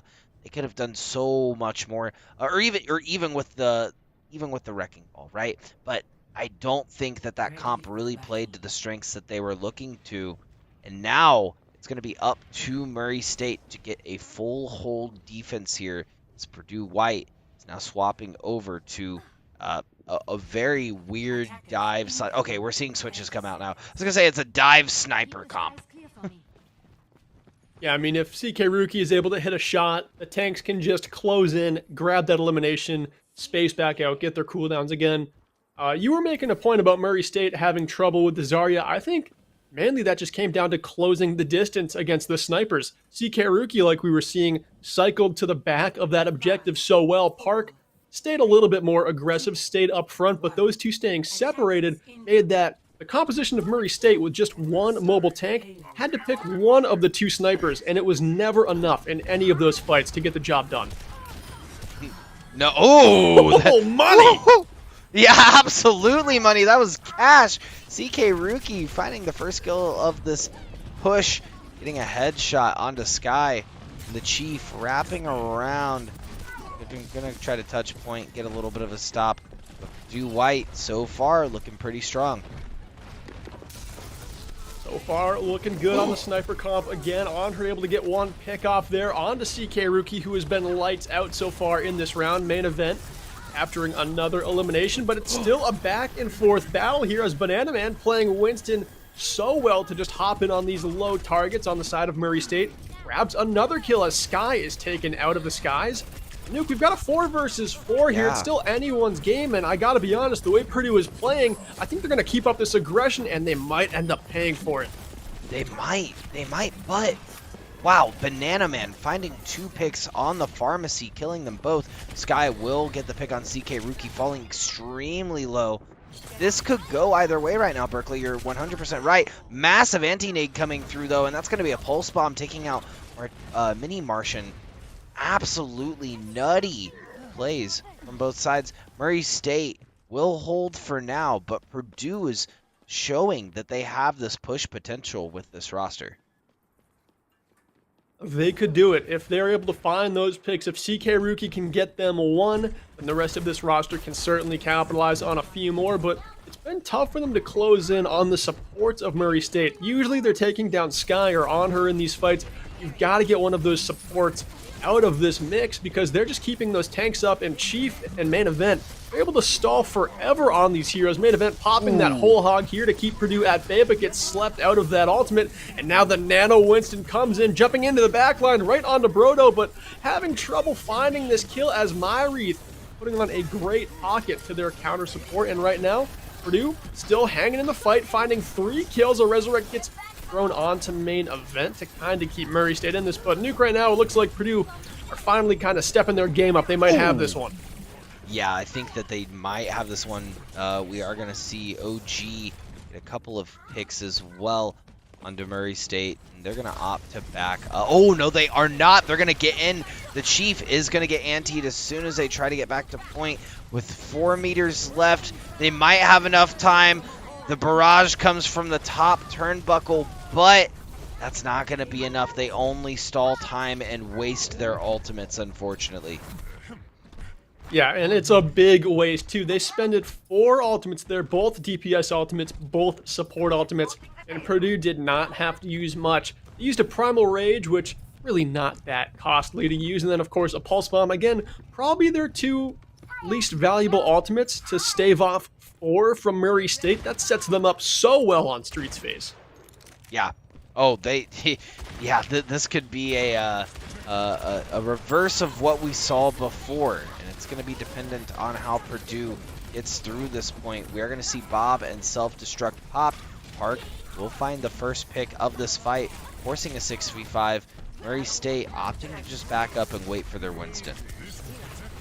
Banana Man goes in, almost gets gunned down there with a fan of the hammer from Sky, but instead gets the nano boost slapped onto them by Azuki, and now rolling deep into this hallway. The staircase is owned by Banana Man, but now locked in a duel with Sky, trying to become the victor and will, and now the payload just sits 3 meters away from its destination on second point, and Purdue, they even this one back up. It is a score of 2-2. 2-2, and it's almost as though my caster's curse is working in the favor of Purdue. Not only have they found their momentum on this map, they know and have recognized the weaknesses that they're starting to see on the side of Murray State. Murray State showing an exceptional play in these first 2 maps, but having a hard time adapting as we're going through the series. Or maybe it's an endurance issue. Either could be true, Berkeley. Yeah, it's late at night. It's a best of 7. It certainly could be an endurance issue. These teams are used to playing best of 3s in other leagues, best of 5 in the regular season for this conference, the NECC. So best of 7 always shakes things up a bit. That means our map 5 is not the deciding factor here. It's going to be Control just after this.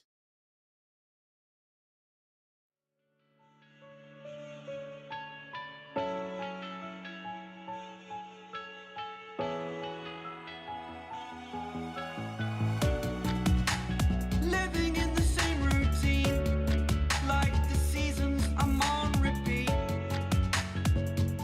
it's a long way down.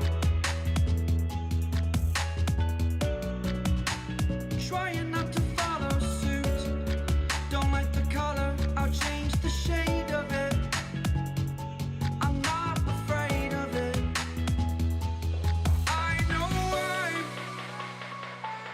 I know I'm holding on to this. Holding on. I know I'm holding on to this. Holding on. Don't let me repeat it.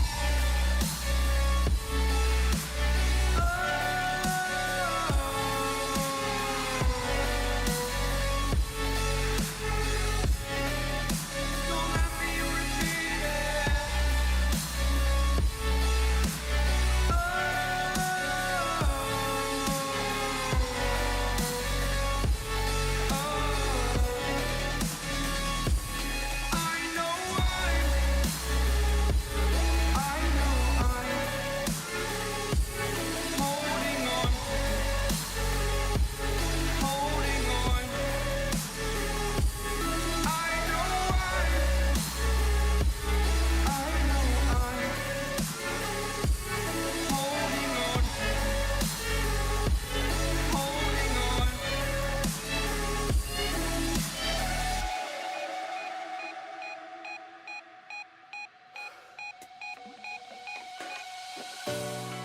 Fast forward a year or two, friends have changed, but so can you. So can you. For too long about the mistakes, while I resent, I learned to hate. Forgot your names. Fear the struggle to follow on. Need to focus to prove you're wrong. I'm not wrong.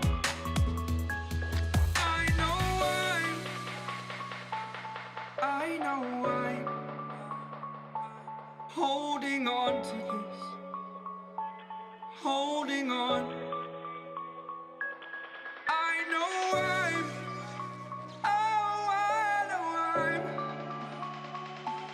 holding on to this. Holding on. Don't let me repeat it.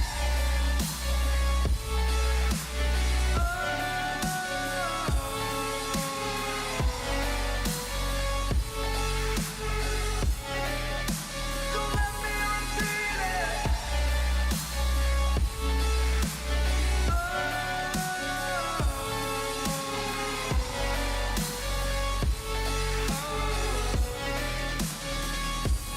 I know I'm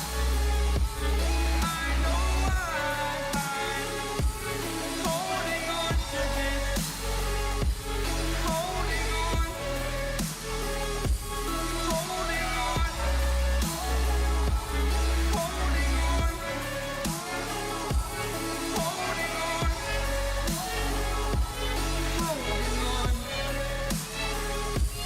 Holding on.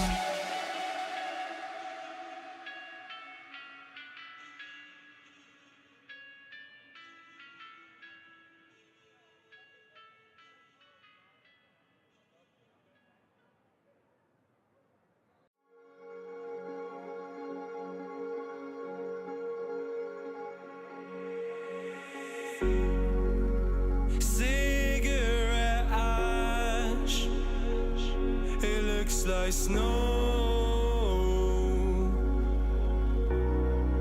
When it falls in the wind, you know. And you say you wanna dance. You're wary, you know, you'll end up in the All right, welcome back, ladies and gentlemen, to the championship match you were hoping for. It is all tied up 2-2 as Purdue bounce back and even this one up against Murray State, joined by Chase Newcomb. I'm Berkeley Stevens, and it's been a banger. Junkertown just ended. That was Murray State's map pick. Purdue played their best Overwatch of the night on it. And now we're going to be heading back into Control. Nuke, what are your thoughts on the game so far? Oh, so far, it's exactly as we've talked about, Berkeley. I feel like our analysis as we have progressed as casters throughout these seasons at the NECC has only gotten more on point every time. We noticed that Murray State did a great job running those dive compositions and keeping the Purdue roster back. However, once we got into these payload-styled maps, Purdue started finding their stride. Now we have an even series, but we are going back to Control. So, our first Control map was on Busan. Now we have a couple of options at our disposal. But it looks like Purdue is going to ban Oasis. And actually getting this just in from the gods of production, we are going to see Murray State pick Lijiang Tower. That'll be our next map in the series. Yeah, and Lijiang Tower comes to mind, which is there is a point in particular, Control Center, and if this one is 1-1 and Control Center happens third, we're going to have a brawl versus brawl matchup, and I think that could possibly be the most interesting scenario because these two teams on Kings Row were neck and neck on those kinds of compositions.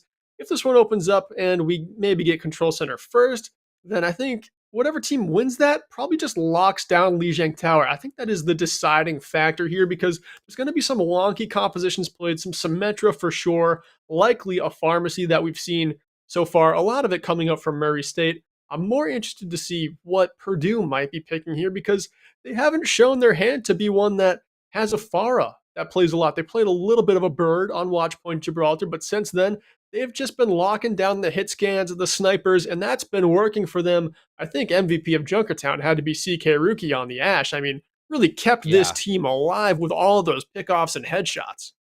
The entire time. That All Ash, of it. there was a Bob every other fight, it felt like. Bob was just the 7th character, just hanging out.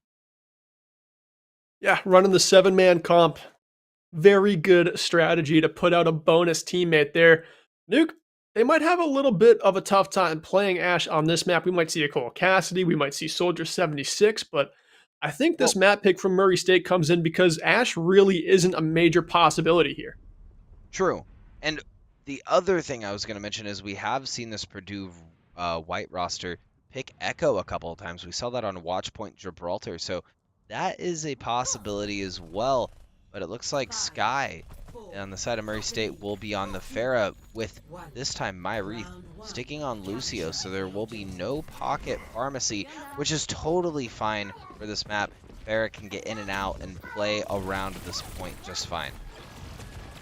Looks like they swapped over to the Mercy, maybe just on that Lucio for the speed out of the spawn, but now Sky will have a little bit of a pocket, but this objective has a roof over top of it. Chief finds their way off the side of the map, but it doesn't matter because Park goes down to Sky, who is already at 60% to that barrage. Wow. That is insane ult charge speed. They literally came out of base with nothing but raw and pure aggression. 80% now. Those rockets are landing, and that barrage is all but coming to fruition. Sky will fall, though, to CK Rookie, the Tracer, getting a couple of headshots and taking them out. It's not easy to take down a Pharah without a dedicated hit scan like that, but the Resurrect comes back in, and now Sky sitting at 90% to that barrage. The Pulse Bomb gets eaten up there. A great play by the Diva for Purdue White OG to deny that ultimate, but now they've got to worry about Sky poking through the window, looking for an opportunity to let those rockets fly. In the meantime, it's going to be main event, landing the hook onto a faraway target in Mini Martian, and that could actually get Murray State this objective back. I mean, they just lost 2. I think that Murray State pretty handedly takes this objective. I don't even think they really need to use ultimates. They got enough picks. It's going to be a little bit of a roll from here. Park trying to get in position for an EMP, but recognizes the reset coming from Purdue. They will regroup. They will have Coalescence and EMP at their disposal. EMP, a big ultimate in this situation. That's going to deny main event the ability to heal and run away and stay safe. And of course, Chief just turns into a big ult battery if you get both of those tanks in it. So Park could make a big play here to get the point back for Purdue White. Yeah, doing a great scouting on the side of Purdue White. CK Rookie telling the rest of the roster exactly where Sky is, and they're going to try to get a hack off. That's not going to be enough, and ooh, instead, it's going to be a massive concussion blast, pushing Banana off the edge. Murray State doing a great job of just playing around this point and playing to the strengths of their dive. And Murray State lost 2 members early in that fight and bounced back. A lot of that was because of the play from On Her sticking that pulse bomb, and then Sky, of course, booping off that Winston in Banana Man. Purdue White, now holding on to all of their ultimates, will more than likely try to throw everything they can at this next point. And I think what's going to really shift the tide of this fight will be the EMP coming out from Park. Sky for a couple of cheeky picks and holding Purdue White in this room. We're now going to start to bum rush point as the fight is going to break out. CK Rookie goes down first here. No ultimates used yet for Purdue White, and they've got to just find the go button here. You've just got to get aggressive and start to burn them, because Murray State could be running away with this first objective, and you might be sitting on your whole alt economy when the round ends. Yeah, I mean, they got to use it, man. They got to get in there and just not wait. Currently, Murray State has 93, 94% on that clock.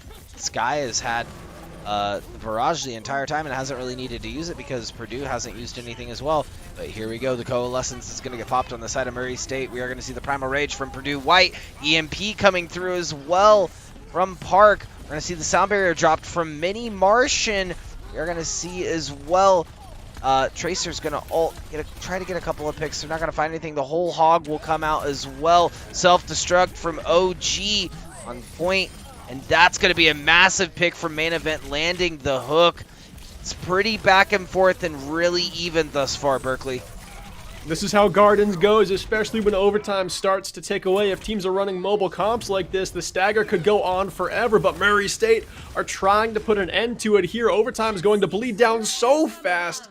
And Murray State jump out in front here on Lijiang Tower 1-0. And Nuke right there, it seemed to be like Purdue just had a complete lack of aggression when they had so many resources they could have used.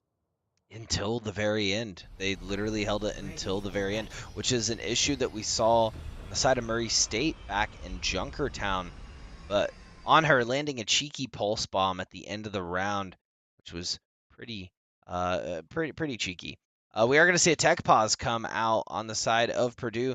Looks like they're going to have some technical difficulties and need to work through that very briefly. But as we head into the second point, I think that's going to be one of the deciding factors, Berkeley, is this alt economy coming out from either side. When the stocks are high, you got to hold on. And when they start to dip, that's when you sell. Yeah, and honestly, Purdue, they had one of their highest stocks on Kings Row, the Brawl map, of course. As you probably just saw, we're going to be heading to Control Center for point number 2, so this is probably their best chance to bounce back and steal a point away from Murray State. And then we're going to be headed onto Night Market for point number 3. This is a pretty interesting lineup for objectives on Lijiang Tower. I think Purdue has a really good chance here to finally respond to a very lackluster opening round there on Gardens. Nuke, if it's Brawl versus Brawl, do you still give the edge to Purdue here, or did Murray State actually look pretty good on Kings Row once they switched onto a proper comp? Here's the thing. I don't think the Brawl is going to matter in this control set. Why is that? I think it's going to be Sky on this Pharah that is going to make all the difference. If they give the resources to Sky on this Pharah, that's what was securing a lot of these kills in these fights, was just taking these corners and really playing that field of vision as much as possible and using those sightlines to their advantage. If Murray State continues to pocket this Pharah, and if Purdue does not have an answer for it, I really feel like they're going to lose Lijiang. It's not going to come down to Brawl. It's going to come down to the Skies. Yeah, Sky really did carry them through that first round. It really wasn't just a lack of aggression from Purdue. Sky really did show up and show up strong.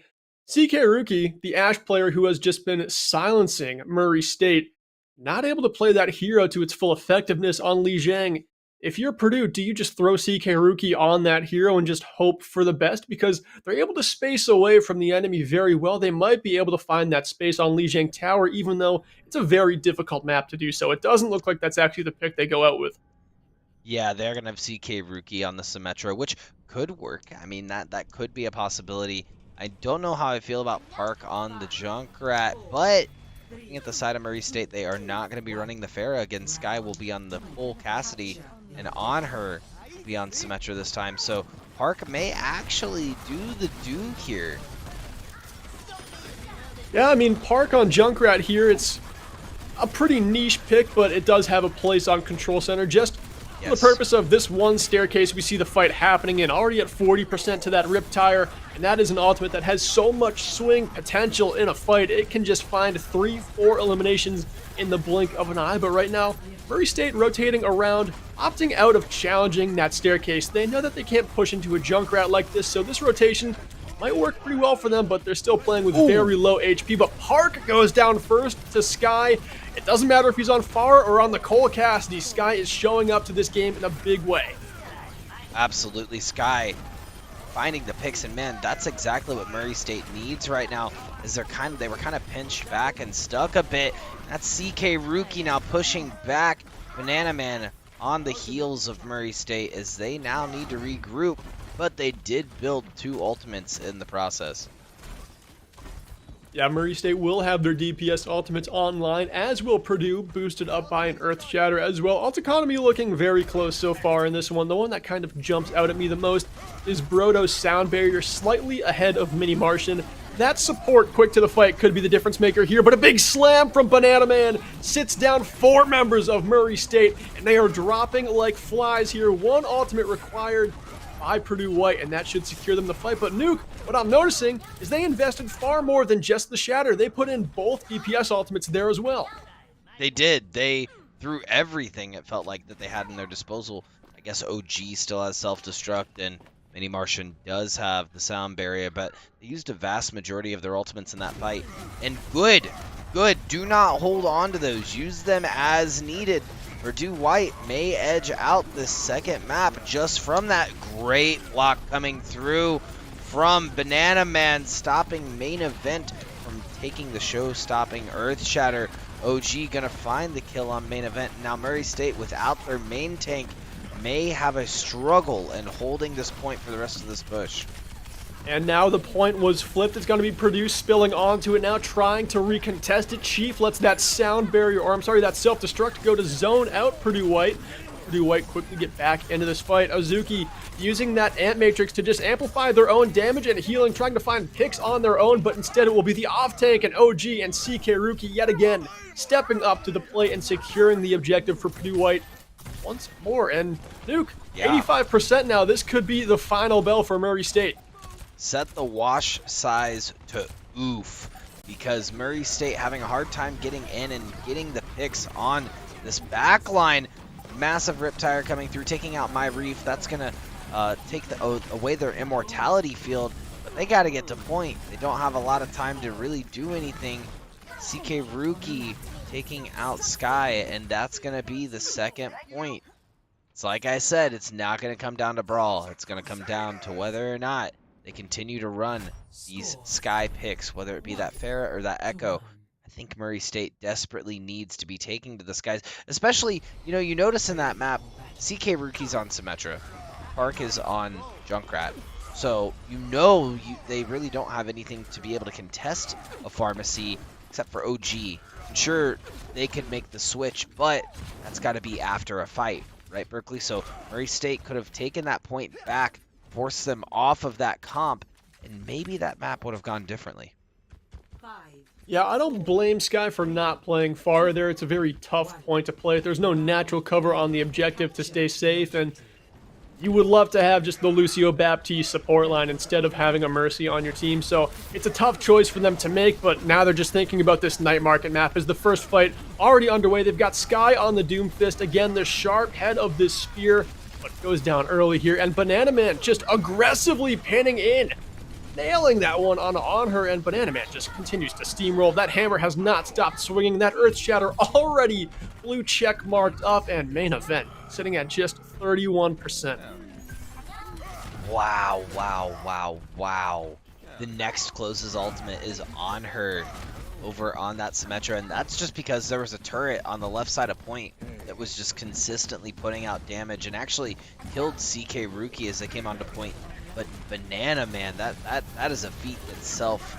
Charging up that Earth Shatter so soon. Sky on this Doomfist looking for something. That Earth Shatter, unfortunately, not going to find really anything. But Sky will find a couple on CK Rookie and Pain. Doing a great job of dishing it out.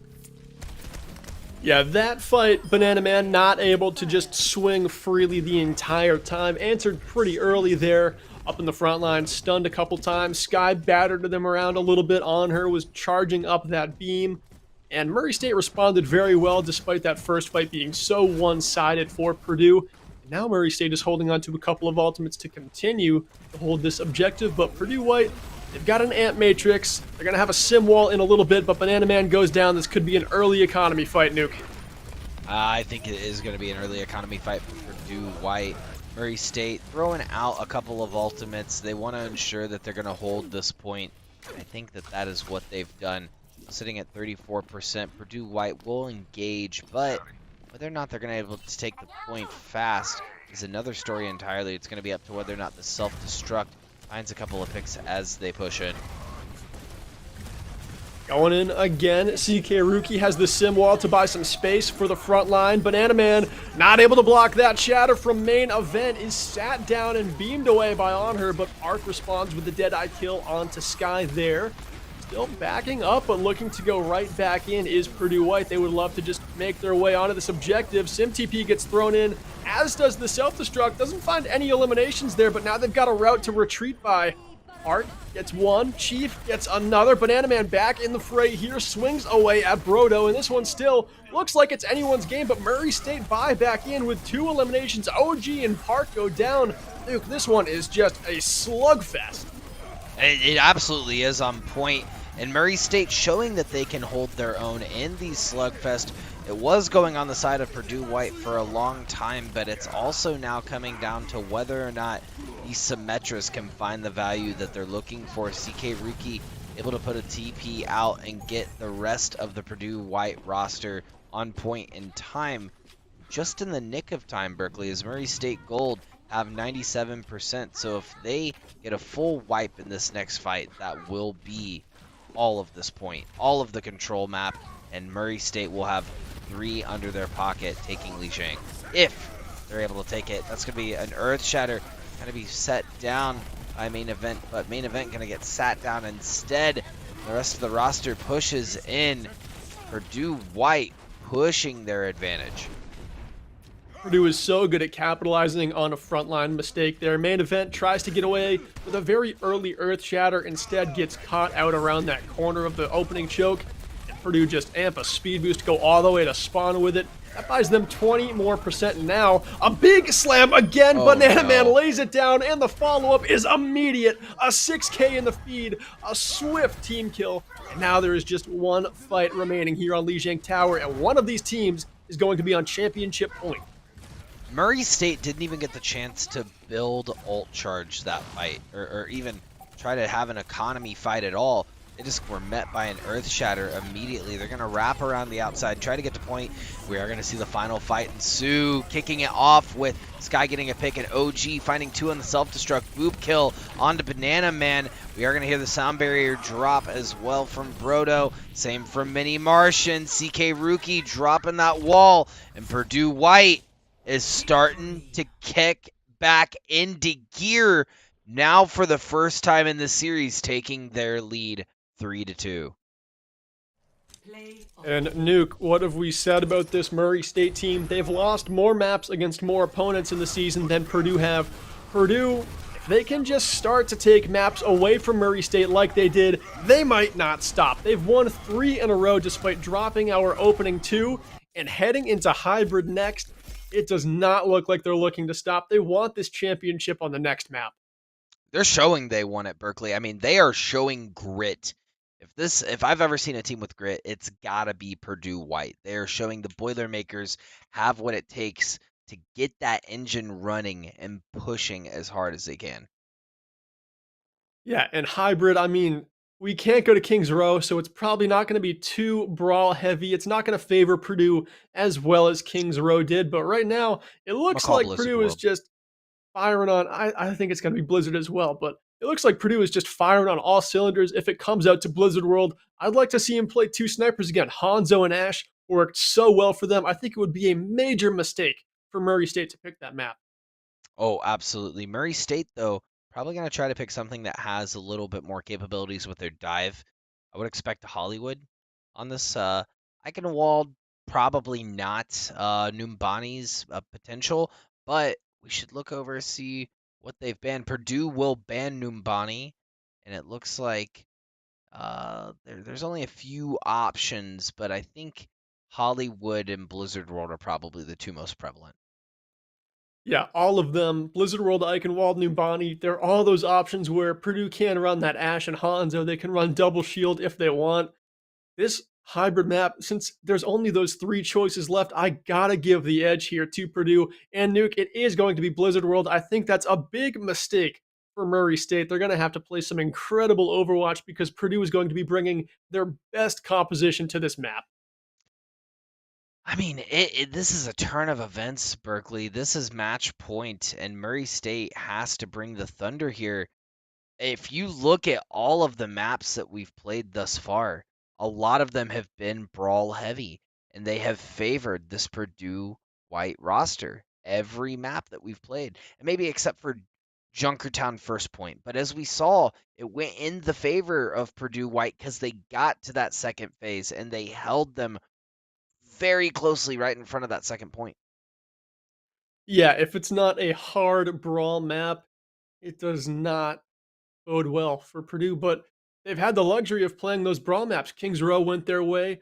Junkertown, very open first point, but much more condensed second point. Purdue was able to rally with that double shield, double sniper, and just there on Lijiang Tower, they smoked them on Control Center. Night Market was very close. That's an objective where it's not quite brawl, it's not quite dive. It's one of those wonky points in Overwatch where everyone runs sim, and it's very weird. And it went 99-99, and it deserved to. But now hybrid with the picks we've got left and that we're going to Blizzard World, I just can't stop saying that it heavily favors Purdue. And that's the number 2 seed. That's the underdog. That's the team that lost to Murray State 3-0 in Week 7. Murray State had a perfect record all season long, even leading into this championship. And right now, it's looking like their season could end after this map. Yeah. And, let's go into the map. Let's see exactly what is in store for the Racers and the Boilermakers in Blizzard World. Headed in here, Nuke. If you had to guess on the composition for Murray State, since we probably know what Purdue's going to run, double shield, double sniper, what do you think Murray State can do to answer that? Because they've got a lot of strengths. They are the number 1 seed. If I'm going off what they've ran, ball hog, as I sigh a little bit, I think that they've wasted a little bit too much time trying to run this ball hog. I'm not quite sure what the thought process is behind it because they don't really have the sustain to push it. And don't get me wrong, the Chief is a menace on that wrecking ball, as is main event on the Roadhog, but it's just not what they need. And we're going to see a variation of that composition. The Chief will be on Hammond. Main event will be on Orisa. It's going to be Sky on the Pharah again, and maybe that's why they chose this map. Berkeley, actually, that makes a lot of sense. They have a lot of capabilities to take to the skies, and Numbani was banned, right? So they don't have a lot of options from there. So I think Blizzard World was one of their only options they had. And looking at Purdue White's defense, they're not even going to try to run anything brawl. They're going to go for a double shield sniper comp, very similar to what they ran on Junkertown.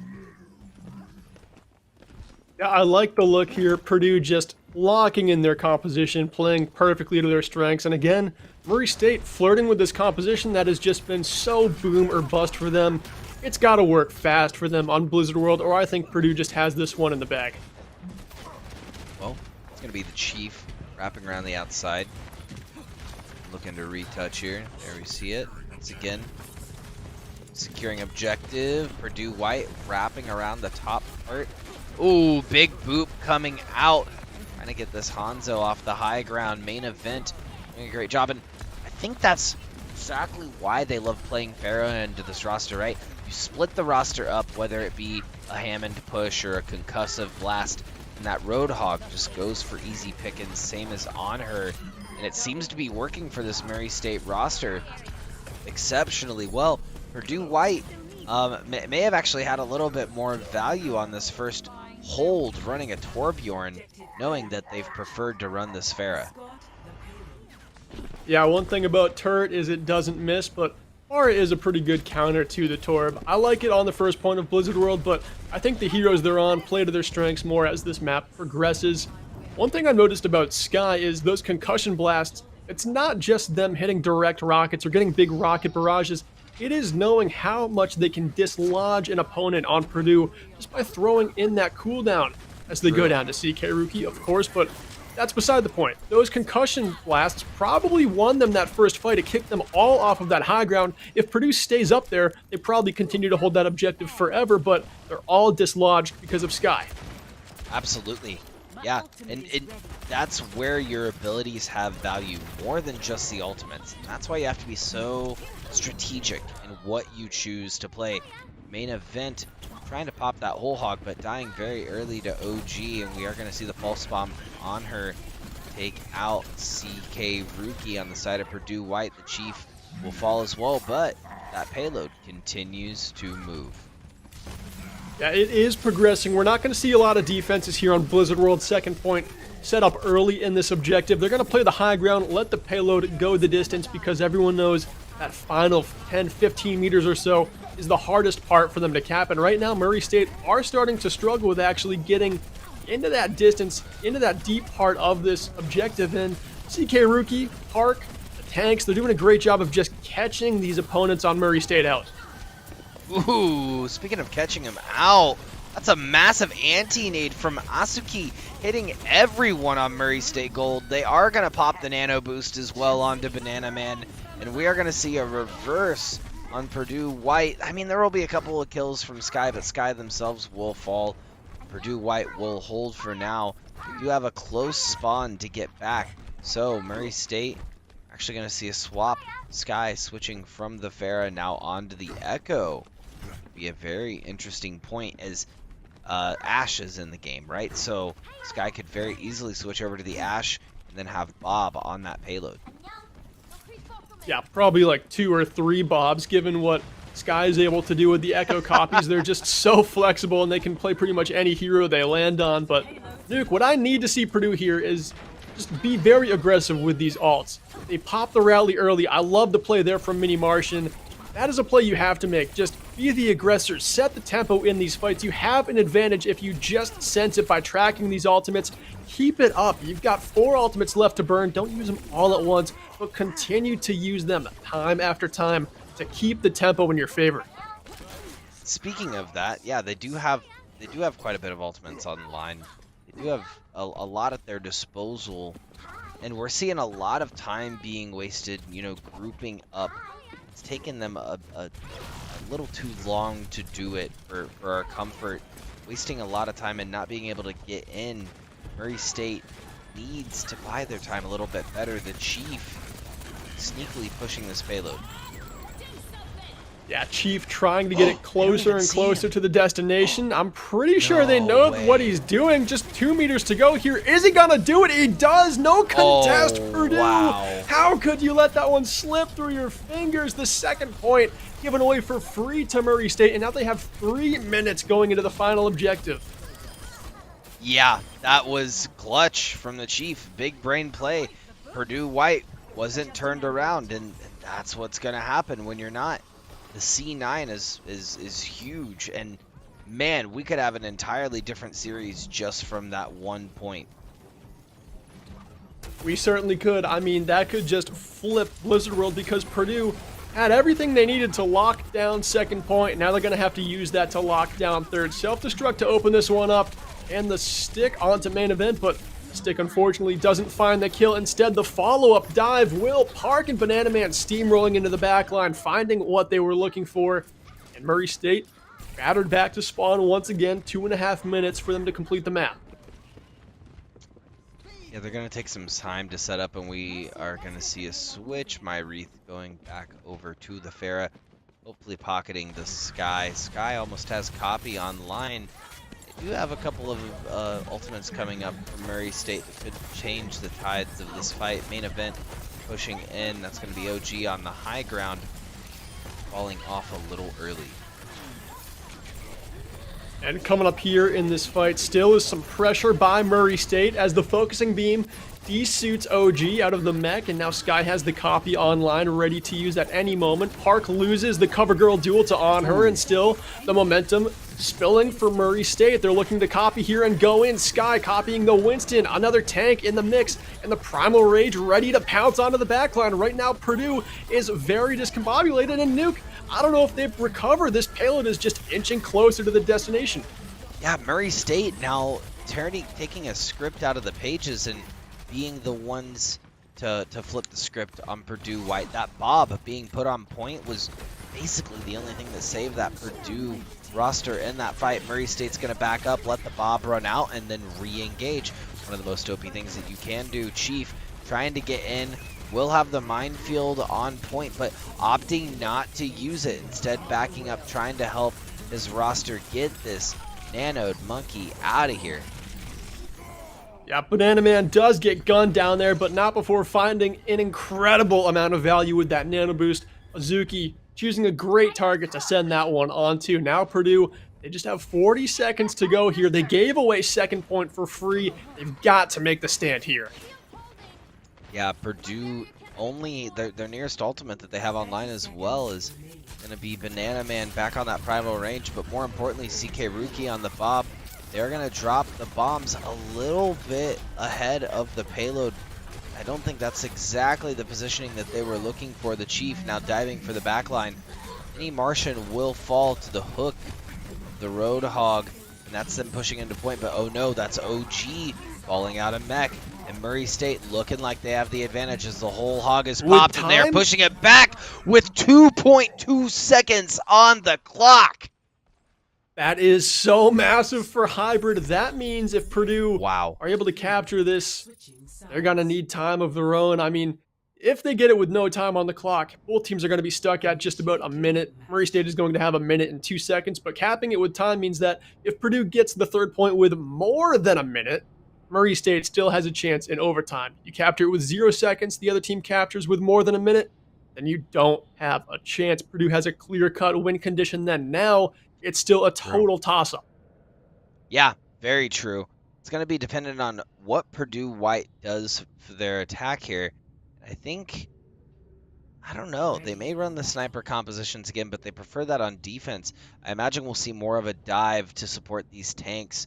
But man, Asuki, let's talk a little bit about the supports on both of these rosters. Asuki has done an amazing job this series, obviously keeping the Purdue White roster alive, but also landing these antis, getting these sleeps off, finding these off angles in the backline to just keep the rest of the roster alive. It's been nothing short of amazing, and Mini Martian has been that frontline force, you know, trying to peel for Asuki, and also Banana Man when Banana Man comes back.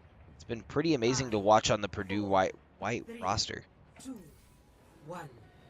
And we have seen so much difference being made from the support slot for a lot of these playoff games, and I think you're very right to point out Asuki and Mini Martian. They've played great tonight, especially on this composition with the Ana, as well as the Brigitte. So going into this attack, Nuke, I was very sure of how they would defend Blizzard World. I wasn't quite certain on how they would attack, and I'm liking this look. You keep CK Rookie on their best hero, and then adapt with the dive composition, some more mobility here to challenge Murray State's aggression. It may work. It's very similar to what they ran last time. We are going to see a couple of picks, actually full picks coming out from Murray State. They're going to have to back up. This is not the fight they want to take.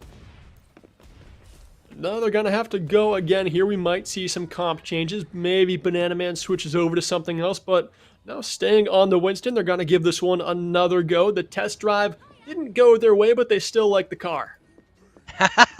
They sure do. The car is working out, and it's been working out in the other test drives, right? It's just maybe this one day needs a little bit of maintenance, TLC care.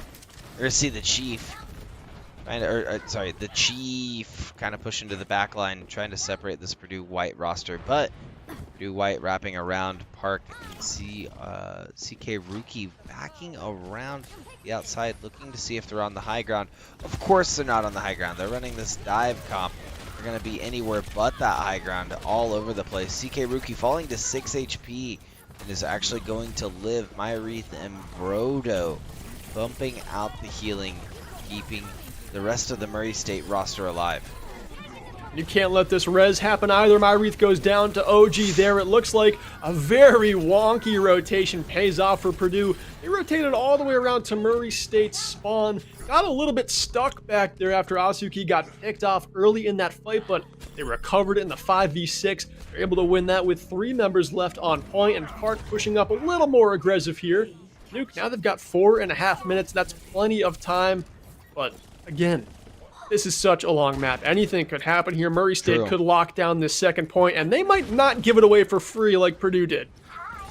Yeah, I don't think they are. And I think this actually favors Murray State's comp a little bit more. It's going to be dependent on this Bob and whether or not these self-destructs land from OG, but OG hasn't really been using them aggressively as we've seen so far in this series.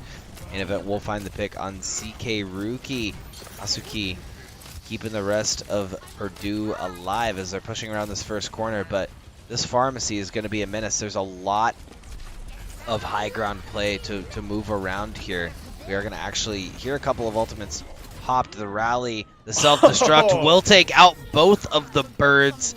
OG must have heard me a couple seconds ago and said, you want an aggressive ult? I'll show you an aggressive ult.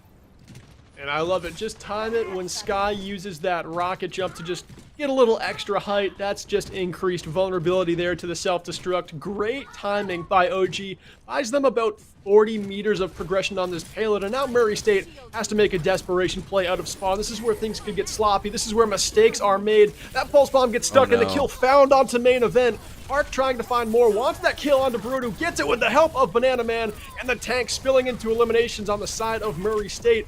And they are just pushed so far back. Second point already taken. 4.5 minutes on the clock to get third. Another pulse bomb landed. These tracers got something sticky on their fingers, Nuke, but Murray State still back way off the objective.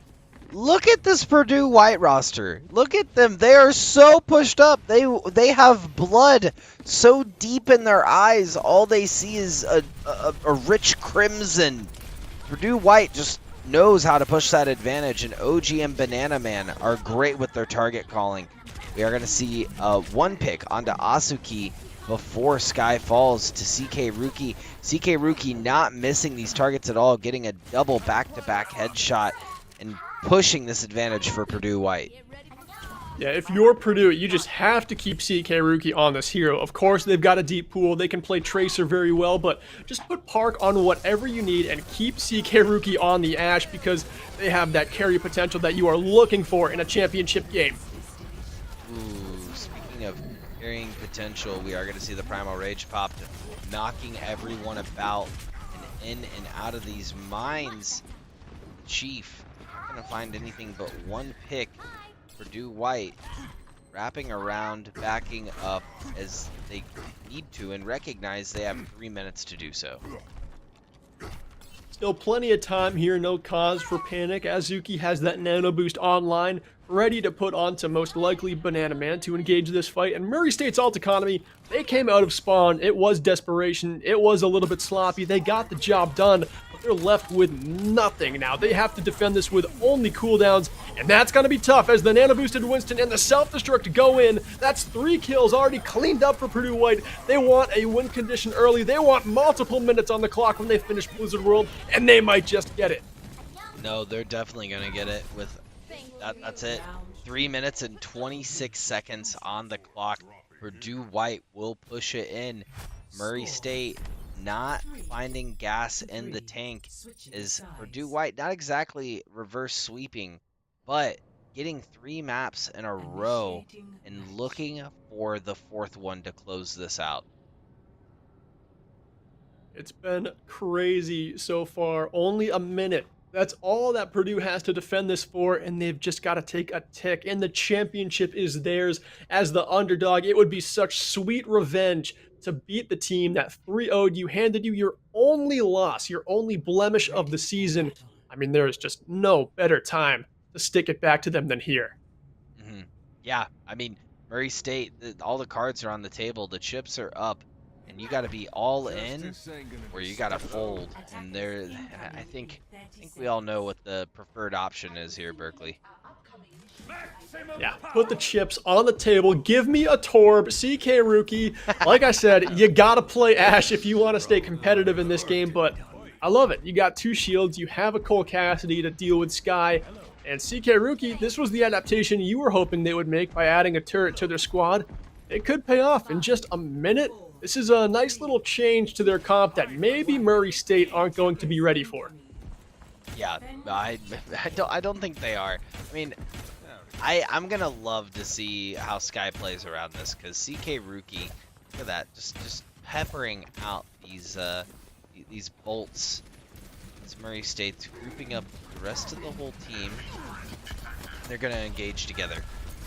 Sky immediately identifying the turret, taking it out, which the turret should probably be a little bit behind that Orisa shield, making sure that it doesn't fall immediately like that. But Chief barreling through the back line, now pushing Purdue White forward a little bit. It's gonna be Sky now taking this off angle for a little bit of a flank over the top, going for that turret yet again, shutting down CK Rookie. CK Rookie had the good idea with this pick. It's just these turret placements have been a little sus where they should be. Yeah, still just kind of making their way around the point. Torb has a ton of sustain to keep them in this fight, but I would like to see a little bit of an improvement on the turret placement. Right now, Murray State, they're down a few members here, and the Valk popped from Myreath, and that is not an ultimate you want to use there, but they're under the pressure of overtime. And now Purdue, they've got such a clear win condition. They could be champions in just 33% of a tick taken. Very true. Very, very true. And I loved how Purdue White actually used that bunker comp to put themselves underneath that overhang on that first point. There's not a whole lot of damage that can be done there. They used both of those shields to cover either side of the point. We saw last week a team run that with a Bastion Symmetra composition and teleporting up to the high ground. That's a little bit of a variation of that, and worked extremely well to Purdue White's favor. They definitely knew how to run that double shield on that defense. Yeah, to a T. And the Torb was a nice little change, like we said. Turret placement, not the best aspect of CK Rookie's game, but the sustain, making sure they were on a very hard-to-kill hero. That overload ability where you just get a little armor boost, just gives you an extra life almost. And anytime you can keep an extra member in a fight that may have died otherwise, that's value in itself. I don't care how the turret worked out for him. I don't care that I said they should just lock in on the Ashe, because Torb right there worked wonders for him. It did. It did. That turret had a lot of value. Got a lot of damage off, and Sky had to focus attention on the turret. Wasn't able to really get what they were looking for. As we're zooming in on the butt of the statue, we're gonna start this final push on Blizzard World. Will Purdue take it home and be champions, or will Murray State hold their defense true and take us to a map 7? Yeah, I mean, it is Purdue's map to lose right here. Just 33% is all they need. I'd love to see an aggressive and swift take, but Sky opens this one up for the defense here of Murray State with that elimination onto Mini Martian, and there is no res on the pitch for Purdue White. They lose another member in Park there, and right now Uzuki is playing with about half HP. Murray State, they thwart off that first effort, but there will be 3 or 4 more to come. Yeah, I mean, they have 3 minutes, which is a lot of time on this first push. Really near what you would get when you start this map out from the beginning. It's going to be an anti put in the backline. Sky will find Park. Purdue White looking to regroup. Park, obviously the Tracer pick, should be able to get in time if they do decide to push up and take a little bit more ground. And they are going to do that. They're going to push on this right side again. This worked for them in round number 1, using the natural cover to stay away from the Murray State damage dealers. And I like this look. If they're able to play this like they did in the first round, this one could end soon here. Yeah, they're wrapping around the back. And Murray State more than likely won't be on the high ground, but that doesn't mean that they can't take it, right? gotta figure out an answer for Sky, as Sky now has the rocket barrage online, and they're just letting it run free. There is nothing to stop Sky right now. CK Rookie dealing with issues of their own, and I think that they found their synergy. I think Sky told on her, I need you on CK Rookie constantly. I need you peppering them. They cannot fight me. And that's exactly what's happening. Sky is going uncontested. CK Rookie is trying to get this Tracer off their butt, and that Pharah is a menace. Yeah, On Her just has to be a complete pest to CK Rookie if it wants to open up the skies for their Pharah player. And this is the lights out play from CK Rookie here, gunning down the bird, but it is a 1-for-1 trade as On Her sticks that pulse bomb onto Mini Martian, and more ultimates are invested here. This could be the final fight. It's still evened up. Right now, Park is in a cover girl duel, but On Her goes down to OG. Azuki gets the anti-nade kill onto Chief. Purdue want this here. They've got 10% taken. Can they get 20 more? They want it bad, Nuke. They're so close to being champions, but Murray State are not going anywhere fast. Not yet, and the kills are coming back out as Sky has returned, but not for long. Taken to the skies is going to be the self-destruct, taking out Sky. Banana Man fighting a kill of their own. That's going to be Mini Martian coming back to play, getting the kill. Purdue White will take the championship 4-2-2. Revenge is so sweet. Beaten 3-0 by Murray State in Week 7 just a few weeks ago. They respond, completely erasing that blemish off their season record. They are the Challengers champions here for the NECC. And Nuke, I don't even have to talk about player of the match long, because for me, it is this man. It is CK Rookie all day long.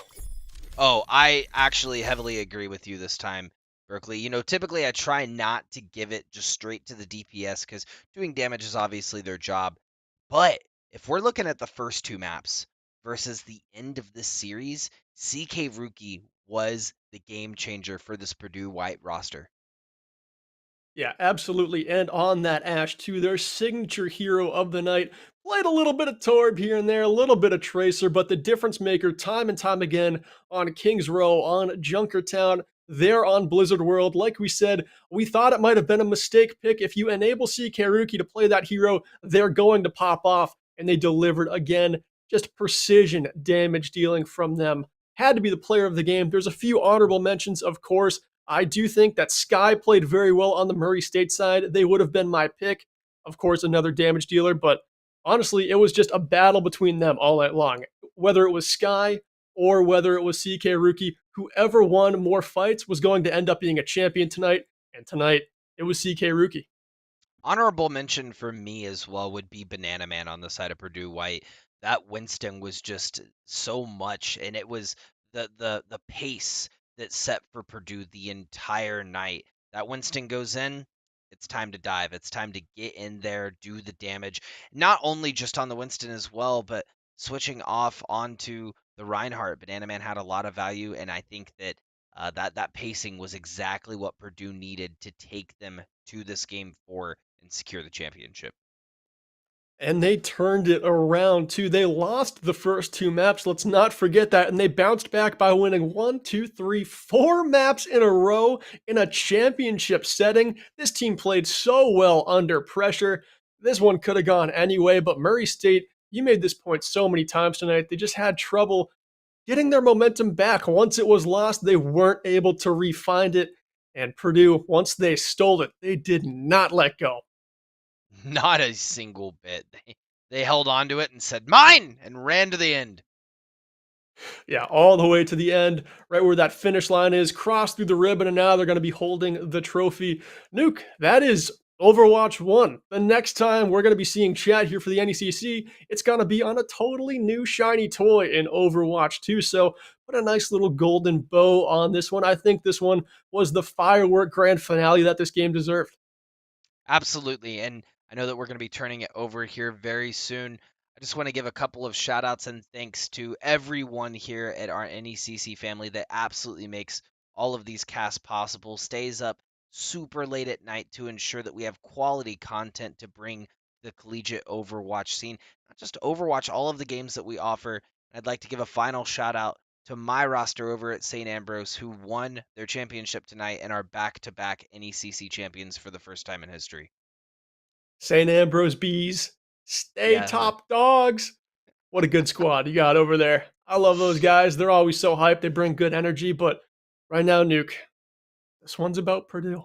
It This is. one's This one about is about. Purdue. It is about Purdue, 100%. And hopefully, we get CK Rookie in here with the interview with the man himself, JVR, Jacob Van Ryan. Yeah, that's going to be happening in just a few moments, but that is all for Nuke and I tonight. You are not going to be seeing us again. So, in case you ever want to see more of us before NECC starts back up again, you can follow him over at Chase Newcomb on Twitter, and you can follow me right here at Alt Charge. And honestly, Nuke, I can't wait to see you in the fall, man. It's been a pleasure. Likewise, likewise. And it's been a pleasure, everyone in chat. You know we love you. If you feel like there were some hype moments from the set, feel free to post them to Twitter. Tag the schools, tag us, tag the NECC. We love to see those interactions. We sure do. We'll be back in just a few moments with that interview with JVR and CK Rookie.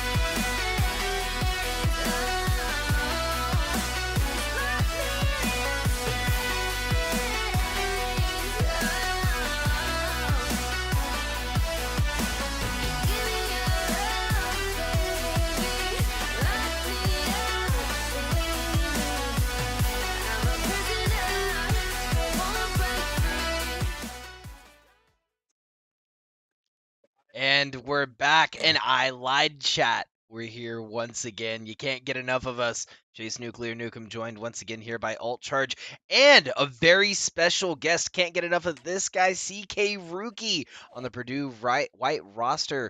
Our player of the match, CK Rookie. How you feeling? I'm feeling great. Coming off of a grand finals win, it just feels great. All of the work that we've just put in throughout this whole season is just finally coming to an end, and it just feels great to finish off the season with the win. Well, I cannot hear CK Rookie. I don't know if anyone else is Nah, able to hear him. Nuke. He's muted in Discord. You're not alone. I can't hear him either. But Hello? we got you back in Discord. Oh, there we go. Sorry about that. There we go. You're good. I was just saying, yeah, it feels great. All the work we've just put in throughout the whole entire season, it just finally comes to an end, and coming off the win, it just feels great. So Absolutely. Tell me what was going through your mind that entirety of the flip after the second map. You guys got 4 maps in a row. What was the mental shift that went into that?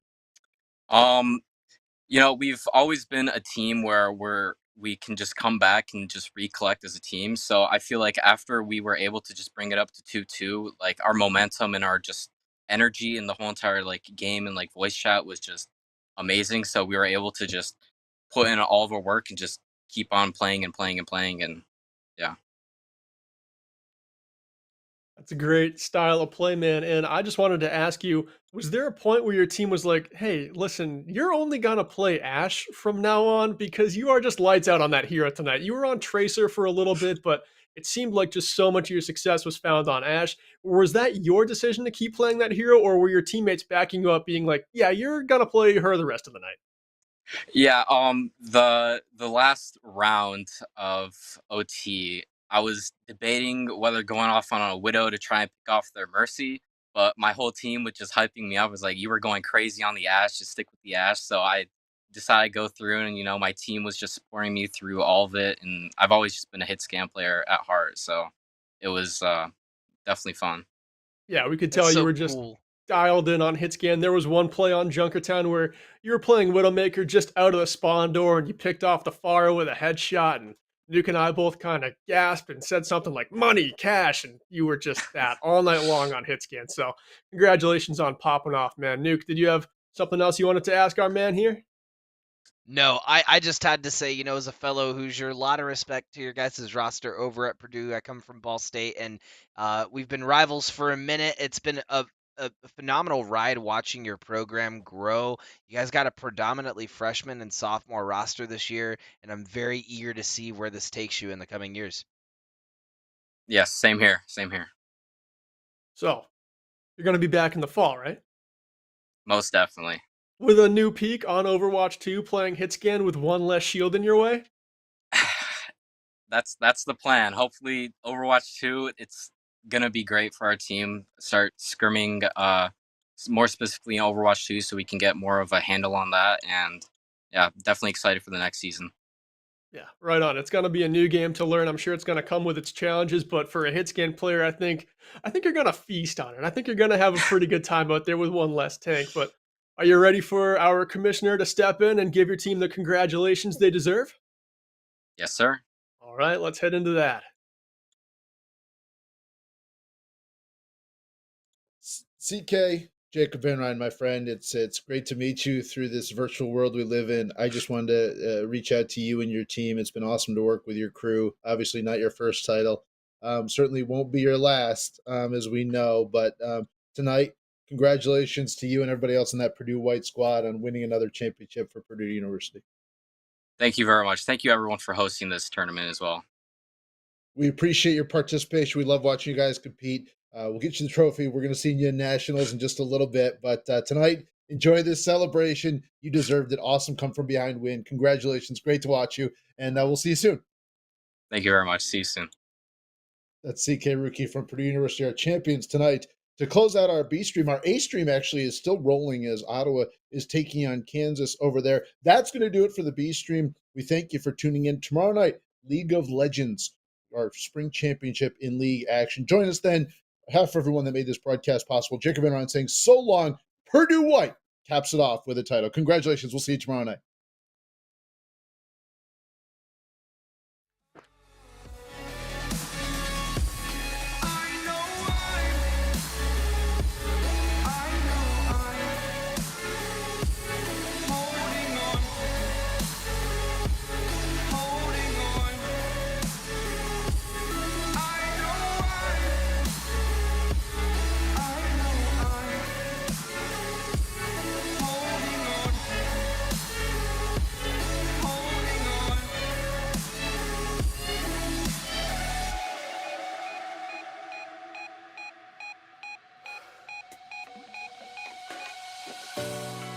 Fast forward a year or two, friends have changed, but so can you.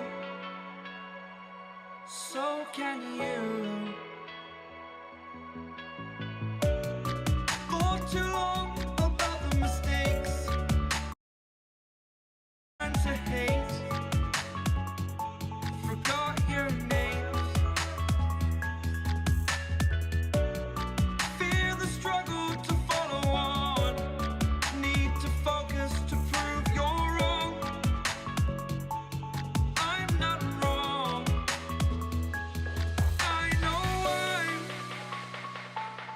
I know I'm holding on to this.